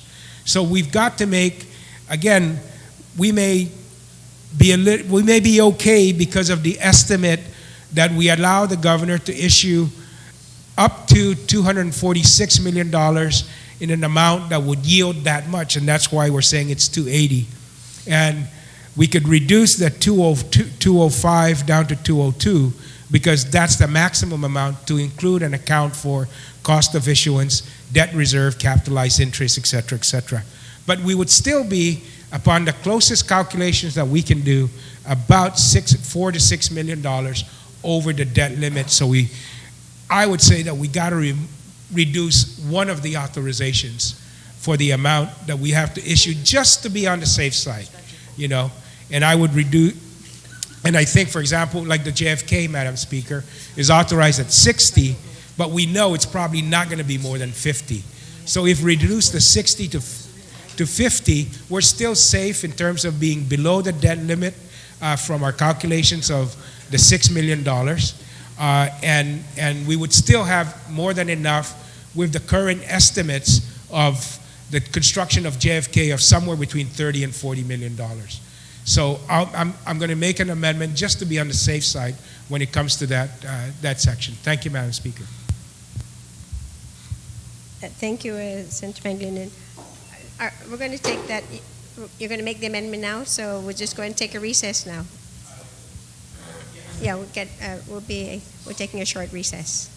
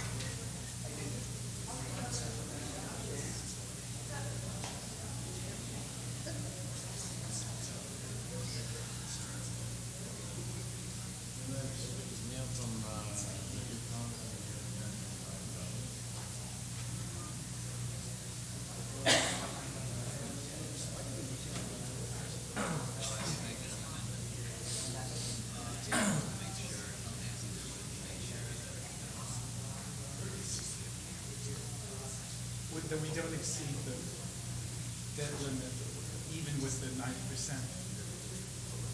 You may need to take it to 91%.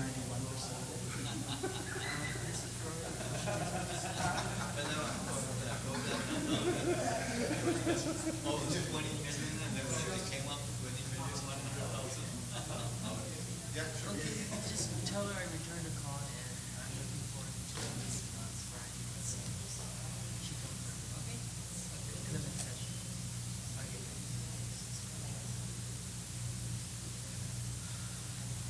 I've cleared over 300 emails. I'm down to only 14. I'm just tired. Tired of all the emails?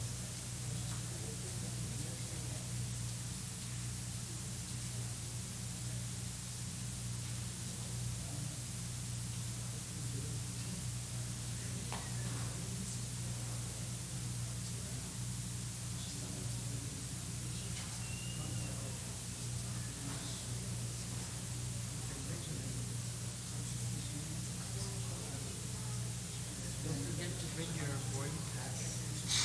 I have it. Let me do my trip. Just the boarding pass. Required by law to do the trip. Same for government details.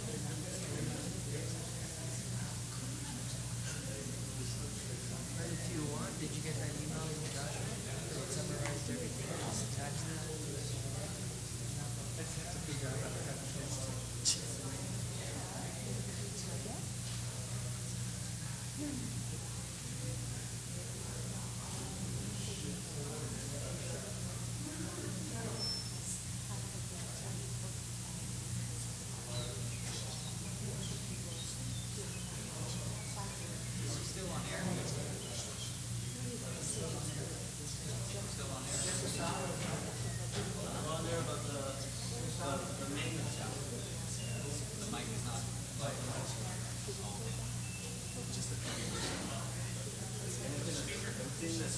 In the bathroom. I'm just going to do is that refinancing, that's what this is like.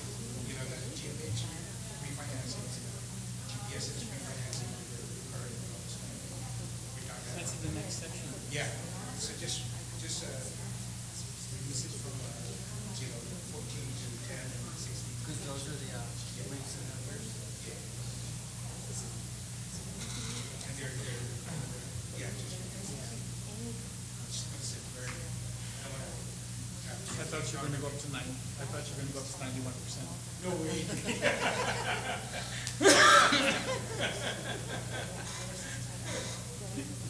No way.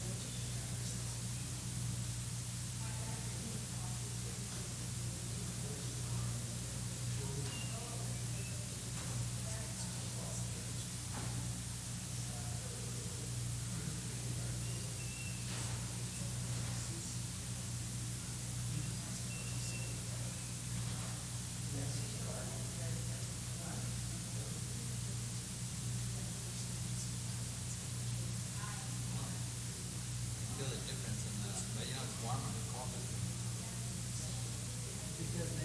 Yeah. Did you guys figure out what the thermostats are in my office? Yes. How can I have 4 thermostats on one pole? Because when they, over the years, when they divided the spaces, they just put the wall and then they put the wall around the thermostat.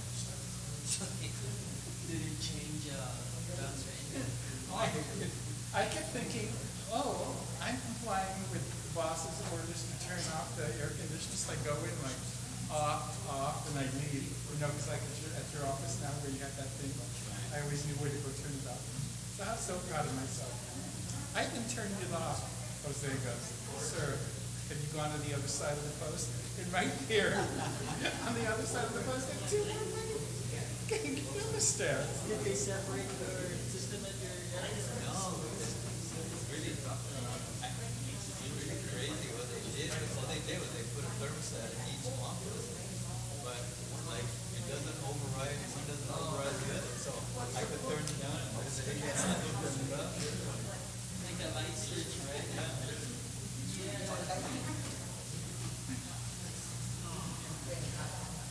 So who do you have on your staff? I have Cyrus, I have the young, Ethan Cyrus.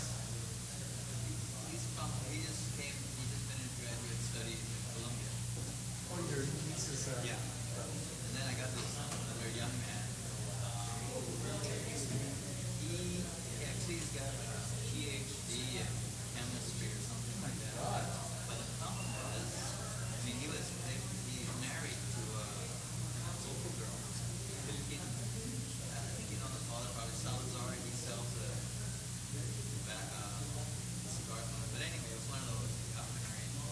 Stay back there because that's where the work opportunity are for his street.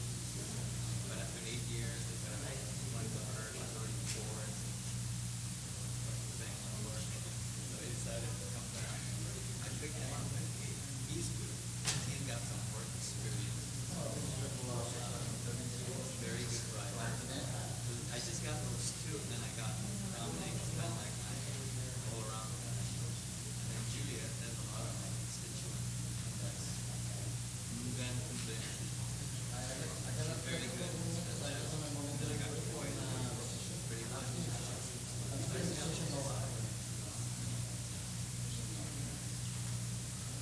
But I may be looking for another writer. Somebody. Yeah, I'm going to need one too. I don't have a full complement. Yeah. I have a lot of central maintenance people.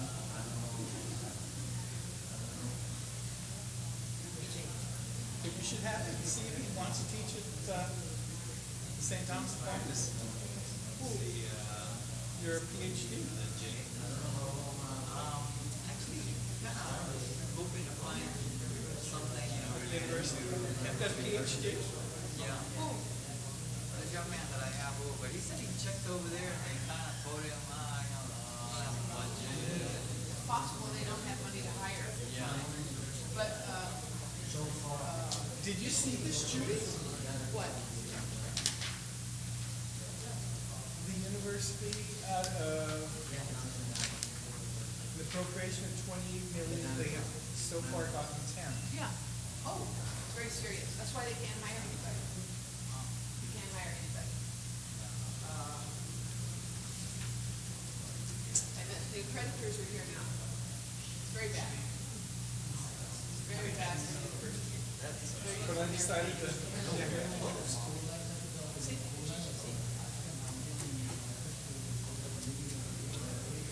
if I was there, I was going to be schools for every month.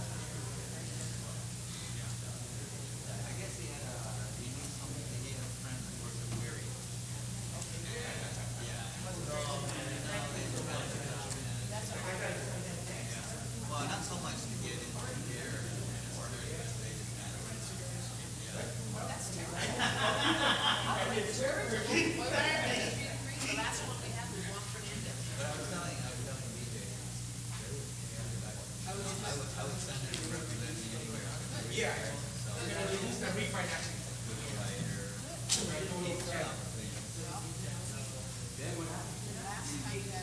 Well, we did our calculations based on this, and we're about $6 million. I just want to be safe. Oh, no, I'm going to reduce the. Yeah.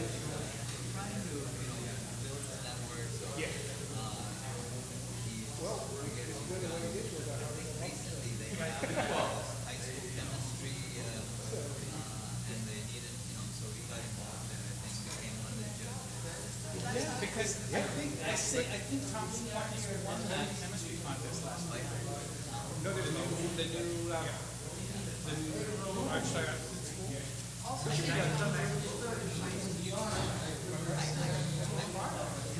That's why I got a whole staff, I pay them well.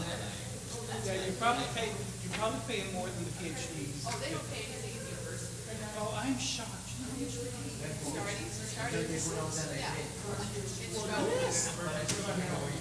With a PhD. Yeah, but that was 50 years ago. 50 years ago. No, but really, it's 30. It's about 30. But now it's 35. Yes. I was shocked. Past there is all. That's your 12 months. I know Joe Bradley said he quit teaching there because it was just so horrible. I mean, he was teaching part-time. Yeah, you get $3,000 for this. If you have a PhD equivalent or a JD. Yeah. Anything less than that is maybe $50. Yeah. It was less than minimum wage with reps on it. I said, forget this. But if that depends on the person, if the person really wants an academic, that's what you do. And work your way up. If you're going to teach in the summer, you make extra money. Teach during Christmas break, you have to make extra money. If you get a grant, you probably get a grant. It's actually published.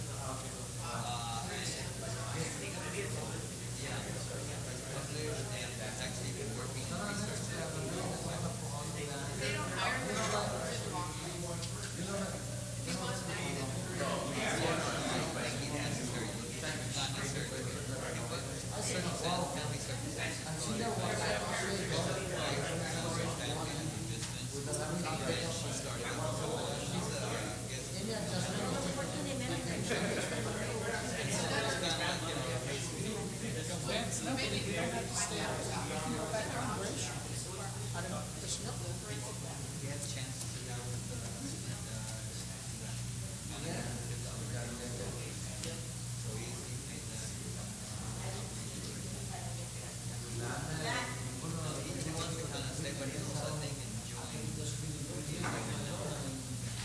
You know, I'm an advocate for whoever is here, go to university. This is beyond what they don't get hired.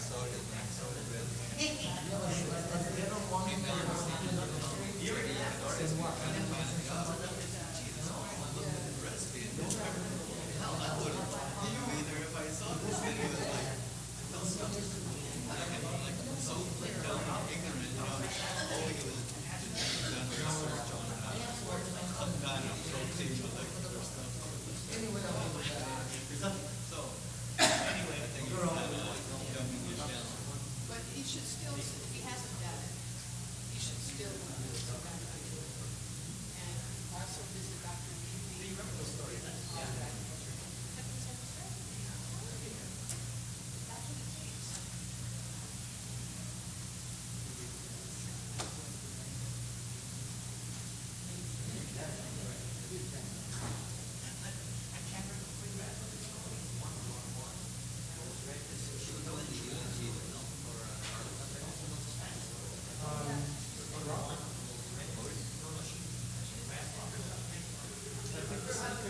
On Friday are going to be 3.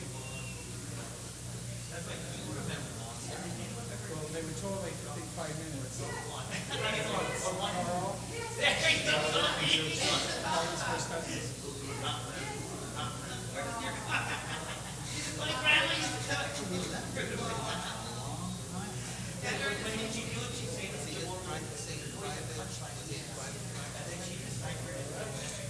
No, have the Coca-Cola franchise.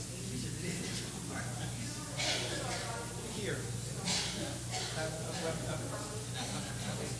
And then when he sold that, he just invested it. And did very well with his investment.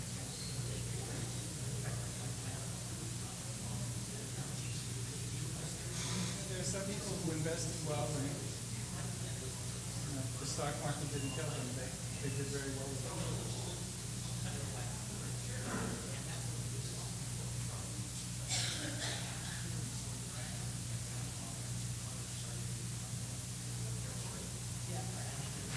Me, I'm sure I think it might be true they found in the garbage can.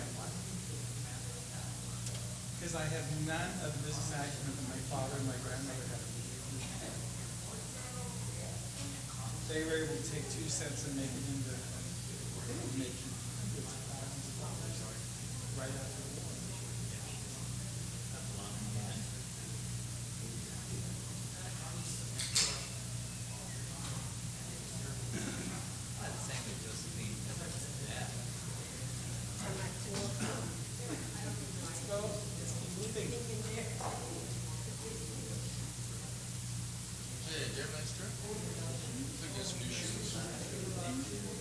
Sweet. Yeah, I always do that. I don't know why I always. I know. I came back. I think this trip I bought 7 pairs of shoes. Damn. Yeah, see, I'm gonna use that in my van next time my wife bitches at me. I have like 5 pairs of shoes and I rotate. You don't need any more shoes. You know, every time I go outside, you get what you pay for. You buy a $50 shoe. That way you can compare the comfort of that with a $200 shoe. Nice. I know. What's in mine? What are they?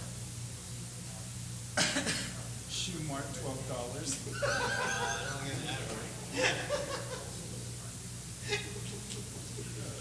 Gotta get a good dress shoe. You know, your normal floor shoe. And these are so comfortable. I wore them watching the entire time. Walked back and forth across the castle. Was way ahead of these guys. These guys didn't move. I was just bouncing on my little rubbery shoes. And John, what's his name? John Mop. Yeah. Moppus? Yeah. Wow. Those volleys. I said, yeah. Bodley.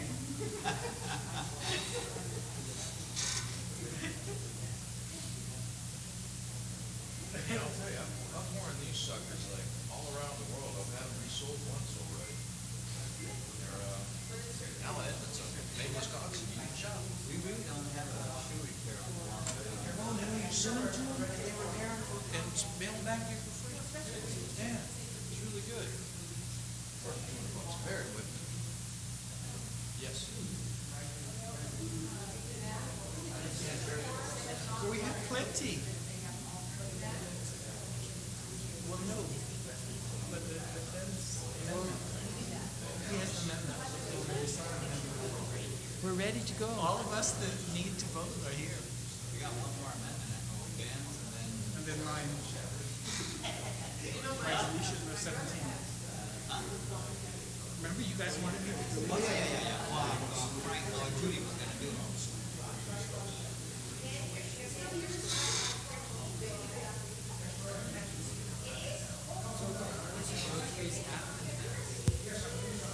Okay.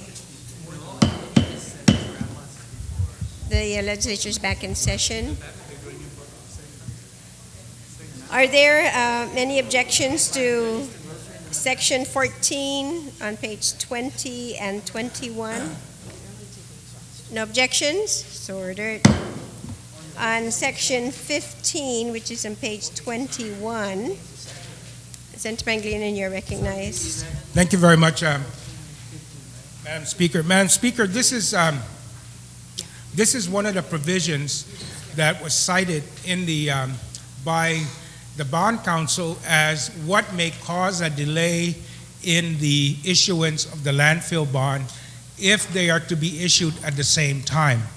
And as I mentioned earlier, in Public Law 29113, I believe it was, which authorized the pledging of Section 30 revenues for the deficit bond. This was the language that was added, and it's Section 30 revenues. And the Bond Council came back in reviewing the court order and said, if that is the only language for pledging Section 30, then it's not legally sufficient to issue that. You need to amend the language to ensure that Section 30 pledge can be used for the deficit financing bond. And of course, at that time, as it is now, the Section 30 pledge continues to be mandatory for the issuance of the deficit financing bond. And this is one of the movements that we've had in the discussion on this thing, is that I have, as I proposed in the in Bill 30-1, the bill that was passed by the legislature, in Bill 51, 1-1S, as I proposed, and the governor proposed, that I'm agreeing to work with him on this. I'm agreeing to remove the mandatory pledge of Section 30 for the deficit financing bond, so that he's now free to use that for the landfill bond. But I'm also going to allow him that if he wishes to, he can use Section 30 as a pledge on the deficit financing bond. And so this amendment would be to, as the governor suggested, and I agree with, strike out under the valid and binding provision in 15.1.2.1-C, strike out that it shall also be a Section 30 pledge, and then add an I that would allow a Section 30 pledge if the governor decides. He may do it. And the reason why I want to allow him to do this is that if the bonds are going to be issued at the same time, and he's worrying about one bond not being able to be issued because different guarantee, different pledge, then he can, if he wishes to, ensure that the bonds are twins, that they're identical, that they can have both have Section 30 and so forth. But he's still allowed to do it and required to do it as a general obligation bond with a full faith and credit. And if you wanted to provide a kicker, you might want to say, he may use Section 30. So it's permissive, and it's a request, and it resolves the issue of any delay at all in the issuance of the bonds at the same time. So I present this amendment. It's been passed out. Okay, on the amendment, Pangilinan amendment, are there any objections? No objections, so ordered.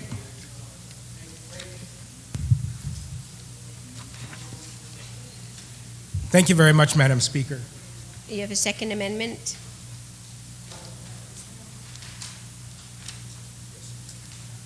On the next page. The second amendment I have, Madam Speaker, is just a verbal amendment, but it's very easy.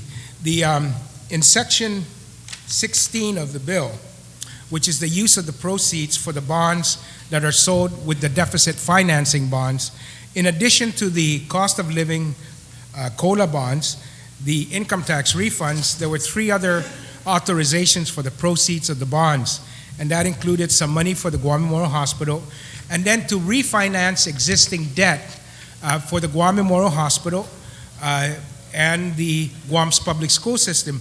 We did this back then because we thought that we were going to be able to get a lower rate for the refinancing of these bonds because of the return of the retirement fund was quite high. This year it's negative. So I was kind of kidding with the retirement fund director. So now are you going to pay us money? Because we don't owe you interest, you owe us from the money we owe you because your returns are negative. But the last two of the authorizations would have refinanced the Guam Memorial Hospital and the Guam Public School System. Now we've been making payments on these outstanding liabilities. And so to ensure that there's no doubt about the exceeding the ceiling, as I mentioned earlier, the calculation we had showed about a 6.1 over the debt limit based on our calculations. Now, if the governor, I wish the governor had offered us some calculations so we can, kind of compare the two. But absent that, just to be more cautious, I'd just like to reduce then the refinancing, the proceeds of the bonds that would go towards the refinancing of the GMH and GPSS debt, and reduce the GMH by $4 million so that it reads $10,953,216, and reduce the refinancing of the debt at the Guam Public School System by $6 million, and that would be now $10,867,640, so that there's a total reduction of debt authorization by 10, and that's on page 23 of the bill. And so that would then lower the total amount to $236,820,856. And based upon our calculation, that gives me a sense of comfort that we'll be below the debt ceiling limitation for the authorized issuance of these bonds. On the amendment, Senator Blas, you're recognized.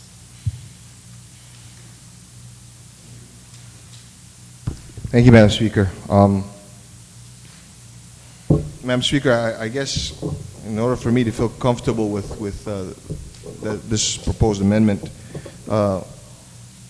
I may want to ask the author, if the author can yield, to basically two requests. One, there was the presentation with regards to the OFB's calculations, and as far as the debt ceiling and where we're at, I'd like to be able to know if we can get something in writing or a copy of those things.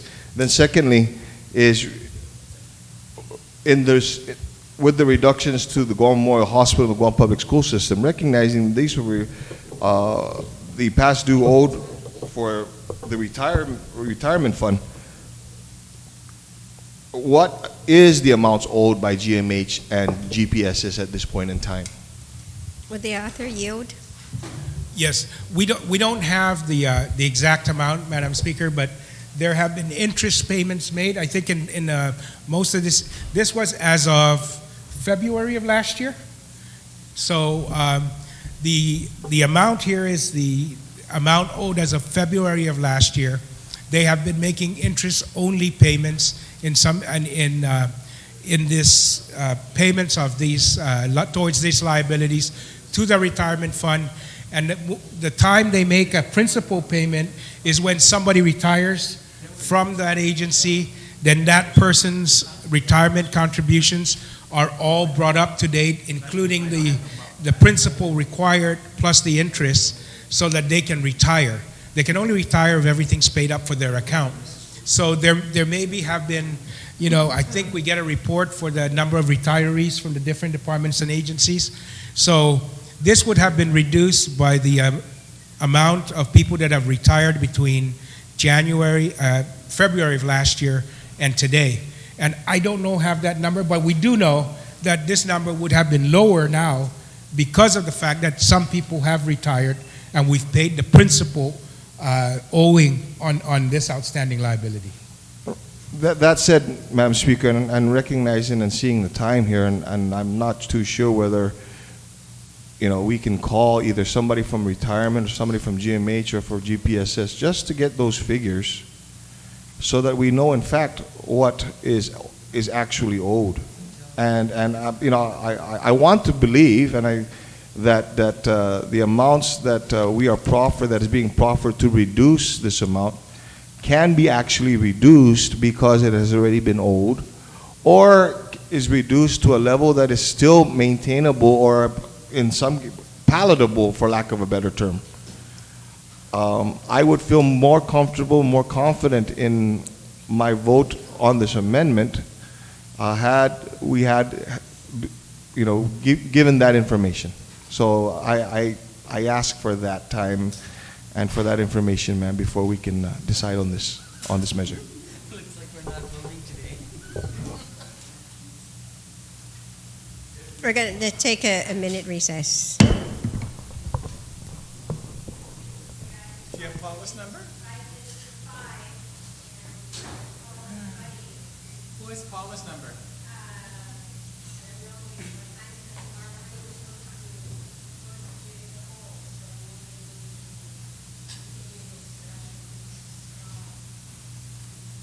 I know we won't be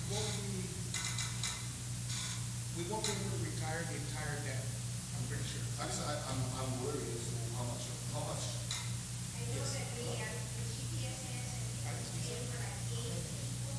Yeah. More than that.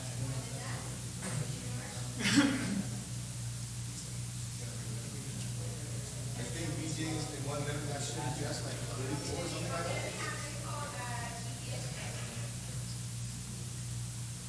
from the hotline. They don't even know what day it is. Frank, I know it won't, I'm pretty sure it won't be enough to say that we'll have paid off the entire, that there may be a balance left. You know, A rough as to what that balance would be, I'd be confident. because they're not paying principal. Yeah. Is Paul answering? Is Paul answering? He's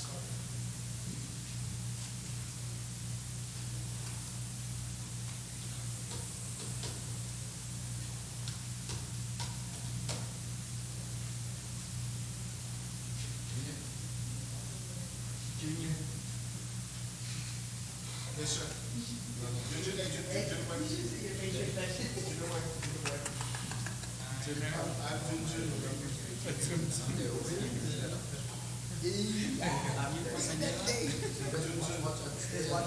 Keep everything stable. Since when? Ask the principal. Should I say congratulations on it? Since when did you become Pinoy? Since when did you become Pinoy? Ask principal. I thought you were Ukudu. To differentiate between Frank Jr. and Frank Jr. Junjun and Zurboy. Well, there's one who lives in Manila quite a bit, so maybe he should put this on Zoom.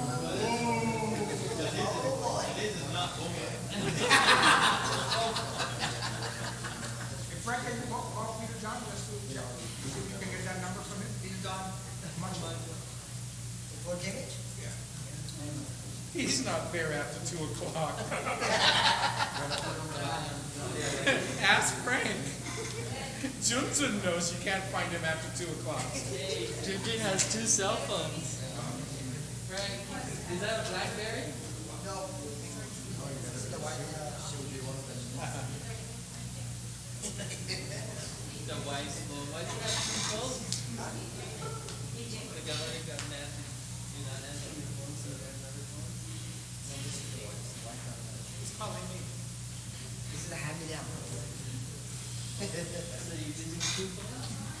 I was. The other one I lost.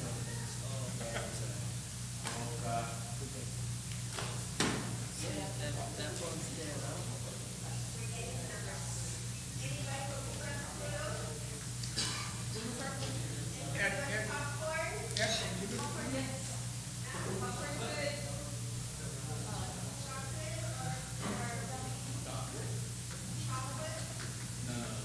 Yes, chocolate.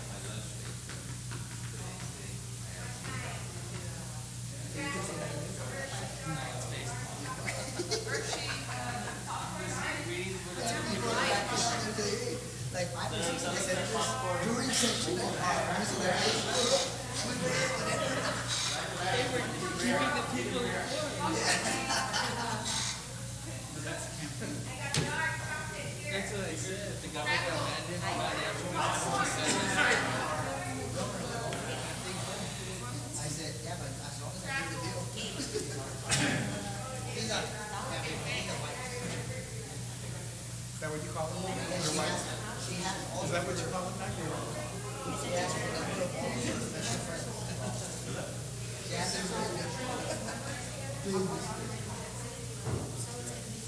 Are you sure they're her friends, not yours? your special friends. All the women? Great. Frank is here. I will not be there. Frank's You here. can ask Mama Wilma. No, it's just the other day, there was an important thing, and then all of a sudden you weren't around, and I thought, Frank's I here. wasn't proud of you, but no. Frank's here. Don't worry.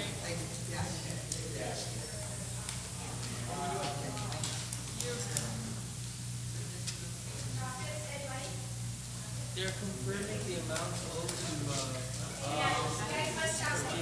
So what's the plan? I'm playing driver for a bunch of years, about 30 minutes. So you're junior. You're Junjun. You're Junjun. You're Junjun. My dude is all over the place, man.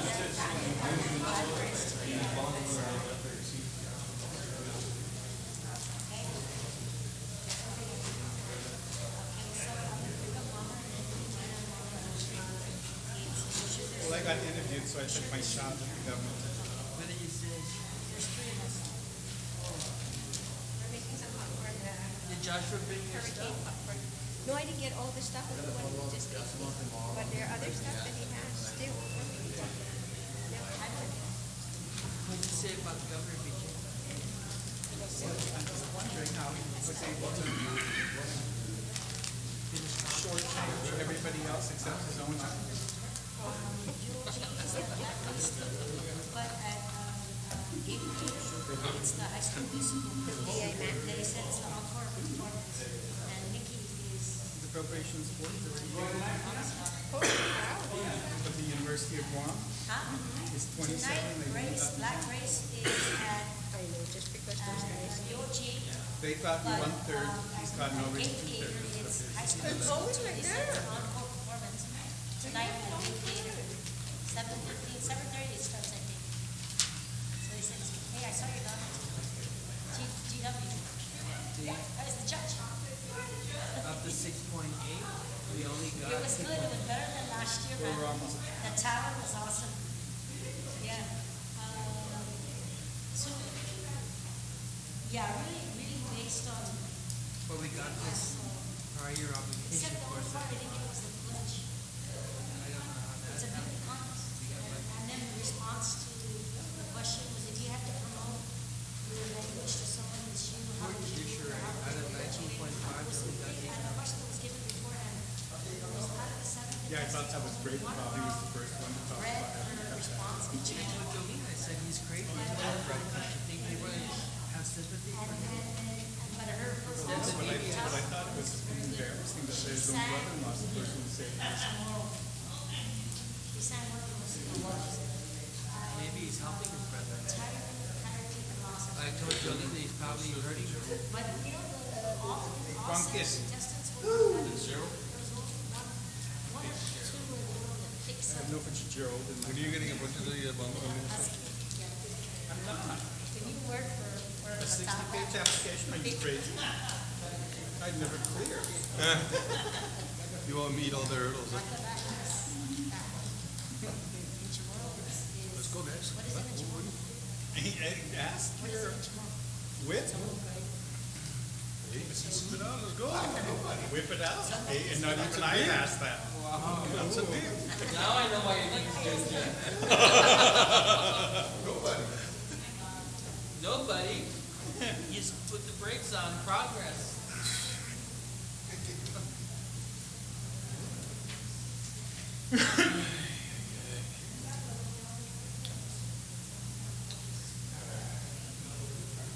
Boredom is set. How many people Yes.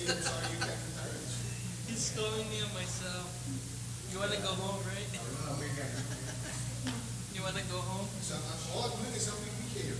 He always tells me, oh, I miss my wife, I want to go home. I said, go, that's excusable.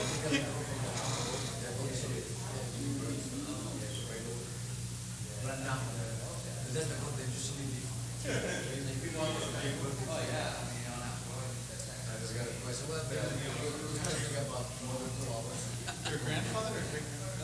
Your goat. What do you do with your goat? Even your goat's gonna run you? Your goat, he said, your goat is Canada. Second breathing and third breathing.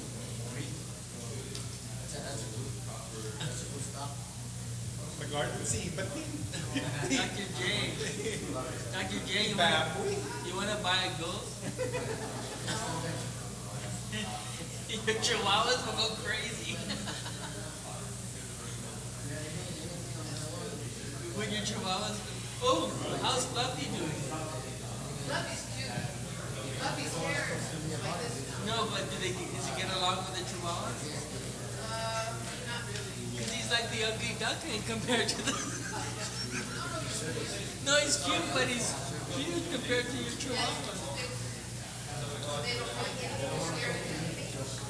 I hope he's not trying to mate them. They won't do that. Why, well behaved? Yeah, but that's what Even you had to think about it.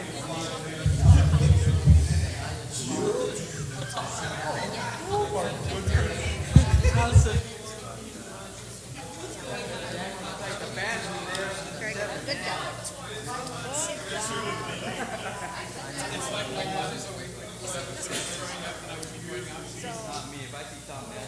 Our George Paul by putting all that amendment back in section 12, then we've gone that's what he just said. That's what I told him.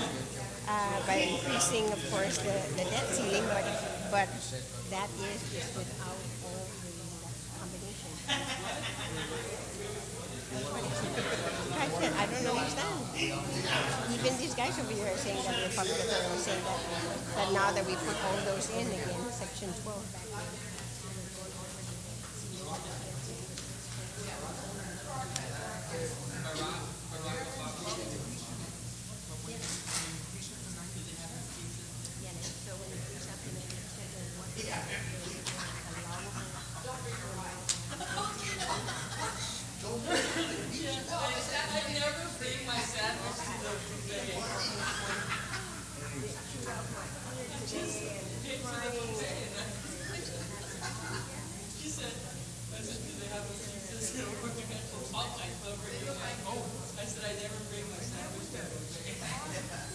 Yes, but now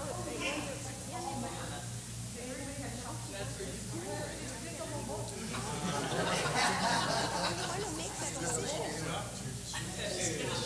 The names go after that. I know. I know. I just can't believe it. Then I said, man, I thought you'd be happy already that the National Guard is named after. I mean, that's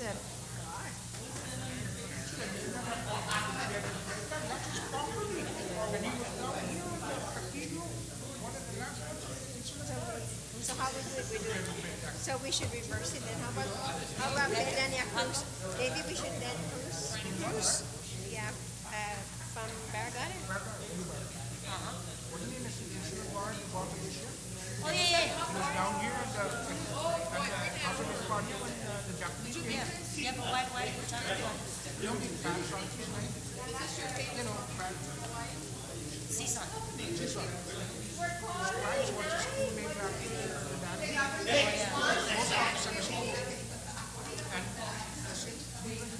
And I would have preferred to name that after one man that has their property. He was in the guard. Just let him along, you know. We're not the ones in the He wants you to lie. We're not the ones on the road. I can see that in any conviction.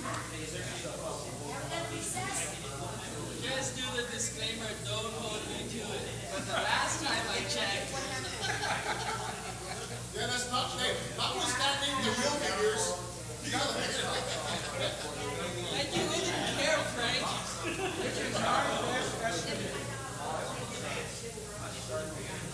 Hey, Andy, I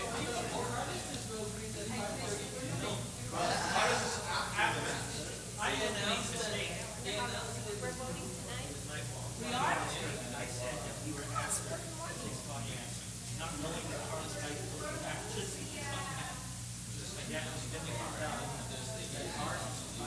Then can we vote on it, Rosa? Leave at 6. Please. Almost ready. Yes, leave the rosary. Hello. I want you to know your song is so addicting up to now. You're walking up to see you say hello. You want it? I say hello. This is the only email that came in. He said that you gave me a new song. We're going to vote on this. But Pat's still in the office. Right next campaign, she's going to do all the music for it, so. I don't know how that was everybody's birthday. Oh,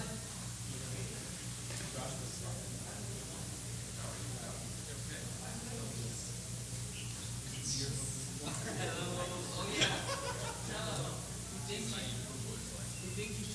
Okay.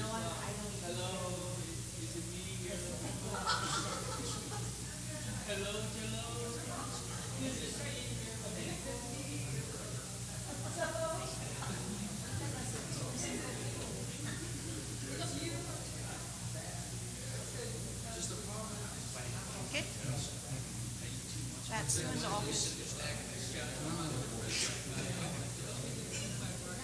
Those are just, I know. I don't know who's that one. MJ Sparks.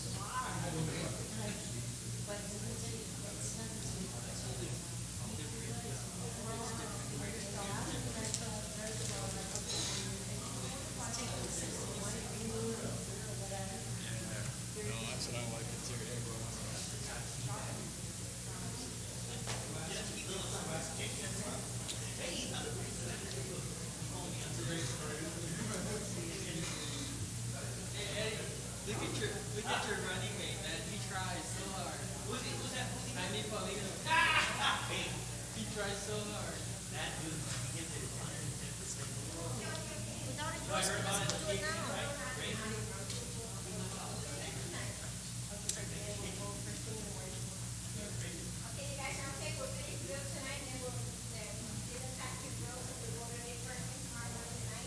But I don't know if we're gonna be able to get I don't know if we're gonna be able to get the numbers you requested. Did you give me the OP figures? No, this is the debt limit. Yeah. Yeah, I can give you this. Yeah. Okay. Hey, done.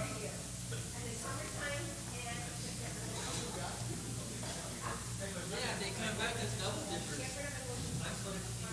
Morning, Mom. So what tomorrow morning? Yeah, 'cause I got a bunch of kids that's supposed to be shuffling here and there between all these things. Like 5:30.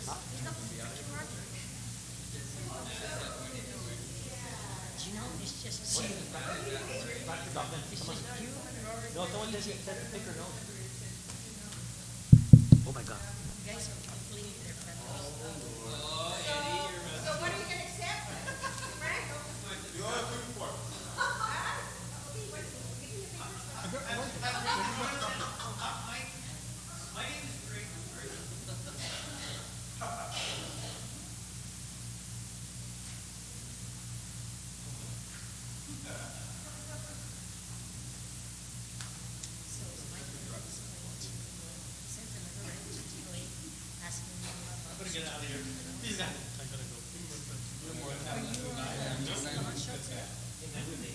Duty was on from 6 a.m. to 10 this morning. Yeah, we got a new show started today. Yesterday. Dude, there was a lot of callers on freaking. Huh? It's the old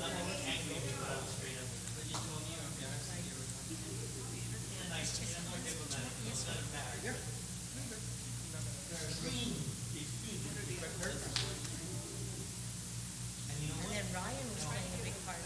You know, I just turned on the radio and went through and they were on and then I would always switch. You got on the show, you did a couple of minutes too, right? Well, not every day I did, you know, I covered. I did one of my. Well, yeah, mine was, I did it to cover for like Patty and. Oh, like, I did almost a year and a half. Straight. What's 1 hour ago. What was your show, Todd? Yeah. City Center.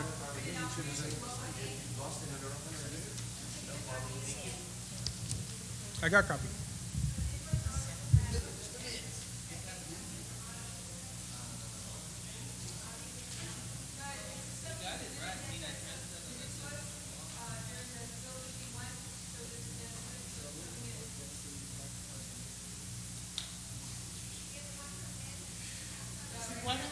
Why don't you just change the number of the deficit financing authorization to 270?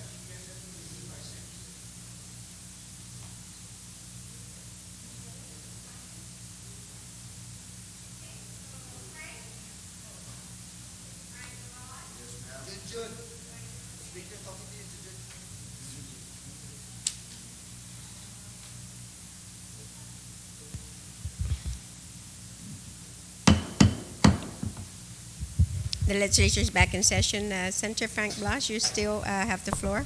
Thank you, Madam Speaker. Madam Speaker, I want to thank the good senator from Barragata and for the OFB report, and recognizing too the discussions that we were having with regards to what the amounts are actually owed by Guam Memorial Hospital and GPSS in behalf of the retirees for the retirement fund.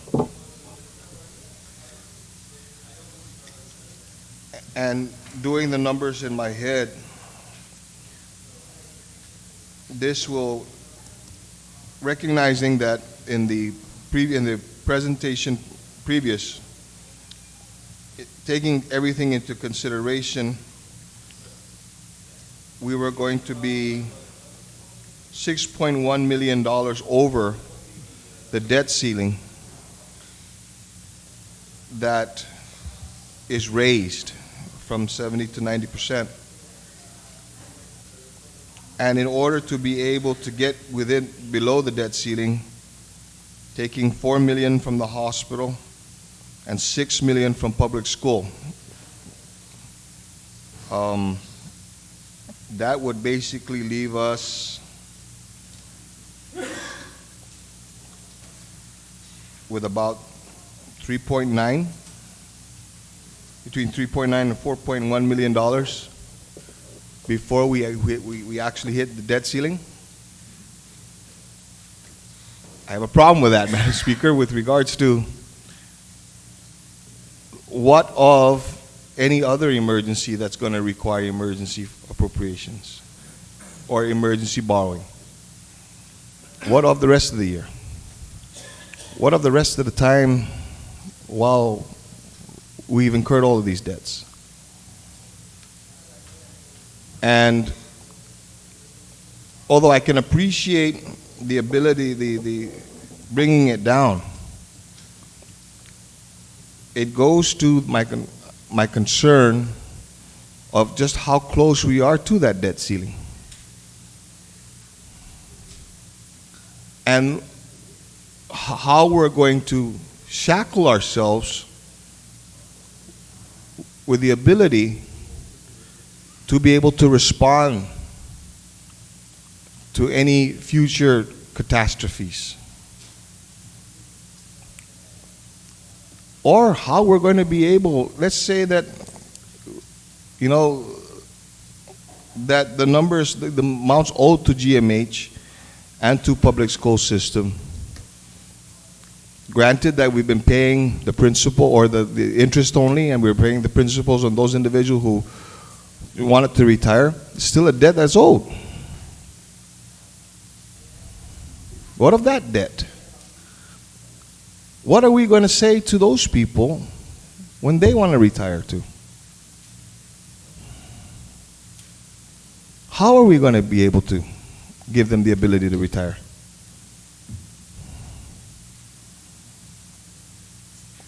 So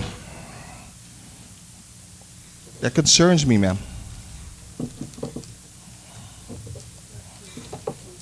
And what I'd like to do is hopefully listen to continue or any further discussion or deliberation that my colleagues may have with regards to this amendment. And during that process, during that time, look back and see whether or not I could live with this. Thank you. Thank you, Senator Blas. Senator Pangilinan. Thank you very much. It's funny that we're worried about the debt limit when we're trying to reduce the borrowing.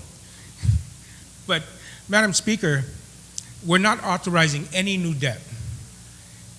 Every amount of money that's authorized to be issued is already authorized. So the time to worry about the debt is when we were authorizing these amounts and so forth. And that's the time. And again, I want to stress the fact that we are not authorizing any new debt that is not already in the books. We have the authorization already for the landfill, for the deficit financing bond, for JFK, plus the debt that's already issued. So we've authorized those things.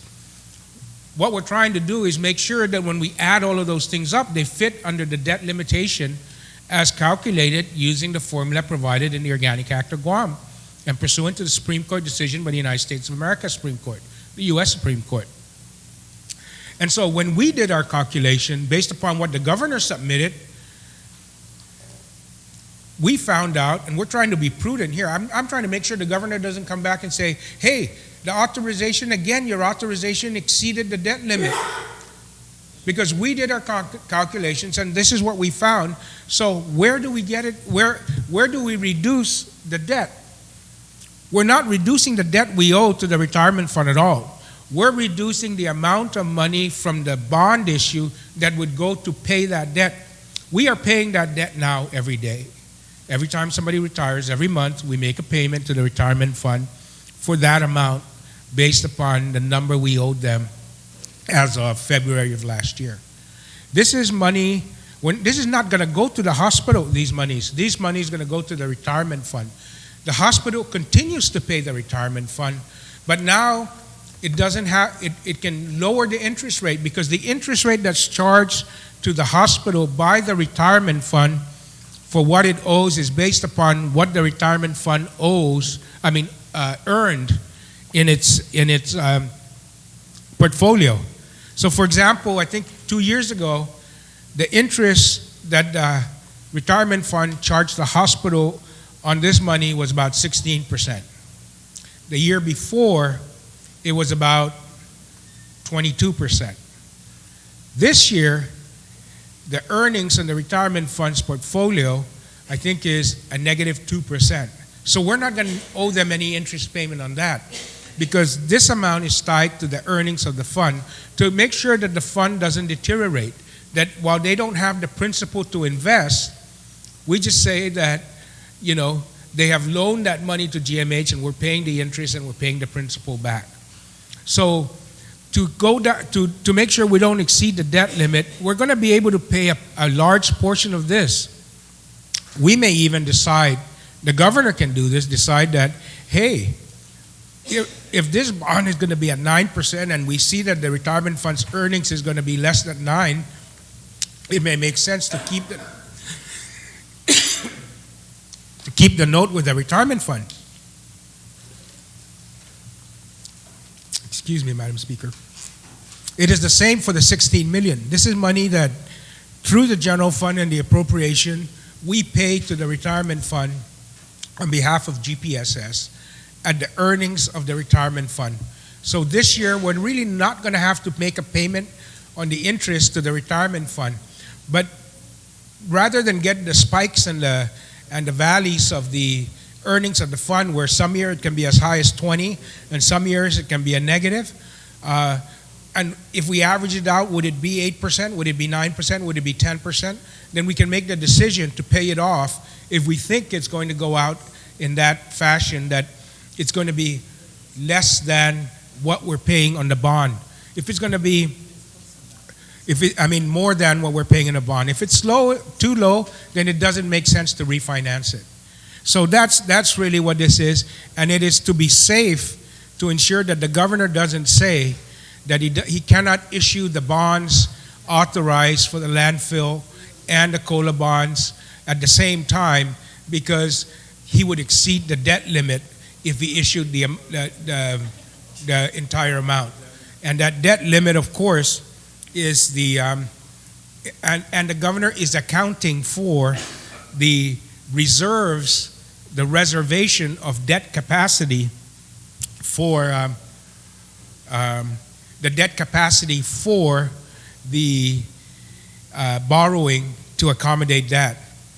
And I just got the numbers. As of today, the amount owed to the retirement fund by GPSS is $16,689,331.14. So if we reduce that number to 10, that means if we paid off 10, we would still have a balance remaining with the retirement fund of $6 million, and that amount we would pay based upon their return, and the $10 million that we've paid them, we would then pay as a debt service to the bond issue at whatever the bond issue rate is. On the Guam Memorial Hospital, they've actually made a reduction in principal, and their total debt on to the retirement fund is $12,910,523.92.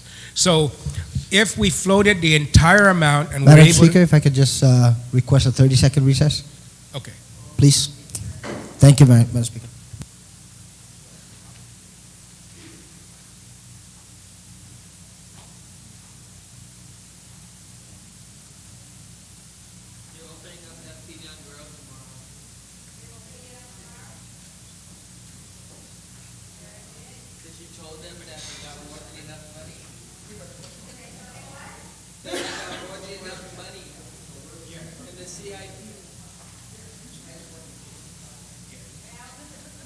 Ben, what's the interest that we're paying retirement?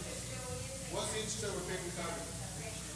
This year, 0, because they have a negative interest return. Last year it was 16%. Yeah, so we're not going to make an interest payment to the retirement.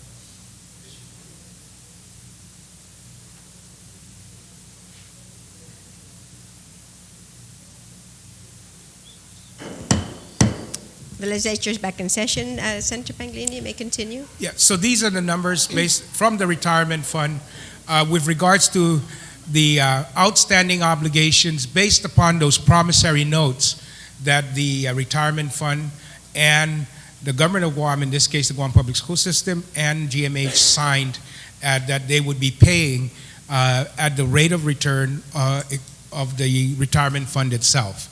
So it would be, these are debts that the hospital owe, and they would still be making those payments, but because they can't borrow money and we can, we're going to borrow the money on their behalf, pay off their retirement fund. They'll still continue to make those payments, as well as the payments to the bond side of it. So it doesn't impact the general fund in that respect. So, and those are the numbers, Madam Speaker. And again, it's to just be extra cautious so that we can present a governor with a bill where the debt limit with regards to the authorizations of the debt is not exceeded, as requested by the governor. We could have been silent on this and just said, oh, that's what it is, but we wanted to be extra cautious, and we did the due diligence work out of the Office of Finance and Budget on this. Thank you, Senator Panglin. So on the Pangilinan amendment, are there any objections? No objections, so ordered. Okay, section 17, or wait, you have, oh, not yet, we're not there yet, I'm sorry. Because there's Senator Pangilinan, you have 2 more amendments, are you going to? New sections to the bill. New sections, okay then, so on section then 17, I recognize Senator Cruz, BJ Cruz. Thank you very much for recognizing me, Madam Speaker. I have been very quiet today in the discussion of this special session bill. I'm actually wearing a white shirt, but I bit my tongue so hard today in trying not to say anything about this bill that my shirt has changed its color. But I cannot and will not be quiet on this section. And I rise at this point to ask that we strike section 17 from the bill. On the amendment then to strike section 17, are there any objections? No objections, so ordered. Thank you very much, Senator BJ Cruz. Senator Pangilinan, you have new amendments to add new sections. Thank you very much, Madam Speaker. Madam Speaker, and I've passed those out again. It would be to add a new section to the bill, and that would be to amend section 1512.1B of Title V Guam Code Annotated, and it's relative to the terms and conditions of the deficit financing bond. we're worried that in 30-1, because we're now taking the Section 30 mandatory pledge out of the deficit financing bond, I'm proposing that because of that fact that the bond may not be as attractive because it no longer has a Section 30 pledge, we want to make sure that we're able to sell it when we issue it at the same time as the landfill bond. And so my amendment would have been to change the interest rate on the bond that's authorized from a maximum of 8 to a maximum of 10. On the amendment, are there any objections? No objections, so ordered. One more, Madam Speaker. Please continue. Senator Pangilinan, please. Madam One Speaker, more? Okay. yes, we had amended Section 6 and deleted Section 6 of the bill, which sets the use of the proceeds of the bonds for the landfill issue.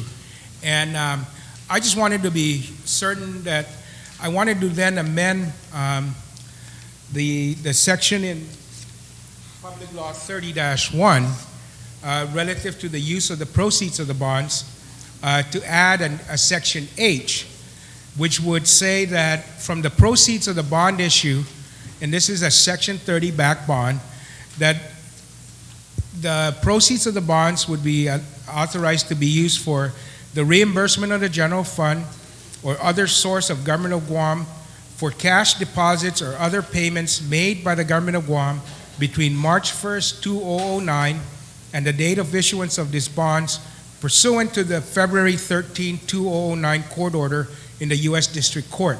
And again, the governor's reserving that money now. So that money is not available for operation of the government of Guam to meet our daily operation requirements. When the bond gets floated, if the bond gets floated, we're still going to have the total proceeds of the bond that has been estimated to pay for the opening of the new landfill and the closure of the old one. But we need less money now because the governor has already taken, would have taken by that time, we don't know how much, but we do know that he's taken $1 million a week. So all of that money that he's taken out, then we can use the proceeds of the bonds to reimburse the general fund or any other source of revenue he took it from, so that we can use that money then to continue the operations that have been deferred, to make the income tax refund payments that he's saying he's not doing now because he's taking that money, to make the payment for the vendors that he's not paying now because he's taking that money. So that's what this would do, would allow the proceeds of the bonds to pay for the obligations that are being deferred now by taking the $1 million a week out. Thank you, Senator Pangilinan. On the amendment, Senator Agun, you are recognized. Thank you very much. This is Masi, Madam Speaker.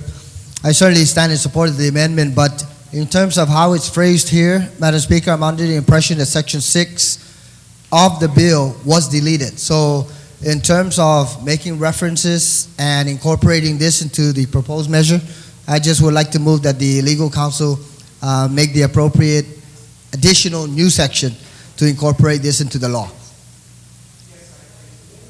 Oh, did you?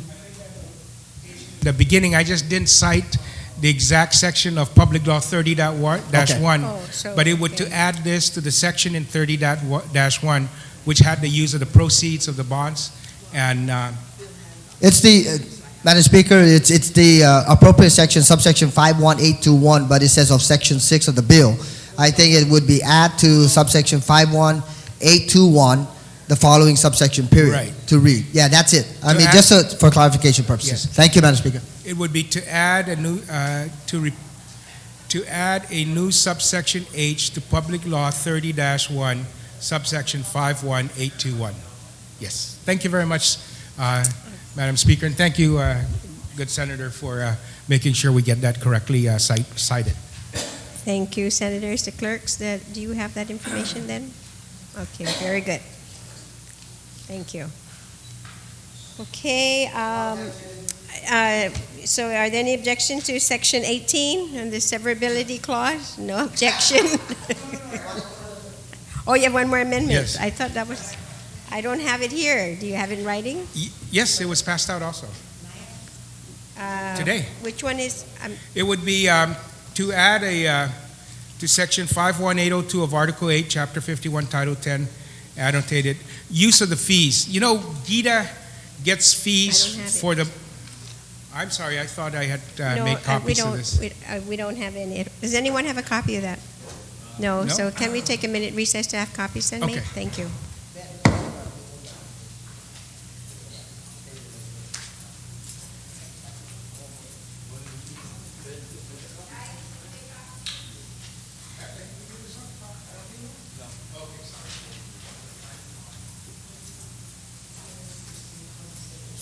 Gonna make Tony Blas have a heart attack.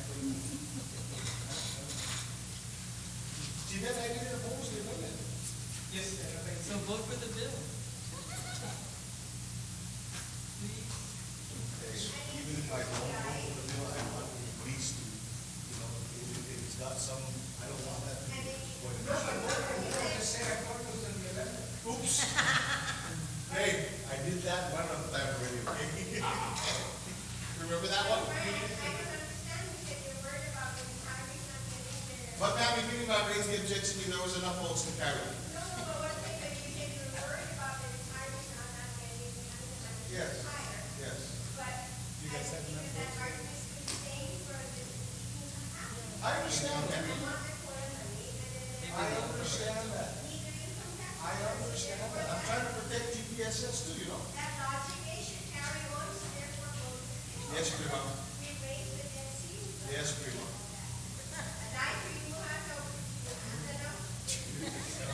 Why do you think I even raise an objection? You know? We're at the Bravo.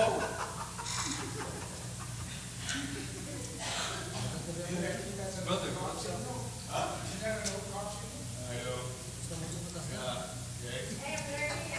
Okay. You better, you know, and that's for life. I just want you to know that. That's for life? Yeah.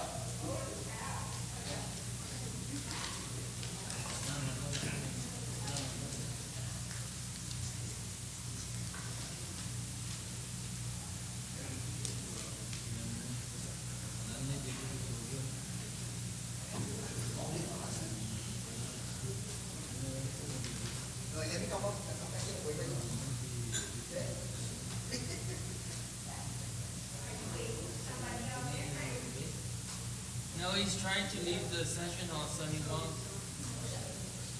participate. He was waving at you.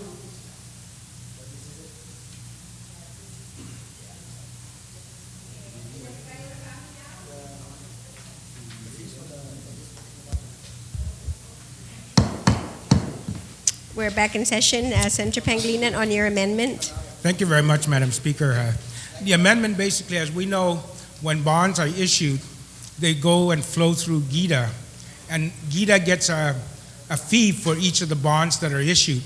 So we've really authorized 3 or 4 different bond issues, and so what we want to do is that it's a windfall for GITA. They really don't count on these things.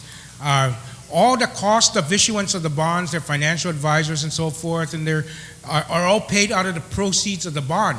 So it doesn't come out of their normal operating expenditure, because that's already passed through that. And on top of then paying all of those costs that GITA incurs for that, they get a fee. And so what I'm proposing, at least, is for this bond issue. The other bond issue on the deficit financing, go ahead, keep the fees. If we go with JFK and you get financing fees, keep those fees. But on this bond issue for the landfill, I think I'm proposing that the fee earned by GITA, pursuant to their what is set for them to earn, that this will be remitted to an account for the payment of income tax refunds. So this would go to income tax refunds, specifically though, for those that are requesting their refunds because of medical emergency or funeral-related expenses for a death in the family. So that's what we would do. And, you know, it's not everything, it's some, and it allows the revenue tax to have the cash, because once the bonds are floated, this is cash money. It allows them the cash to do this, because we still, even with the amount we've authorized, we're still going to be behind on the refunds that we owe the people of Guam. On the amendment, are there any objections?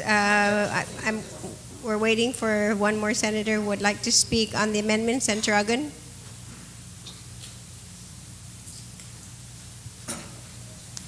Thank you very much, Madam Speaker. You know, Madam Speaker, in the past, whenever amendments were proffered on the floor to be able to extract fees from bonds that are floated and to be redirected appropriately to another requirement of the government of Guam, I really stood up in favor of those particular amendments, primarily because of the end result, what it would, or where those particular resources will be applied. And you know, Madam Speaker, when you're an oversight chair, obviously you have a different perspective and a different outlook, and there are some certain things that you're aware of regarding your particular agency that certainly you need to continue to stand up and be an advocate for. And I think that this is perhaps one of those situations. I assured the sponsor of the amendment that I certainly recognize the intent, and that the intent is noble in terms of taking these resources and identifying them and utilizing them specifically to be able to address tax refunds to persons with medical emergencies or funeral-related expenses. And highlighting that, I stood up a little earlier recognizing that certainly we need to prioritize both bonds, the definite elimination bond as well as the landfill bond.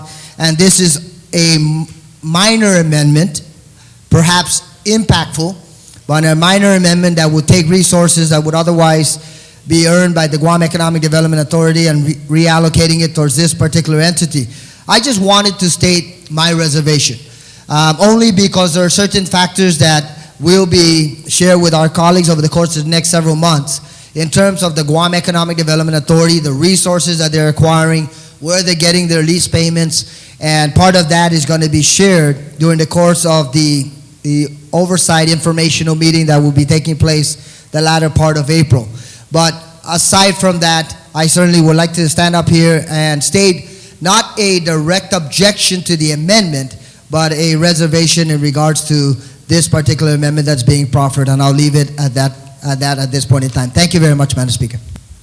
Thank you, Senator Agun. On the Pangilinan amendment, are there any objections? No objections, so ordered. Are there any other amendments from the body? If so, the last then is the severability clause. Are there any objections? No objections, so ordered. On the main motion then to send bill down, are there any objections? Okay, so ordered. We've exhausted. The bill is down from the voting file. We will recess until tomorrow morning at 9. The bill will be engrossed. We're voting at 9 a.m. And immediately after that, we would go into the Committee of the Whole and begin with the Tomorrowland Trust Commission. Okay? So we'll be recessed until tomorrow morning at 9.